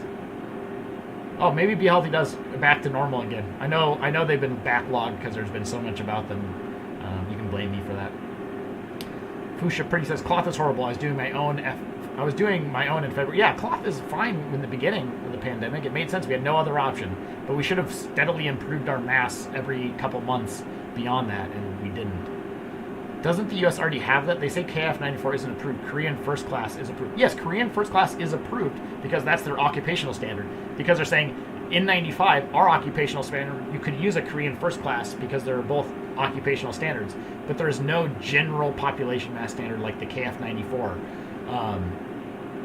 And I don't think FFP2 is actually fully approved as well. So, I think the KF94 is just a better solution. Dr. Puri is the only KF94 that's been FDA approved, I think. It's possible. There's actually a few of them out there. They only get approved as surgical masks, though, so just FYI, they are not approved respirators because they don't meet the NIOSH N95 specs, and the reason that is because they're not headbands, so they're surgical masks, which I think is fine. That's all they need to be listed as surgical masks. DK B. Abrams says, yeah, no problem, DK. I'm glad you could join us and watch it and just do what I can. Yeah, FDA won't approve. They won't approve KF94s as respirators. You're right. They're going to approve them as surgical masks because they do meet they can meet the surgical mask requirements. Chris Lopez asks, "Is the Bluna Kids Mask KF94 the only kids mask that you've tested?" No, I tested a whole bunch more in the data set. The data's a little messy right now. I'm going to work on cleaning that up, so just keep an eye on that. But I tested the Blue Tiger Mask, the Bluna Kids Mask, the Botan Kid Mask, and I just tested 2 youth masks from the Good Day. All of them were good. So if you buy a kids mask from Be Healthy, Everyday Beauty Lab, or Collect USA, they are all good. I've tested them. Everything they've had is all legit. So if you're looking for a kids KF94, that's where you'd go. Or a kid KF80. I think a KF80 is okay too. We'll have another video about that. Like KF80 is the KF94. I think for half micron aerosols, they're probably not much different in terms of performance. But the KF80s are going to be a lot more breathable. Joseph says, "Wow, I didn't realize the ASTM standard's going to be that pathetic." Yeah. Well, I mean, it was designed for cloth masks in April. It would have made sense then, but it doesn't make sense anymore. I don't get why no one is capitalized on for testing. In terms of making money, probably because I don't know. Chris Lopez. Oh, I think you tested the Botan Blue. Yeah. If you can. The data set's a mess right now. I'm working on cleaning that up, so hang tight. In a week, I'll have that all sorted out. We'll have a nice master data set. But yeah, I've tested quite a few, and they're all good. I can't test all of them. I can't test the bifolds. They don't fit my face at all, so I can't test them. Is slight mask collapse an indicator of a good fit? Well, mask collapse is a combination of a good fit, which means most of the air is going for the media, and a mask that doesn't have a super stiff outer layer. It can collapse. It's not the end of the world if it collapses. I just don't like masks that touch my lips. I wear them all day, and I have to talk in them, and on a conference call in my office with a mask on is really annoying to have to be muffled by a mask that's touching my lips. How can I join the Mask Nerd Council? LTDT says. Go to the YouTube, go to my info, go to About. You can see my email there. Send me an email, let me know what you do and what you want to do, like what your skill sets are, and we can see if we can plug you in somewhere. I'll be doing more of that once I'm done with all this testing here today. So you probably won't see me test for a while. I'm gonna probably stop testing because I don't think there's anything that I'm really chasing anymore.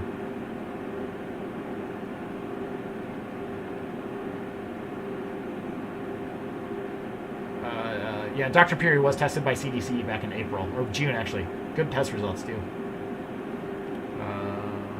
Sorry, I'm just trying to go through all the questions. Next test, scuba. I think they meant scuba, self-contained breathing apparatus. I think that's going to have pretty good performance. You're going to have merch. No, I'll never do merch. I don't want to make money on this. I want to just help people. I want to get as much data out there, and I want to move on and stop testing masks. I just happen to have the stuff to do it, so I don't mind doing it, but it's like, yeah. Maybe mask brace would be ideal for people who can only get KF9 that don't fill. Yeah, a mask brace plus a KF94 or KF95 is actually, I think, a good option as well. So I think that's what makes sense. I just think that, but I think the optimal is to try to find one that fits you the best. So, I mean, the mask brace, I think, my opinion is they all work. All of these are good solutions. Mask brace plus surgical, mask brace plus KF94. I think the question is, what is the best? And that's where the arguments become. And it becomes nuanced. I think what the best mask for you is one that's providing like 90 plus protection over 8 hours that you can work comfortably. That's my recommendation. Yeah, 3 people versus nation ordering. Yeah, they're going to lose. E-commerce business in Korea need to be registered so it's easy to track if there are problems. Yeah, I agree. KF94, everything I found is like legit over there. What's the chance you can get affected through the Mini? Ask, what are the chances that you can get affected through the eyes? I think it's low. If you're around someone else who's masked and you're maintaining 6 feet distance, I think the probability is really low. I talked in my previous video. Basically, every 1 minute you huff down about 8 liters of air, whereas your eyes probably come in contact with maybe like the equivalent of like maybe 0.1 liters of air. So like the range of infection I think is much smaller, but again, I'm not an epidemiologist, I'm not a virologist, so you're going to have to take it with a grain of salt. But in general, I think that the eye protection issue is really from people that are unmasked, that are talking to you and spitting, and that spit gets in your eye. Because you get a big droplet in your eye, you're screwed. So if they're masked around you and they're more than 6 feet, I personally just wear a KF94 and I don't wear a face mask. Can you reassure my crazy old father that KF94 is protecting him even with a little air puff on his glasses? Yes, a leaky KF94 is still better than probably a surgical mask for sure. So you should try to get as best as you can, and it depends when that leak is. So Fuchsia Purdy, if it's leaking when he breathes out, it's less of a concern because it naturally pushes the mask away from your face. And when you breathe in, it sinks in. If he's feeling just a little puff of air, I've shown time and time again that I can detect puff of air and I'm about 85 to 90% protected. Now, from a fit factor, it's low relative to OSHA, but who cares? So I wouldn't worry about it. If I had to choose between a leaky KF94 where I feel a puff of air here versus a surgical mask, leaky KF94 every time. I have the data that says surgical masks are like 70%. So you're going to do way better than that. And surgical masks are so leaky you can feel it. You just know that they don't provide any seal. Thunder Rooster asks, hey, have you tested masks from SQ Medical? I just tested them tonight. They're good. I don't know about the biomass graphene business, but they're good. No issue there. I did see KF95 on Dr. Pugh's site, but I haven't seen them for sale in the U.S. KF95. I'm not sure if there's any KF95s. Okay, sorry. Every time I click this button, I get all of the comments, so I have to go back to the top here, so sorry. Fit testing, didn't realize autocorrect. Okay, yeah. In your opinion, is a good KF94 adequate protection for a teacher teaching in K-6 6th grade in person right now? Okay, that's $1 million question, Todd. So I was actually talking about this with the Nerd Council today, kind of the Mass Nerd Council. Like, how do we phrase this? And I think the answer is it depends on your risk. If you're and again, I'm not a doctor, so if you need to talk to your doctor if you're really concerned about this, because I have to have that disclaimer so I don't get sued. So here's my opinion. If you are a healthy young adult and you are more worried about getting it yourself and spreading it to others, unequivocally, I have no worries about KF94, and they're going to be infinitely better than a cloth mask. Now, if you were 90, or if you're an elderly person and you getting COVID could be very serious for you, like high probability of death, then I think like an N95 with headbands, anything that's going to keep the seal really good is going to become more important. It just depends on your risk level, so that's why it's hard to say for sure. You have to, But in general, if I was teaching in school right now, if I was a teacher, I would wear a KF94. In fact, I just hooked up a school district up in northern Minnesota in Duluth. I'm helping, or not the school district, but just a school that happened to have a contact with a teacher there and sending a ton of masks up their way. So I'm actually trying to outfit that school with whatever teachers want KF94s, and I think that's a good place to be. If they have other things, I mean, it's hard to tell about those things because there's so much caveats with this.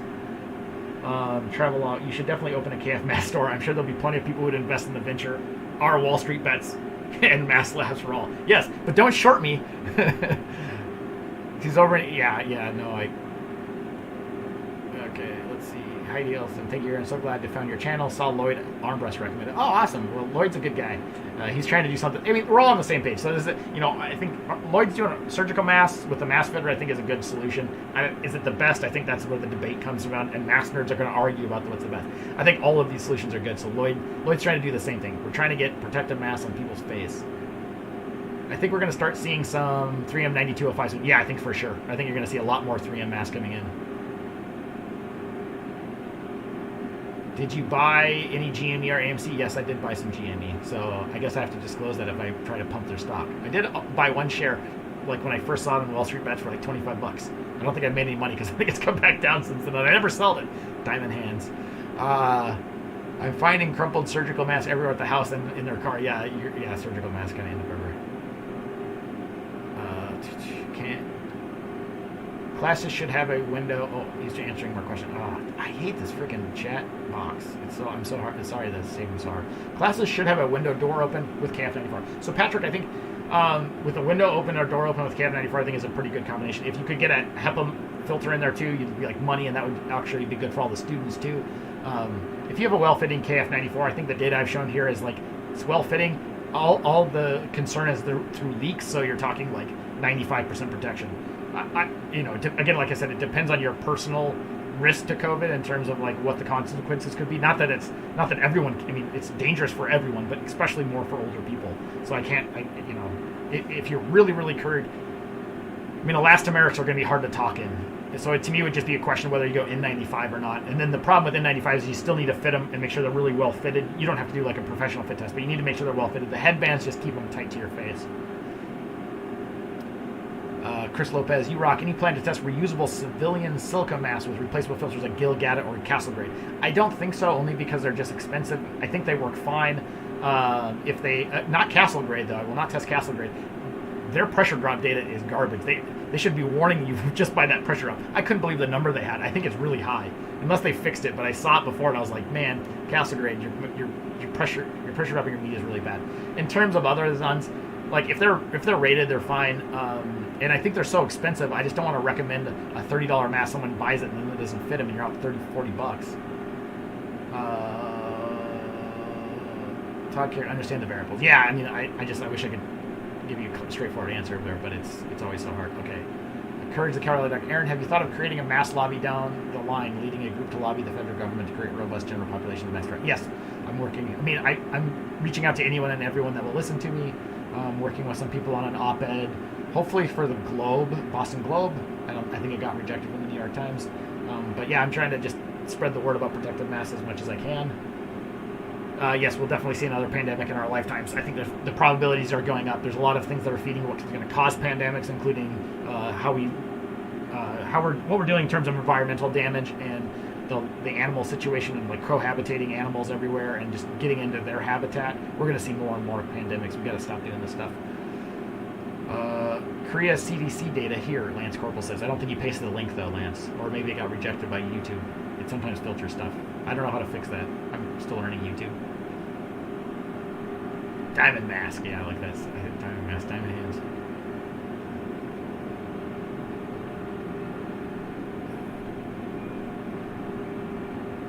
Is there a way to determine if KF94s are counterfeit? $1 million question. You can't tell just by looking at them. You're gonna have to compare them against a known good. On the Google Drive, I'll be storing all of the pictures. I take pictures of all the packages, like really good high resolution in the package and the mask, both sides, plus all the stuff, so you can maybe compare. In general, I recommend just Langston Fuller. Just buy from some known good suppliers like Be Healthy, Everyday Beauty Lab, and Collect USA, KOLLECTE USA. Just Google that. They're all good. MaskLab or Yes Mask. I've also checked out. They have a slightly smaller selection. Dodo mat or Dodo something, I can't remember what that is off the top of my head, and mask sheets are all good. So just buy from a known good, and then you don't have to mess around it. Just skip Amazon and shit, like stuff like that, because you never know. Oh, it seems to be higher. I wonder if Dr. Puri's going to try to get an N95 standard. I wonder why. That's why they call it KF95. I wonder if they're going to try to get an N95 approved mask. I hope they do. That'd be cool. Good for them. I think it's excessive. I think we could probably get away with KF80s, to be honest with you.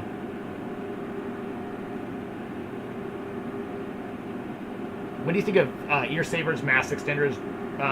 You know, Thunder Rooster, I think ear savers and mask extenders are fine. I think they can make it seal better because it pulls it tighter to the face.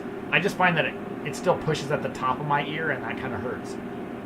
But I will say, over the summer, my ears are so much stronger. I used to struggle, like my ears would hurt after 4 hours of wearing an ear loop mask.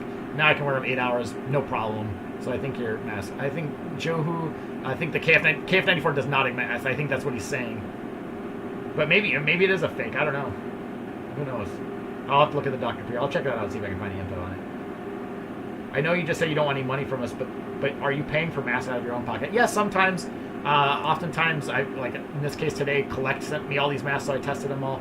People sometimes send me masks too that I test. In the beginning of the pandemic, I was buying them all myself, but I don't buy as many as well. And now that the YouTube channel has some success, companies are interested in sending me masks. Now, of course, there's a risk, and I'll always tell you if they send them to me. There's always a risk that they only send me the good masks and then secretly sell everyone else fake masks, but I think that's unlikely. Almost all these companies that you see are all Korean beauty suppliers, and so like they just had the access already. Why doesn't Zainab Tufuki respond to you on Twitter? I feel like your message is right in line with hers. I don't know. She never responds to me. I sometimes tweet her and she never says anything, but that's okay. I mean, I think she's got a lot on her plate. So we're on the same page with each other. And we're all good. Yeah, Travis, I'm still going. I'm going to go to bed here in a little bit. I think you should publish for the Lancet. Yeah, my data's not good enough for the Lancet, to believe it or not. Diana asks, Aaron, do you think the price of masks will go down? Yeah, good question. I think the answer is they're going to stabilize. The demand is going up, and prices were coming down. This summer, I had a chat with Albert from MaskLab, the founder of that, and he was saying that melt-blown prices are at pre-pandemic levels. So I think prices are going to stabilize. I think you're going to see them keep creeping down a little bit, but now we have a lot more demand interest in the U.S. suddenly, which is good, and in Europe and you're seeing everyone switch to better masks. So I think it's just going to stabilize. I think we might need to move to an actual clean room to be able to publish the Lancet. Yeah, I mean, I don't think I can publish in my bathroom. They might have some questions about that.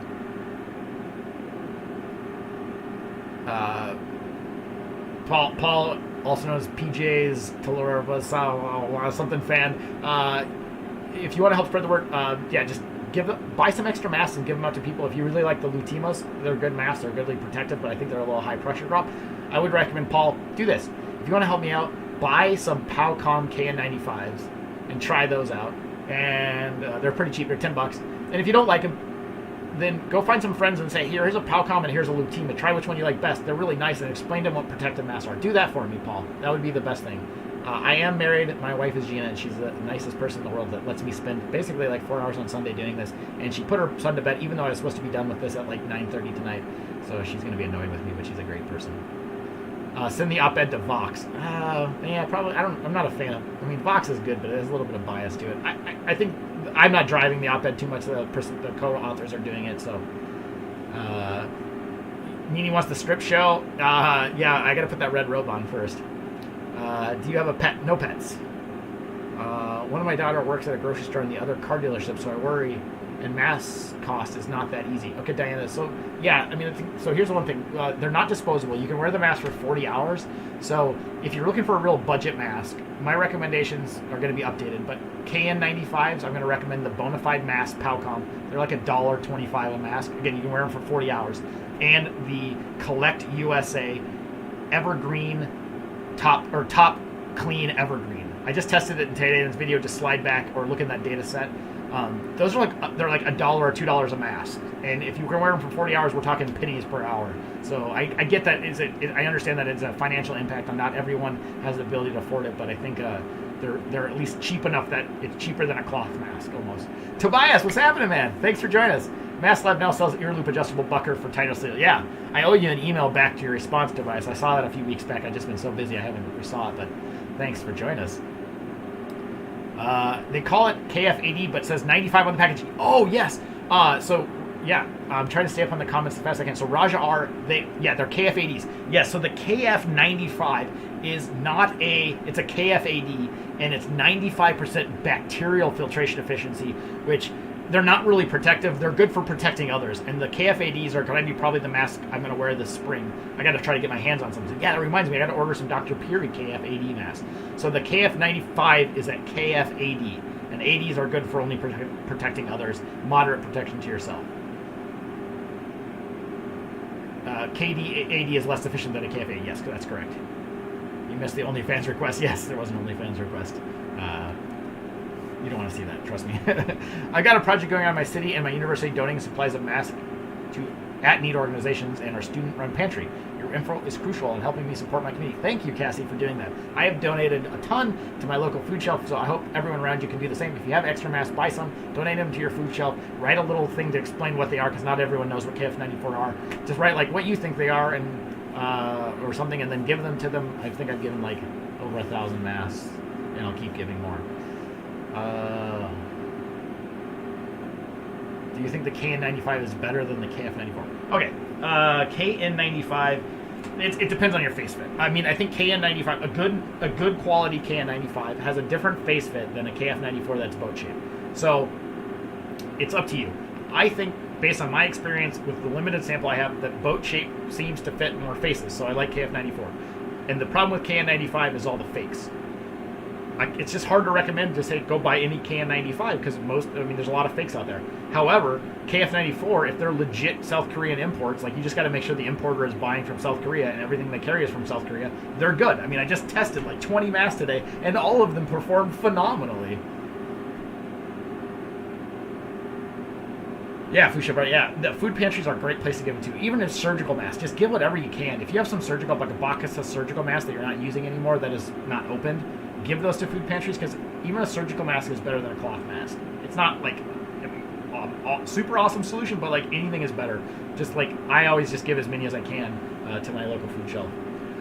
All right, we'll take the last bit of questions and then I'm going to go to bed. We got 4 minutes. It's 10:45 and I'm exhausted. And I don't have to work tomorrow, luckily. I have the day off, but I'll be hanging out with my son all day. Video of interview with one of Korea's leading epidemiologists. Lance Corporal. Maybe you could share that link.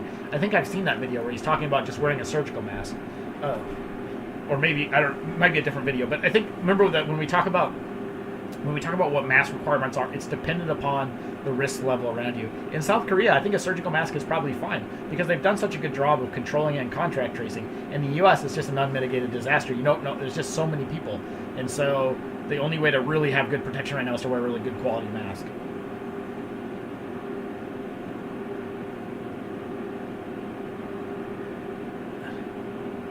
Oh, giving to the senior center is good too. Just give whoever you can. Just get masks on people that need it. Senior center probably makes more sense too because they're the most vulnerable population.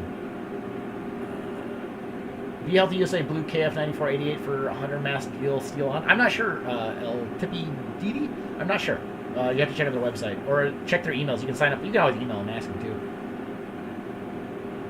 Lance Corporal says KF80 is good enough. I don't disagree. I think a KF80 is probably good enough as well. In South Korea. I mean, this is a big debatable area. It's probably beyond my expertise to say what we really need. I can say that KF80s perform pretty darn well, and we start talking about half micron, like they're going to probably do pretty good. DX says, have you tested Good Man or KF94 by Hand to Healthcare? No, I have not. I've had multiple requests, but I'll see if I can find some of those. Chase it down. Thunder Rooster, do you think N95 is way better than KF94? No, actually not. I don't think N95 is better. I mean, the N95... Okay, so to be very frank, the N95 standard sucks.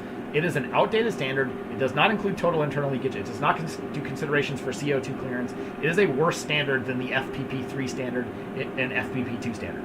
So N95 is just good, because when I say N95, what most people mean is a Moldex or 3M. And Moldex and 3M for sure is the gold standard mask manufacturer. Like, they make the best damn masks. So everyone thinks N95 3M, but N95 by itself is just a garbage. It's not that great of a standard, and it requires headbands.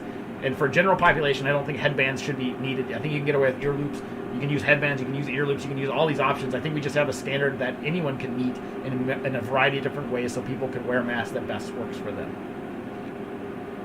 Did you have this mask knowledge a year ago? No, I knew about aerosols a lot, but I didn't know anything about and filtration, but I didn't know that much about masks. So I've been spending a lot of time learning about masks and mask standards and talking to people. I've had this advantage that since I created this silly YouTube channel, I've had the opportunity to talk to a lot of people about masks, people that are like mask manufacturers and stuff like that. So it's been a learning process for me as I go along, and kind of has helped me mold my thoughts around the mask space.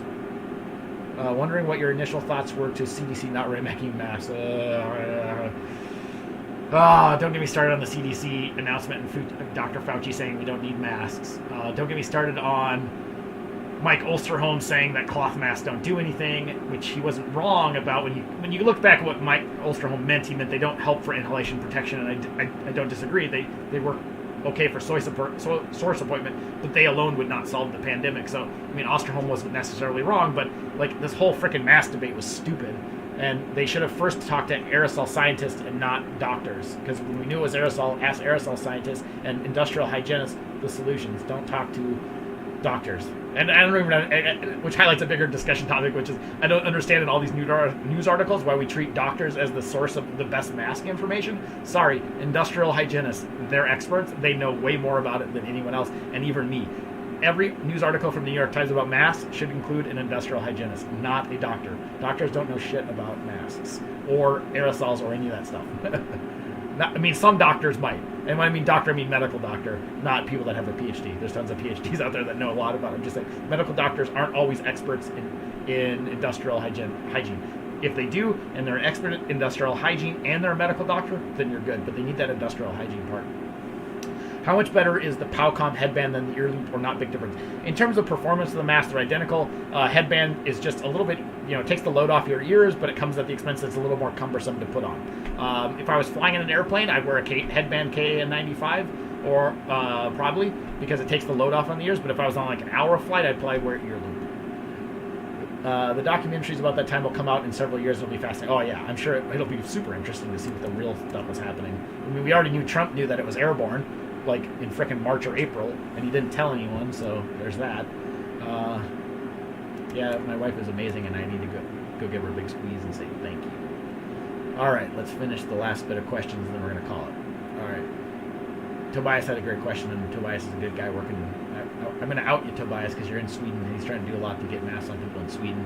I read some very interesting article, Tobias, about Sweden and how I read a news article from like Swedish Radio or News 1 or something like that about how they're pissed about secret Facebook groups which were advocating to outside groups about how bad Sweden was doing, and they wanted one of the person said that they thought they should be charged with a crime for writing to outside countries and telling them that Sweden's doing a bad job. I couldn't believe that. I was like, what kind of first world country or what kind of third world country is it? They're going to try to punish people for speaking their mind? Ugh. What's going on with Sweden? All right, please answer this. I just saw your use MaskLabs Surgical, and you got 100% filtration efficiency and wrote that fix the mask. How did you do it? I just arrived. Oh, yeah. It's not actually... did I have a typo? Let me check my data real quick. I didn't have 100% on the MaskLab Surgical, so maybe there's a typo that I didn't catch. Let me find out.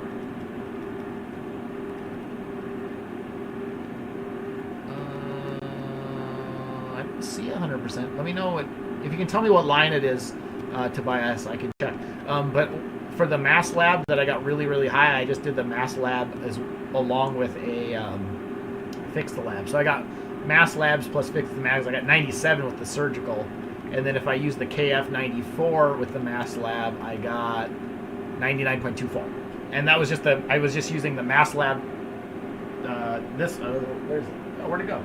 I was using this mask and the Fix the Mask brace on top of it, and I got 99, because this basically gave a perfect seal, and then you're just gated by the media. So I hope that answers your question, Tobias.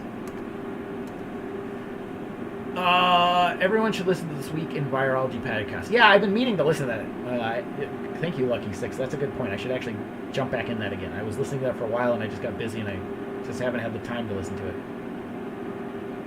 I was one of the people trying to tell people the CDC. I think the CDC was also lying to conserve masks. Osterholm is wrong about a lot of things. He loves himself. Yeah, I think Osterholm. Yeah, I mean, yeah, he's part ego, part epidemiologist. What was the applicable interest with aerosols? Already not having known about masks before. My background, I've worked at an aerosol science company for like 8 years, both in my undergraduate, graduate degree, and postgraduate degree. I designed helped design scientific instruments in the aerosol space. And I did a master's in basically aerosol science. I mean, it was a mechanical engineering master's, but focusing on aerosol science. So it was kind of my jazz, and I still enjoy it. I just was using my skills to try to help. I bought Powcom 100 for $95, not bad, but waiting for the KF94. Yeah, the Powcoms are good.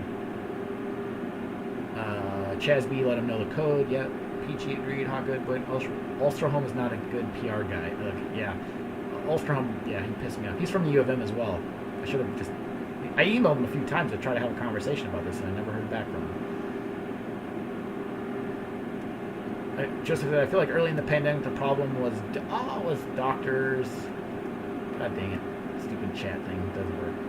I feel like early in the pandemic the problem with doctors in the US didn't realize it was airborne, while in Asia they assumed it was airborne right away. Yeah, I don't blame the doctors in the US at all. They didn't get the CDC was saying it was not airborne, but anyone who was paying attention, like when you watch that cruise ship, when I watched that cruise ship that was docked outside of Japan, was the something Princess. You watch that, and as soon as I saw that, I said, how fast it's spreading through there. Either this infectious dose is so incredibly low that like just touching something gets it to you, or it's aerosol spread because it's the air handling systems pumping it through all the floors, and the people that are interfacing each other are probably doing it like face to face. They're just not touching each other. It was all the signs of aerosol spread at that moment. The Princess, I can't remember the name of that cruise ship. And then the church thing in Washington and the choir in Germany.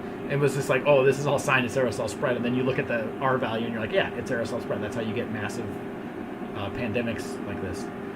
Lance Corporal says KF94 KF94 are originally designed for PM25 against yellow dust. Yes, but they also, Lance Corporal, they also used them as part of the MERS and SARS epidemic outbreak, and it was the response to MERS outbreak, or yeah, I think it was the MERS outbreak that they had.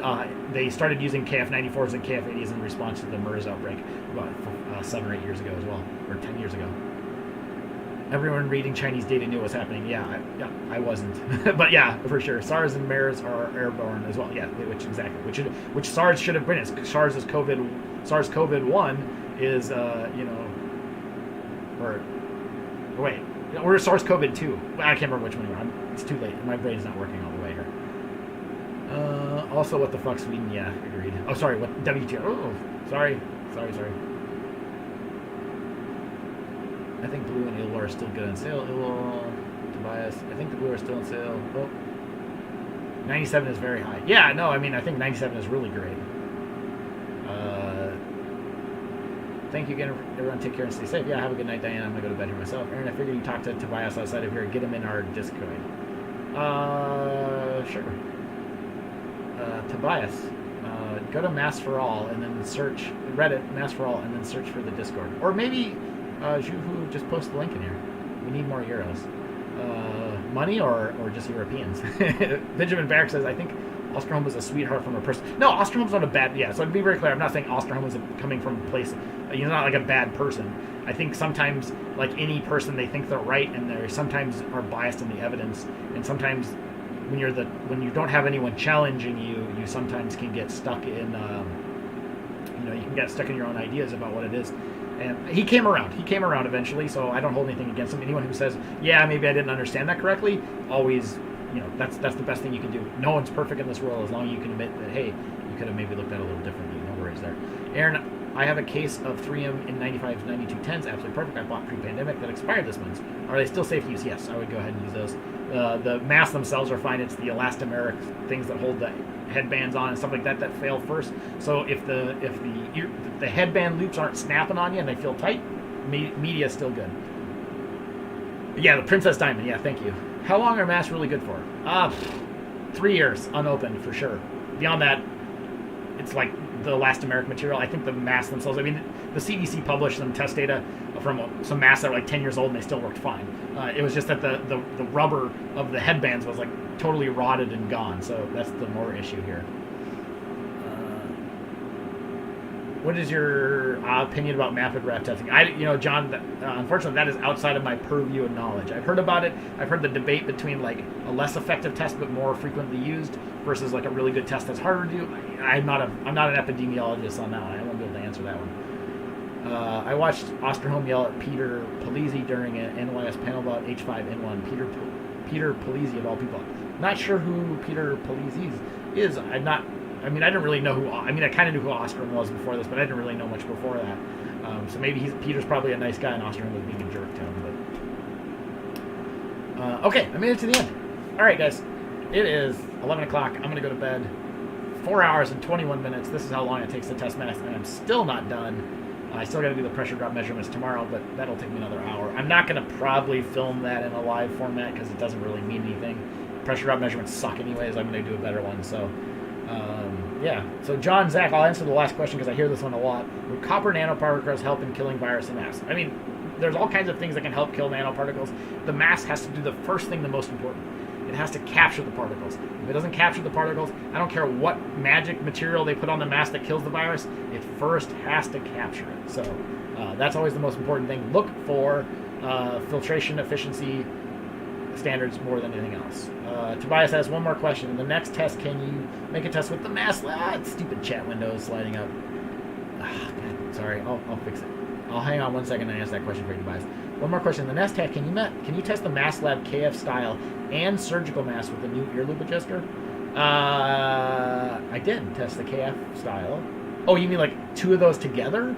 I can think about that. I'm not sure when I'm going to do my next test, but yeah, I can think about that. If that's what you mean. If you mean a KF style with the surgical mats on top of it, I think it isn't going to do you much. If you look in this video, I actually tested 2 surgical masks as part of this video. There's really no difference. Lucky Six said, Peter, please, you reconstructed the 1918 H1N1 strain. He's one of the best influenza virals in the world. Oh, yeah, so probably shouldn't be a jerk to that guy. You might know a thing or two. Yeah. We all make mistakes. I'm not going to blame Osterholm. We're all good. Everyone's trying to help everyone. It's just... let's keep the politics out of the science. That's what we can all do. Let's keep politics out of science and keep science and just science and talk about facts, and that's it. That's what I'm trying to do here. Okay, thanks everybody. Have a great night, and we'll see you again. Thank you. Bye-bye. Bye. Thank you.